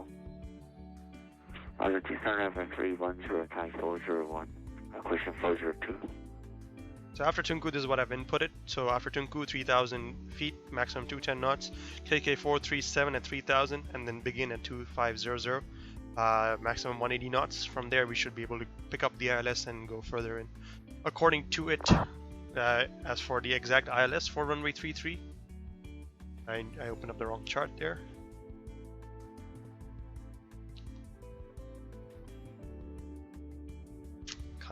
The exact ILS for runway 33, there you go, from begin straight towards initial the glide path intercept point basically, and then from will be 7.7 from India Whiskey Mike, the ILS for 33, and pretty much then fly straight in. 2,500 is what we will already be at, so should be no problems picking up the glide path and going down with it at 800 feet per minute. And reducing our speed further according to it. On our way in case we do file a missed approach, and our minimums in this case will be 320 by the way. In case we do need a missed approach, we'll just make a left-hand turn heading 225 once we reach 400 feet obviously, and then maintain 2,000 feet until we intercept radial 260 off Kuala Lumpur. And once that is done, we'll climb to 2,500 over to waypoint Dumas. That's assuming we are flying the missed approach procedure as filed.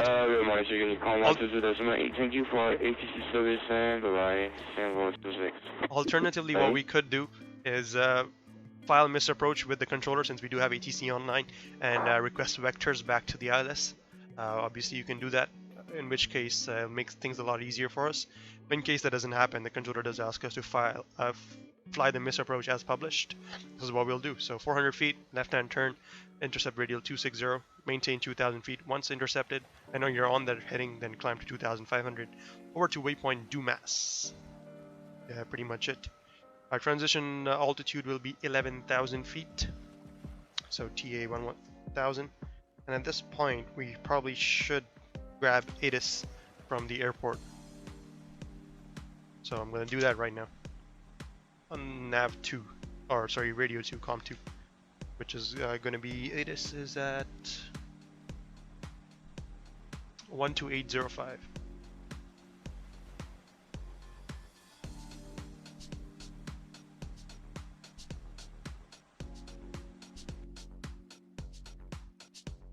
Back to that view. So 12805, switch it over and turn on com 2 as well.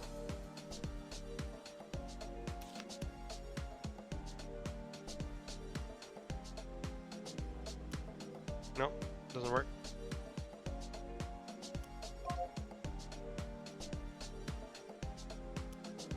Yeah, that's maybe not the frequency they're using for ATIS then. They're using ATIS 12465. Okay, they're not using the published frequency on the charts there. 12465. They're using the departure ATIS. The arrival ATIS is 12805. That should work now.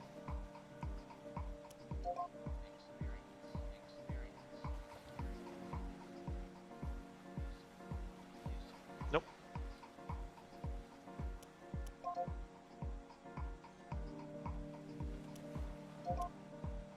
Still nada. Okay, interesting. 12465. 12465 is maybe is not voice ATIS. We tried tuning it in here. 12465. Maybe it only works on radio 1. Try 402, climb 5.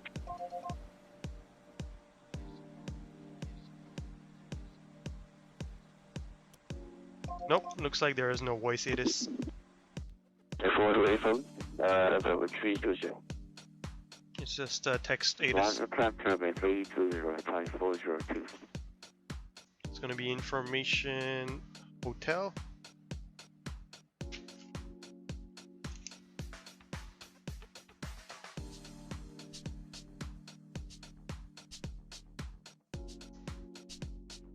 So yeah, okay, let's put that in information hotel at the moment.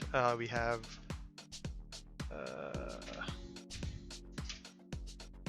the hell? This ATIS doesn't look right. I'm checking the wrong ATIS. 12465.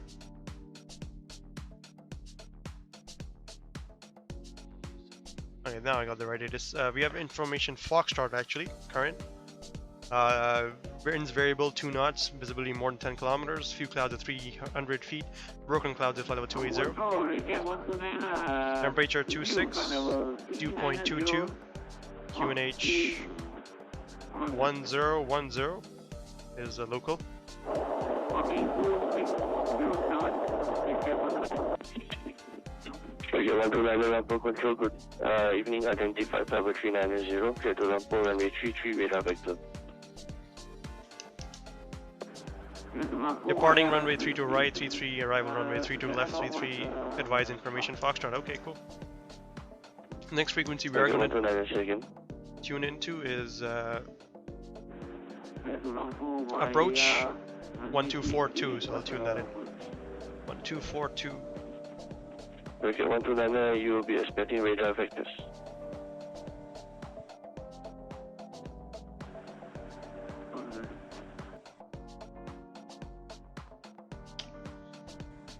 Yep, 12420, and then after that it will be tower 1185 or 1188, either one of the two.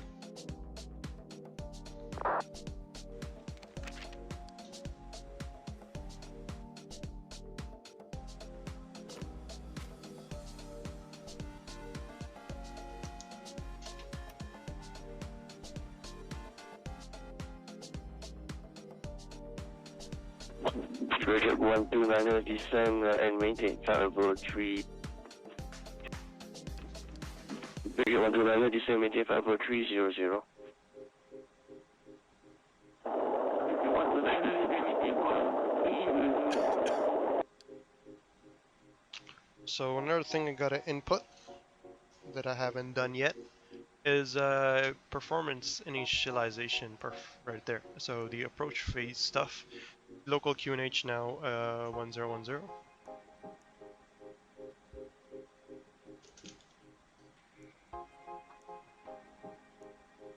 Temperature will be 26.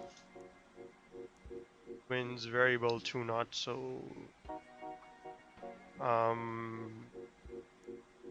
Approach control 542, return to deviation to Charlie Bravo.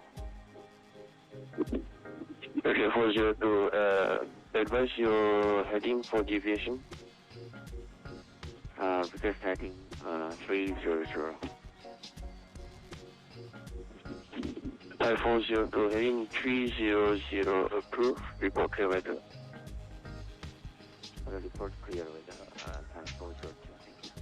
and approach speed will be 140 is according to this. I'll go 145 just for the hex of it, and I will report ready for descent soon.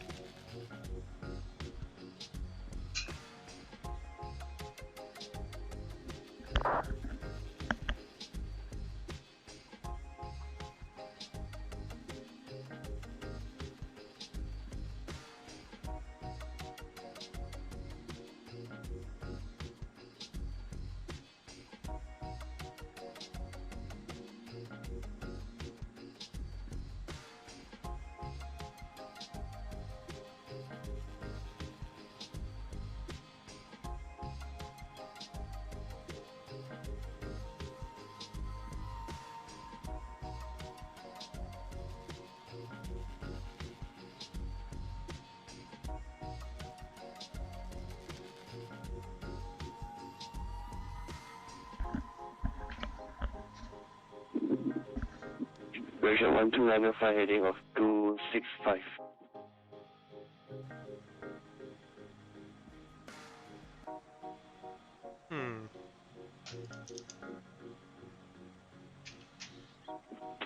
Version 1295 heading of 1265. It's 129er, nothing for me. I'm 137. So nothing to be worried about. That's the guy in front of me, I'm guessing. Or behind me, I don't know. Clear for requested reasonable navigation. 5402, reasonable navigation, Bravo. Rip.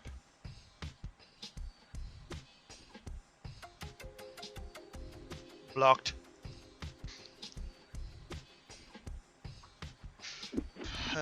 5402, resume on navigation, the repeater Kilo Bravo.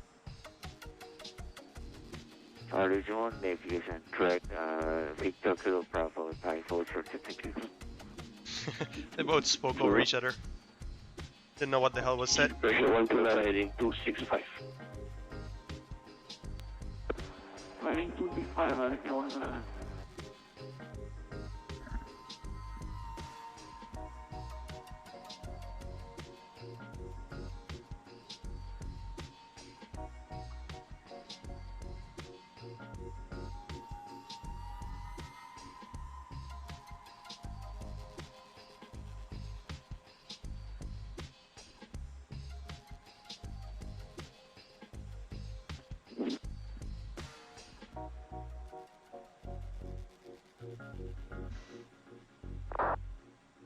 So it's been 3 hours now, 3 hours 18 minutes since we left our gate in Hong Kong, and it's been 3 hours and 1 minute since we have been in the air.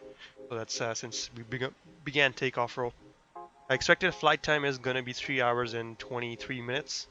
So assuming that's anywhere accurate, we should be landing in about 20 more minutes, basically. Assuming we've done everything as planned. And our top of descent point is going to be in less than 15 miles, maybe 18, 15 miles roughly. So I'm gonna talk to the controller and ask him we're ready for, or let him know we're ready for our descent.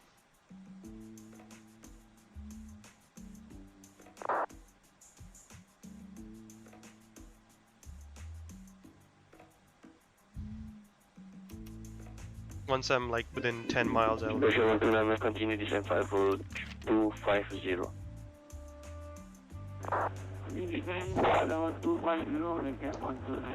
Obviously that's our optimum descent point, it's not the absolute descent point, like, you know, we could Descent preparation checklist. start it before or after. Seatbelt signs. Seatbelt sign, we'll turn them on now. On. Anti-ice. Not required. Landing information. Received. Altimeter. Standard. Bearer radio. Checked. Checklist complete.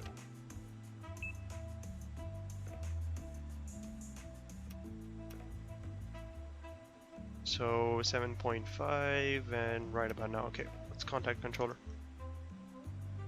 Kuala Lumpur control, red cap 137, ready for descent. Visual 137, descent flight level 260. Descent flight level 260, red cap 137. 260 Initiating set. descent. And initiating descent. Check. Radar tilt.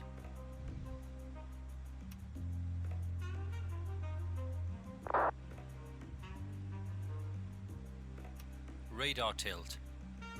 Tilt below. Set below.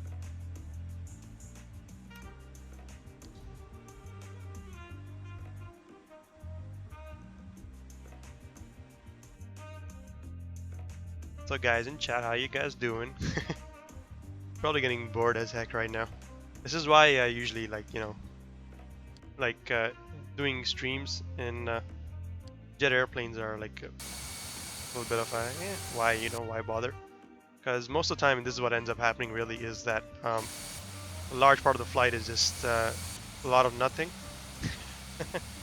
As opposed to flying the smaller G aircraft, there's at least a lot more to do for me as a pilot. Right now we've begun our descent, going for a nice gentle 1,000, 1,200, 1,500 feet per minute descent. So let's say that we go for a massive 3,000 feet per minute descent. But we're going down to flight level 260 now, as instructed by the controller there. Once we are with the approach controller, we'll let him know we have Foxtrot on board, 2NH1010.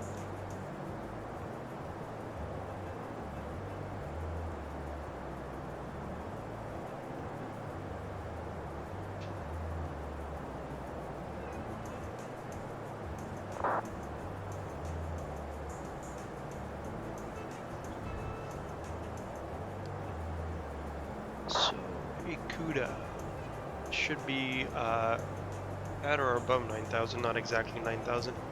Let me change that. I believe this is how you do it in the Airbus. So that's how you put it at or above 9,000.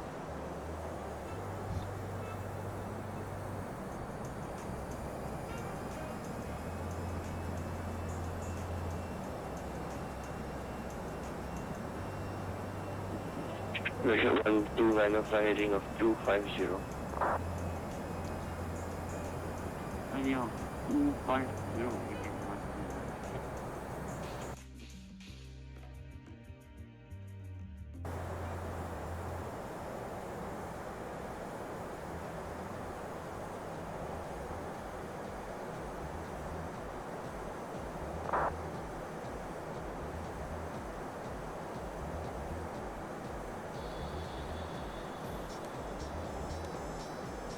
The approach is going to be Kuala Lumpur radar, apparently.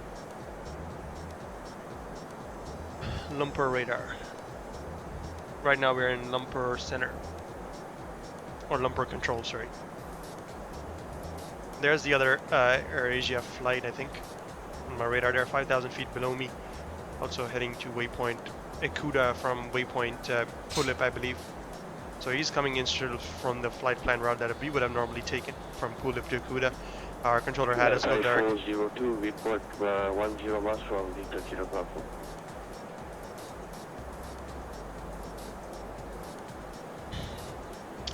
Shoot, 2,000 more feet to go. Packs are seated. Or at least reminded to be seated. We make our way in.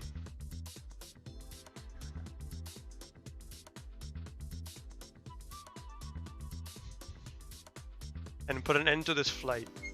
That started off as Asian Express 237, ended up becoming a Red Cap 237 somewhere along the way there, due to a call sign change. Okay, 129, continue descent flight level 230. Mid-flight, call sign change. Okay, 137, descent level 240.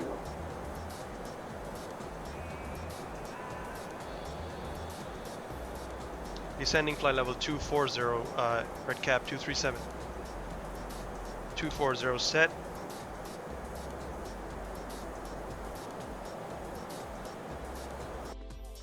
And we're going lower now.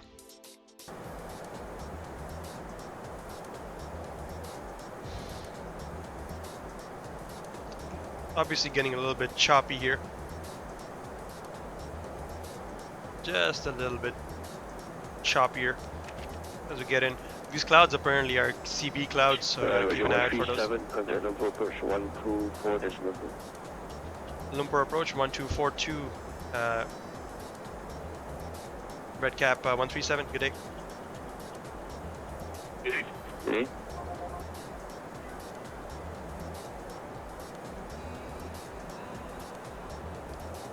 All right.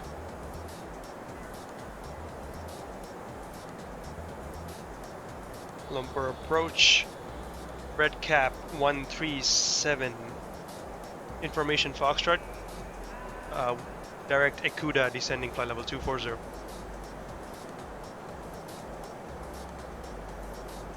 Okay, 137 Lumpur approach, and 10,000, say again for Red Cap 137, unable to hear you.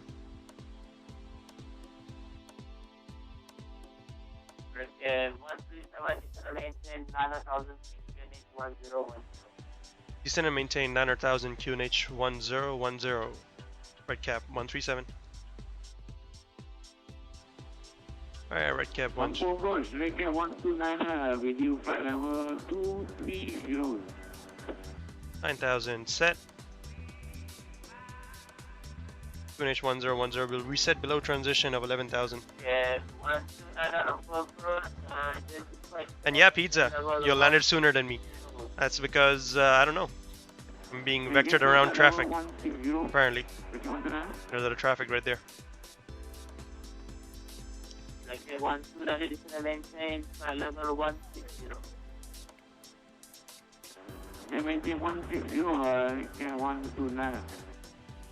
I mean, we should be down in about 1603 Zulu. Should be down in 20 more minutes, according to this. In 20 minutes we should be done with our landing. Ah boy, I was hoping to be done a long time ago. It's obviously somehow been extended longer than it should have been. Oh well. There's the city of Lumpur below us. The airport is obviously a little bit ways off to the south of the city there. We should be able to see the Petronas Towers. There they are. Famous Malaysian Petronas Towers, Twin Towers. And pretty much just flying over the city right now. Where we are landing the runway, it's going to be close to the Kuala Lumpur race circuit. We should be... Okay, you know what? If you were landing on the runway 32 right, we probably would have been able to see it. Or landing on runway 33, probably not, because it's on the eastern side of the airport. Basically, this is our airport right here, roughly. There's race circuits here, and we're landing on this side of the runway, the very leftmost outside newest runway, basically. This is the Air Asia terminal and runway there.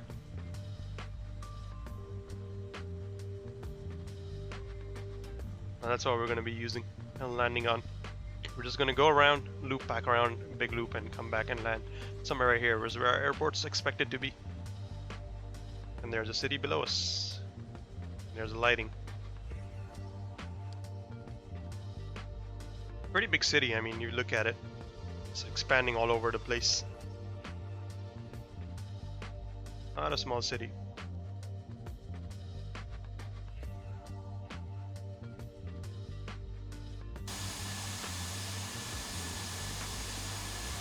I had to mute the sounds there to be able to hear the controller, obviously. He was a little bit too quiet for my liking.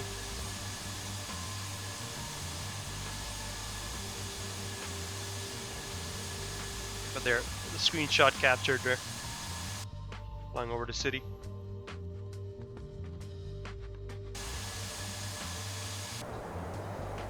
Earned like $4 million in a single day on stock market. What, pizza? Really? What did he invest in again? I should do the same. Holy crap, $4,000, million, sorry. Jeebus.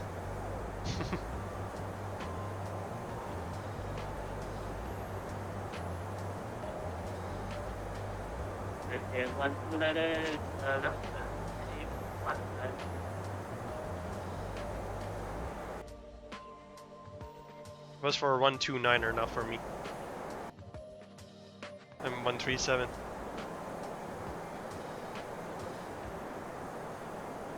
Probably do need to expedite my descent.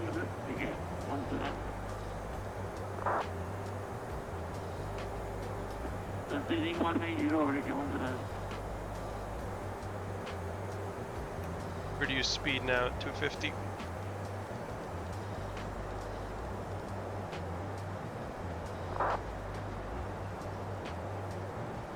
Add some speed brakes to help with that. When you sell it, it's the correct price. I see. Well, you found a bug there. I'm guessing that's a bug no one else has noticed because no one else uses the stock market. But yeah, you can use that. Report that. And have it fixed.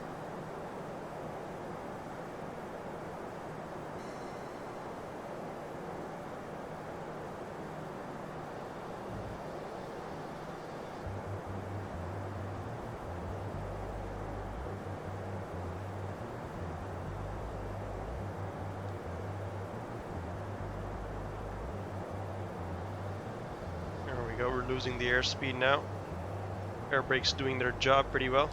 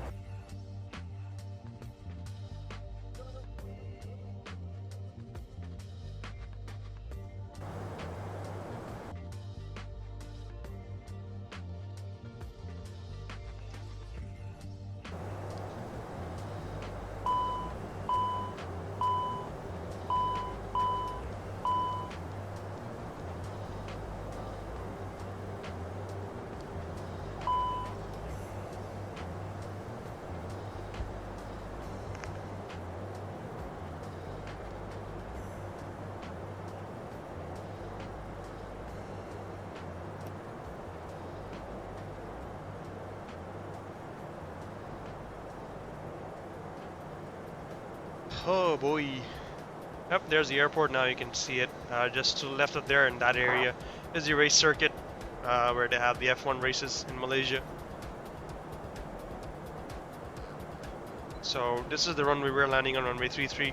That's, I believe, 32 left and the 32 right is right there. And next to it is the circuit there. We're just going to loop around and land right here. There's a couple of traffic landing on the other two runways as well right now. Transition altitude set QNH 1010. Barrow reference set and cross-checked. 1010. 1010. Checked. Passing 10,000 feet. Lights on. Lights on. On.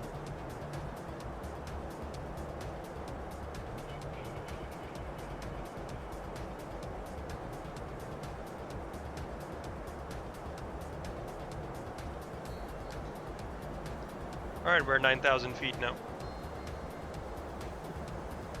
Next up will be 6,000 by KK 433. A long ways to go. 30 more nautical miles away.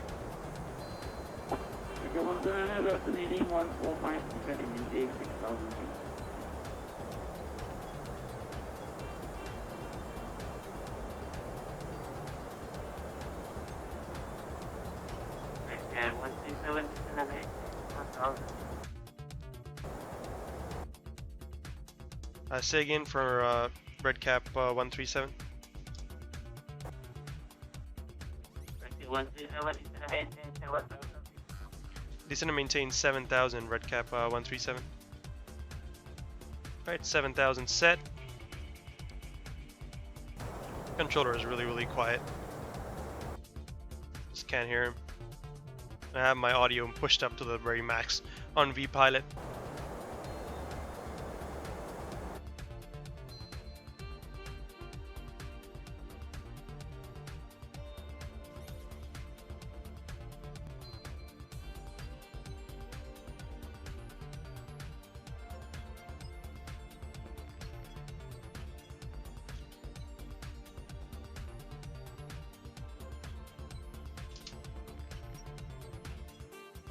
The EA Forum SSL cert expired yesterday. How do companies forget about those? I know, right?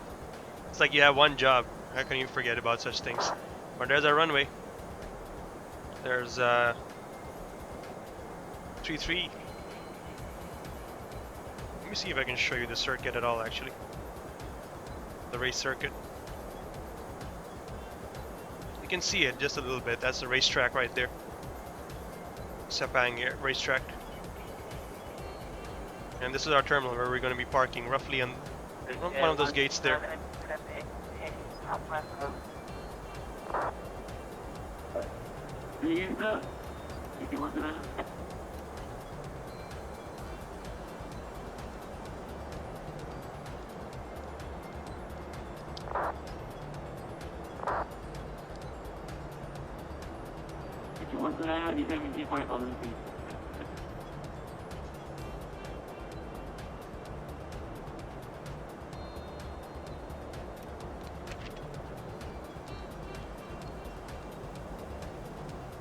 Yep, it is cool scenery, but AA scenery is Kuala Lumpur Airport right there. Really good airport. Was a great sale when I bought it for $14. It was on sale. It's I think 25 or something like that when full price. Definitely a good airport. Not many great airports in Asia. This is definitely one of those few. This and Hong Kong, and I imagine Sim's Shanghai, one of the really good ones.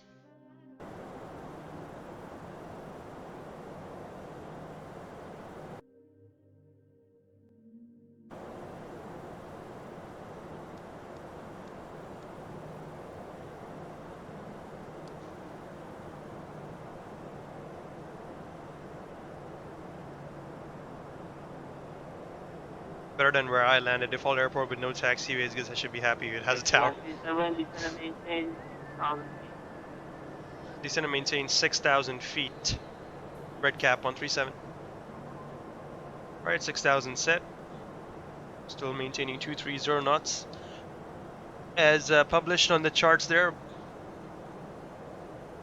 I'm going to be switching to 210 at Tunku. Should probably turn that on, constraints. And these are the CB clouds that they told us we should be worried about. They're really turbulent cumulus nimbus clouds that are surrounding the airport right now. So keep an eye out for those. They don't look as terrible right now, but I think they're developing into something, you know, storm be brewing. I don't think I need my weather radar anymore. I'm going to go for terrain now. Turn the weather radar off. There's another guy on final there. Got a traffic in sight. And we're at 6,000.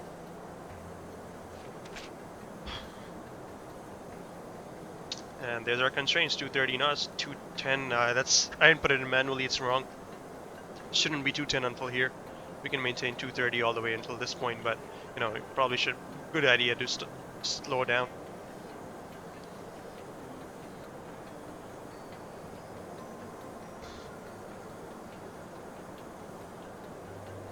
"10,000 feet, lights are on. Passengers are seated.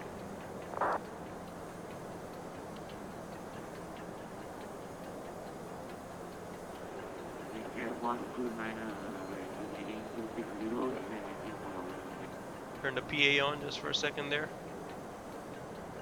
Cabin crew, seats for arrival, please. That should have them seated. Descend and maintain 5,000, red cap 137. Alright, 5,000 set. We're descending.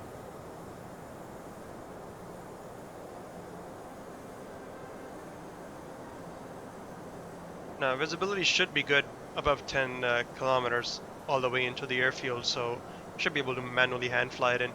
Should make for a fun approach.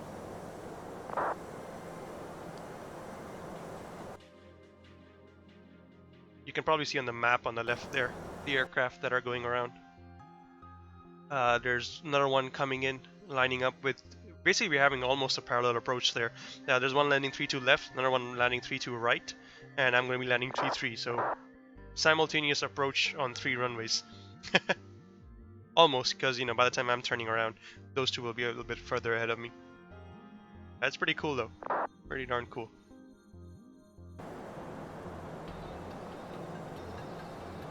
All right, there's a 5,000. Slow down now to 210 knots. The reason I'm like lowering my speed now is because it's easier to do than to do it on a descent. You know, it's easier to do it now. And the next frequency, right, will be at tower. So I gotta tune him in. Will be 1198, I think. What do we have for tower here? 1188 actually. 18. Have him ready, and after that will be ground. 1218.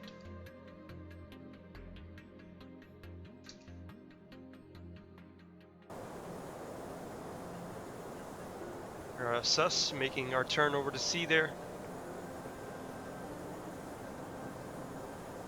There's a moon shining through, even though I can't really see the moon. Oh, there it is. That's what's causing the reflection there. And there's our airfield back there.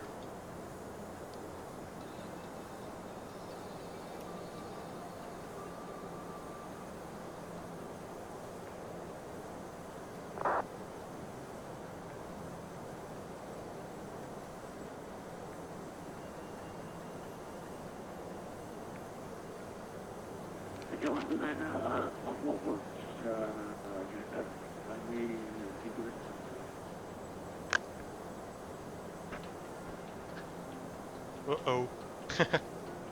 Some guy was coming in for a 3-3 approach, realized he only has 3-2 right, and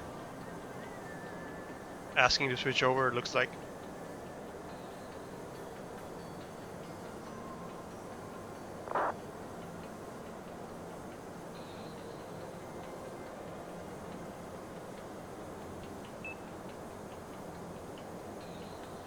Alright, we should start descending to 4,000 feet right about now.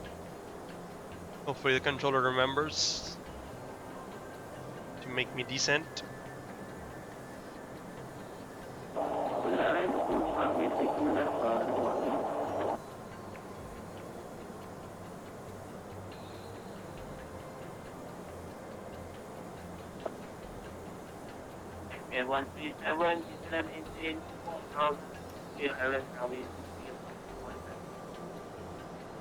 Descend and maintain 4,000 feet. Cleared ILS 33.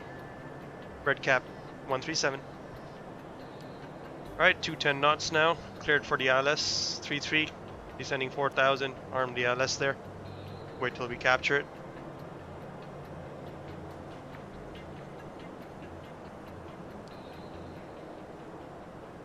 Don't have it yet. I don't think. 111.5. I haven't put it the wrong frequency. 111. Approach checklist. Beacon status. Checked. Sliding tables. Stowed. Stowed. Cabin signs. Checked. Nav accuracy. Checked. Bearer reference. Checked. 1010. 1010. Checked. Checklist complete. Traffic inside, simultaneous approach there. Traffic inside on TCAS, not yet, right there. Flight attendants, prepare for landing. Should be able to see him right as we make it through this cloud. Arm the ILS localizer. Localizer captured. Let's arm approach as well. So go capture the glide slope once that's alive.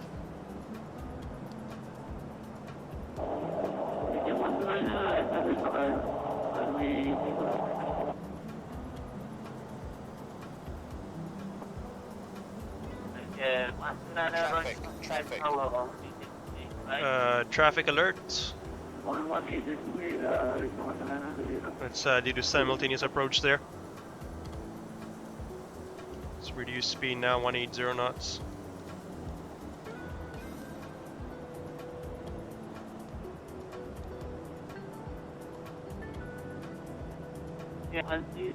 Speed check, flaps 1. A firm established ILS 33, red cap 137.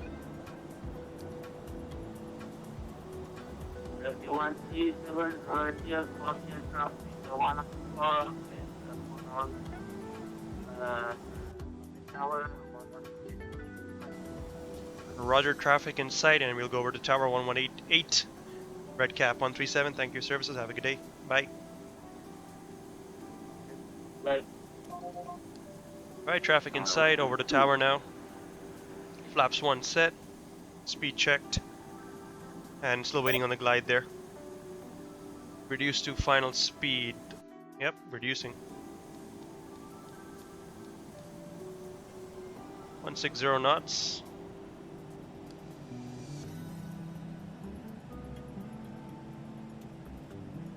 Lumpur Tower, good evening. Red cap 137 with you, ILS 33.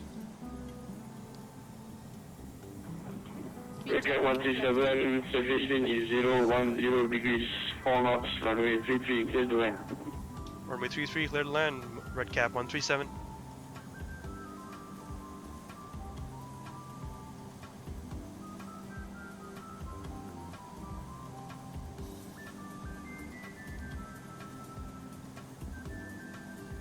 Alright.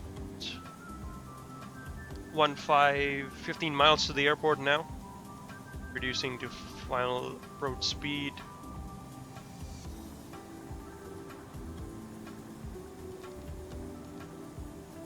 .151 knots.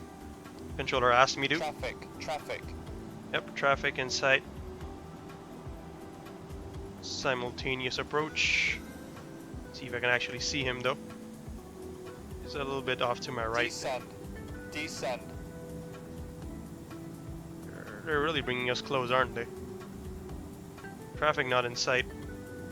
1,000 feet above me actually. Well, up 300 feet above me. Descend. TCAS alert.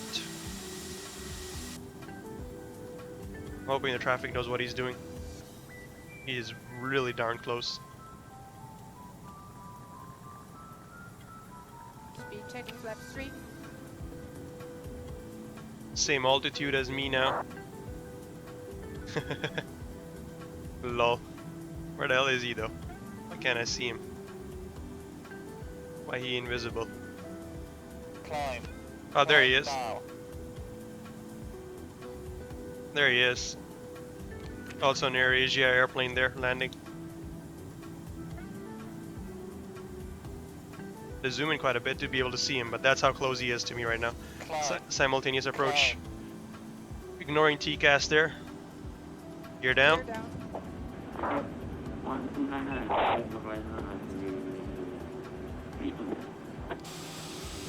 That's pretty cool. Gonna capture a screenshot there. Gear down. Breaker 1299, position 010 degrees 4 knots, ahead, B to left, A to left. Parallel approach on VATSIM. That doesn't happen very often. There he is. 2,500. Checked. Okay, let's take over control of the airplane. Let's actually fly this thing. Autopilot off.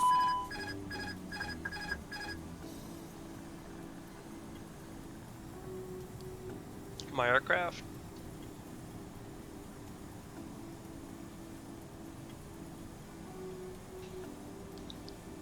Turn nose lights on.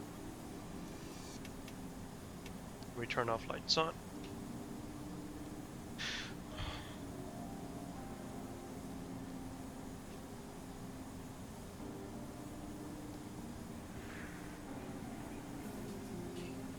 There's still the traffic there. Landing checklist. Landing gear. Down and Downward. locked. 3 greens. Ground spoilers. Set. Auto brakes. Oops, didn't do those yet. Low. Low. Exterior lights. On. Go around altitude.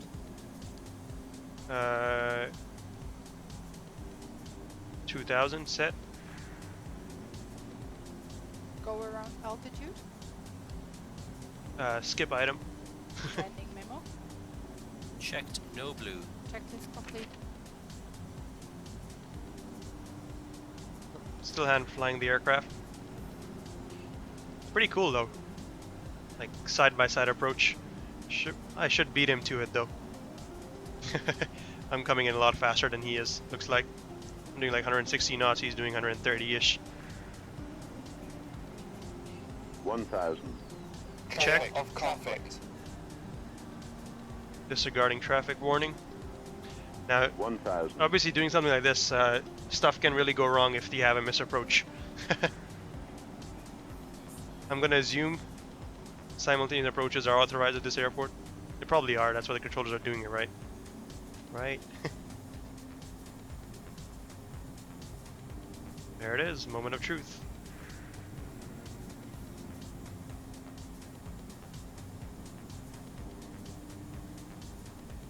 Approaching minimum. 500.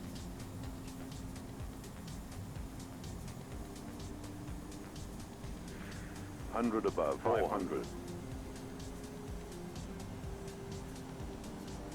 Minimum. Landing. 300. Continue.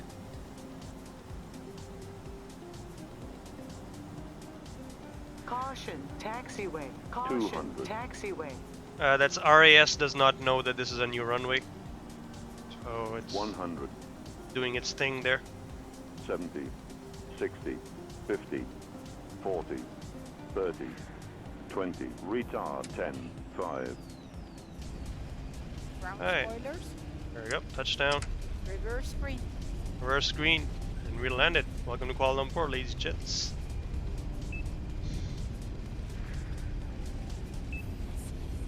Under knots, disengaging reversers.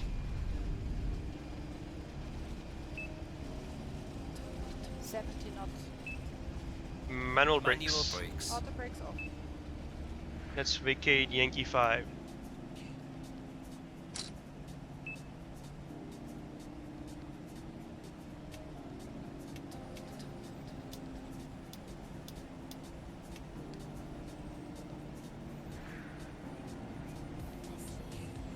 After landing checklist. Exterior lights. Checked. Ground spoilers. Set off. Engine mode selector. Check normal. Flaps. Flaps 0. TCAS. TCAS. Stand by. Set off. Brake temperature. Checked. APU. Alright. Turn on the APU. Set on. Checklist complete. Lumpur Tower, Redcap 137, runway vacated Yankee 5. Redcap 137, contact. Redcap 137, contact. Lumpur ground 121.8. Good day. 1218, Redcap 137, good day. Redcap 129, contact Lumpur ground on 121.8. Lumpur ground, Redcap 137, Yankee 5, request taxi to gate Quebec 13.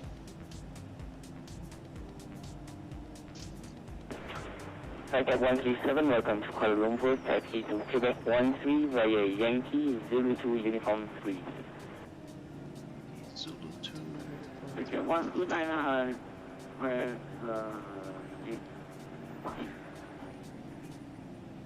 Taxi to Quebec 13 via Yankee, Zulu 2, and Uniform 3, Redcap 137, thank you. Alright. Redcap 129, welcome to Kuala Lumpur, taxi Turn to Papa bleeds on. 10 via Papa Quebec 3, Uniform 3. Then all we gotta do is go over to the gates. We are cleaned up. I can turn my chronos off. So, it took us 3 hours, 38 minutes. Runway to runway. Gate to gate should be around 4 hours. 3 hours, 55 minutes so far. The next 5 minutes we should be at the gate. So we're taxiing on Yankee right now. We'll take Zulu 2. We'll be off to our right. And Uniform 3 all the way to the gate. Although technically I should have gotten Uniform 4. But I'll take Uniform 3 nonetheless. Let me see if I can get GSX to load up at the gates till then. Quebec gates, Quebec 13. Request follow me, nope. Handling by AirAsia, there we go. It's the AirAsia terminal. Man, that landing went well. I'm guessing around 200 to 300 feet per minute was a landing touchdown rate there. Pretty decent there. There's Kuala Lumpur New International Airport Terminal. And thank you so much for your follow, Dominique. Welcome to Aviation Hub, sir. There's Zulu 4, taxiway. We'll take the next one over. That's Zulu 3, and the one after that, Zulu 2. That's the one we'll take.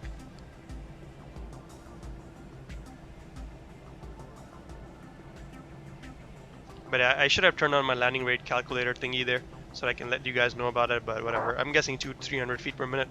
Nice and firm, came down nicely, just as I expected it to be. Didn't drift along the runway, don't want that. So there's Zulu 2, let's make a right hand turn now. And take Uniform 3 then.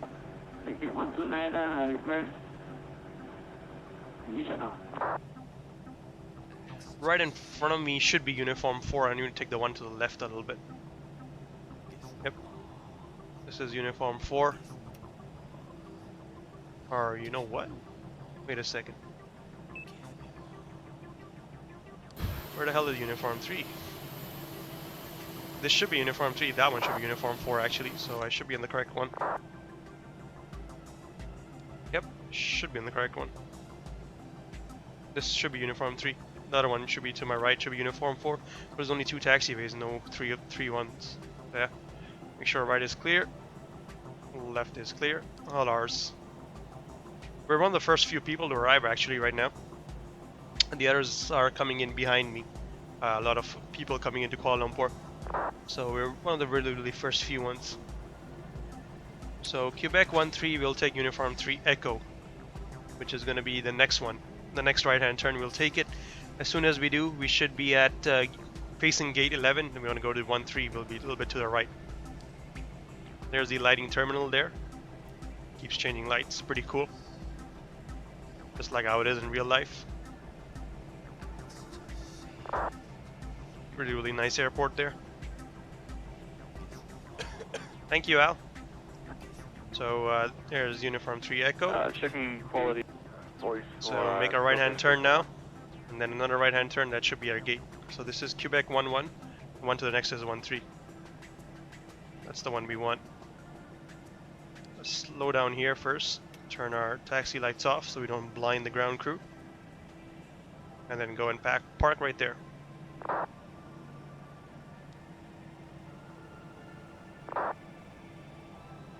Probably turn the terrain radar off.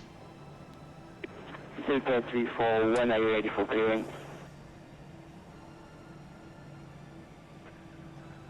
Signal 1, we're ready for clearance.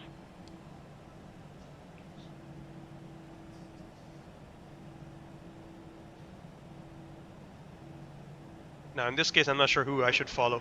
Delta 34, correction 34. This guy or that guy? Singapore 5, Bata 1, Foxtrot departure, runway 33. Initially climb to 6,000 feet, squawk 1211. Alright, good enough for him. Set our brakes, cut the engines, make sure APU is on bus. Yep, AP gen's on, bleeds are on. So we should be able to kill the engines. Engine 1 and 2 cut, stop the clock, just as I thought. And the parking checklist. Exactly 4 hours. On the dot there. Silka 341, feedback correct, report when ready for push and start. Alright, brakes set. Chocks in. Are set. And we'll release brakes then. Chocks are in, brakes Parking released. Brakes released. Engine master.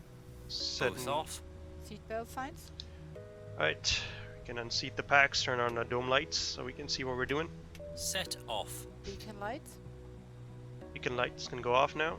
Set off. Exterior lights. Checked. Checked. Anti-ice.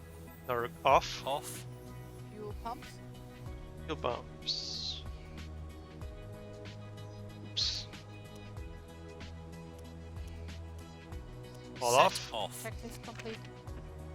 And cooler over ground, still get 341, we're ready for push. Turn that off.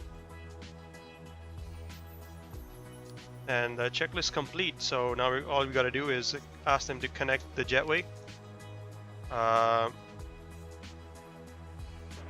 341, push and start approved, facing west. Ask them to request deboarding. Hope the jetway connects. Yep, there it does. It's moving. Hopefully it'll connect to my gate there. Once it does, should be able to open the door there and ask him to get off, the passengers. And let's let ground know that we're off on the blocks now. Lumpur ground, red cap 137 on block now. Thank you again for your services and have a good night. Bye bye. Red cap 137, you too, thanks. Alright, let's let him know that you can close our flight plan. That means we're on the gate and he can file it away and we can go ahead and do our paperwork. Jetway is connected, make sure. Looks like it is connected. So I can go ahead and open the doors up and let the passengers off. And the cargo doors as well. And there go the packs.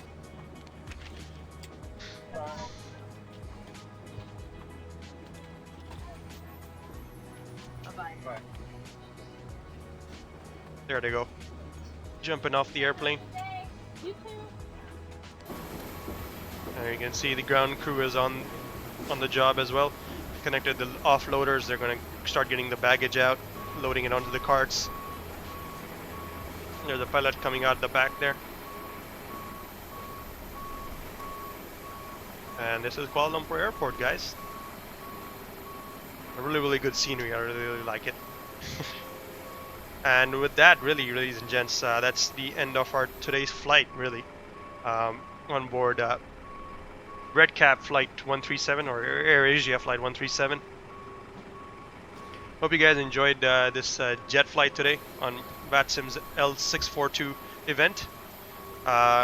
You know, it's always nice to fly GA airplanes and stuff like that, but when events come by, it doesn't hurt to really come around and do a jet flight along the way as well. They can be pretty fun sometimes. But really, I hope you guys enjoyed it, and I'll see you guys again in the next stream. Possibly tomorrow, if not then on Monday. Until then, take care, have a nice Saturday, I guess. I'll catch you again tomorrow. Bye bye.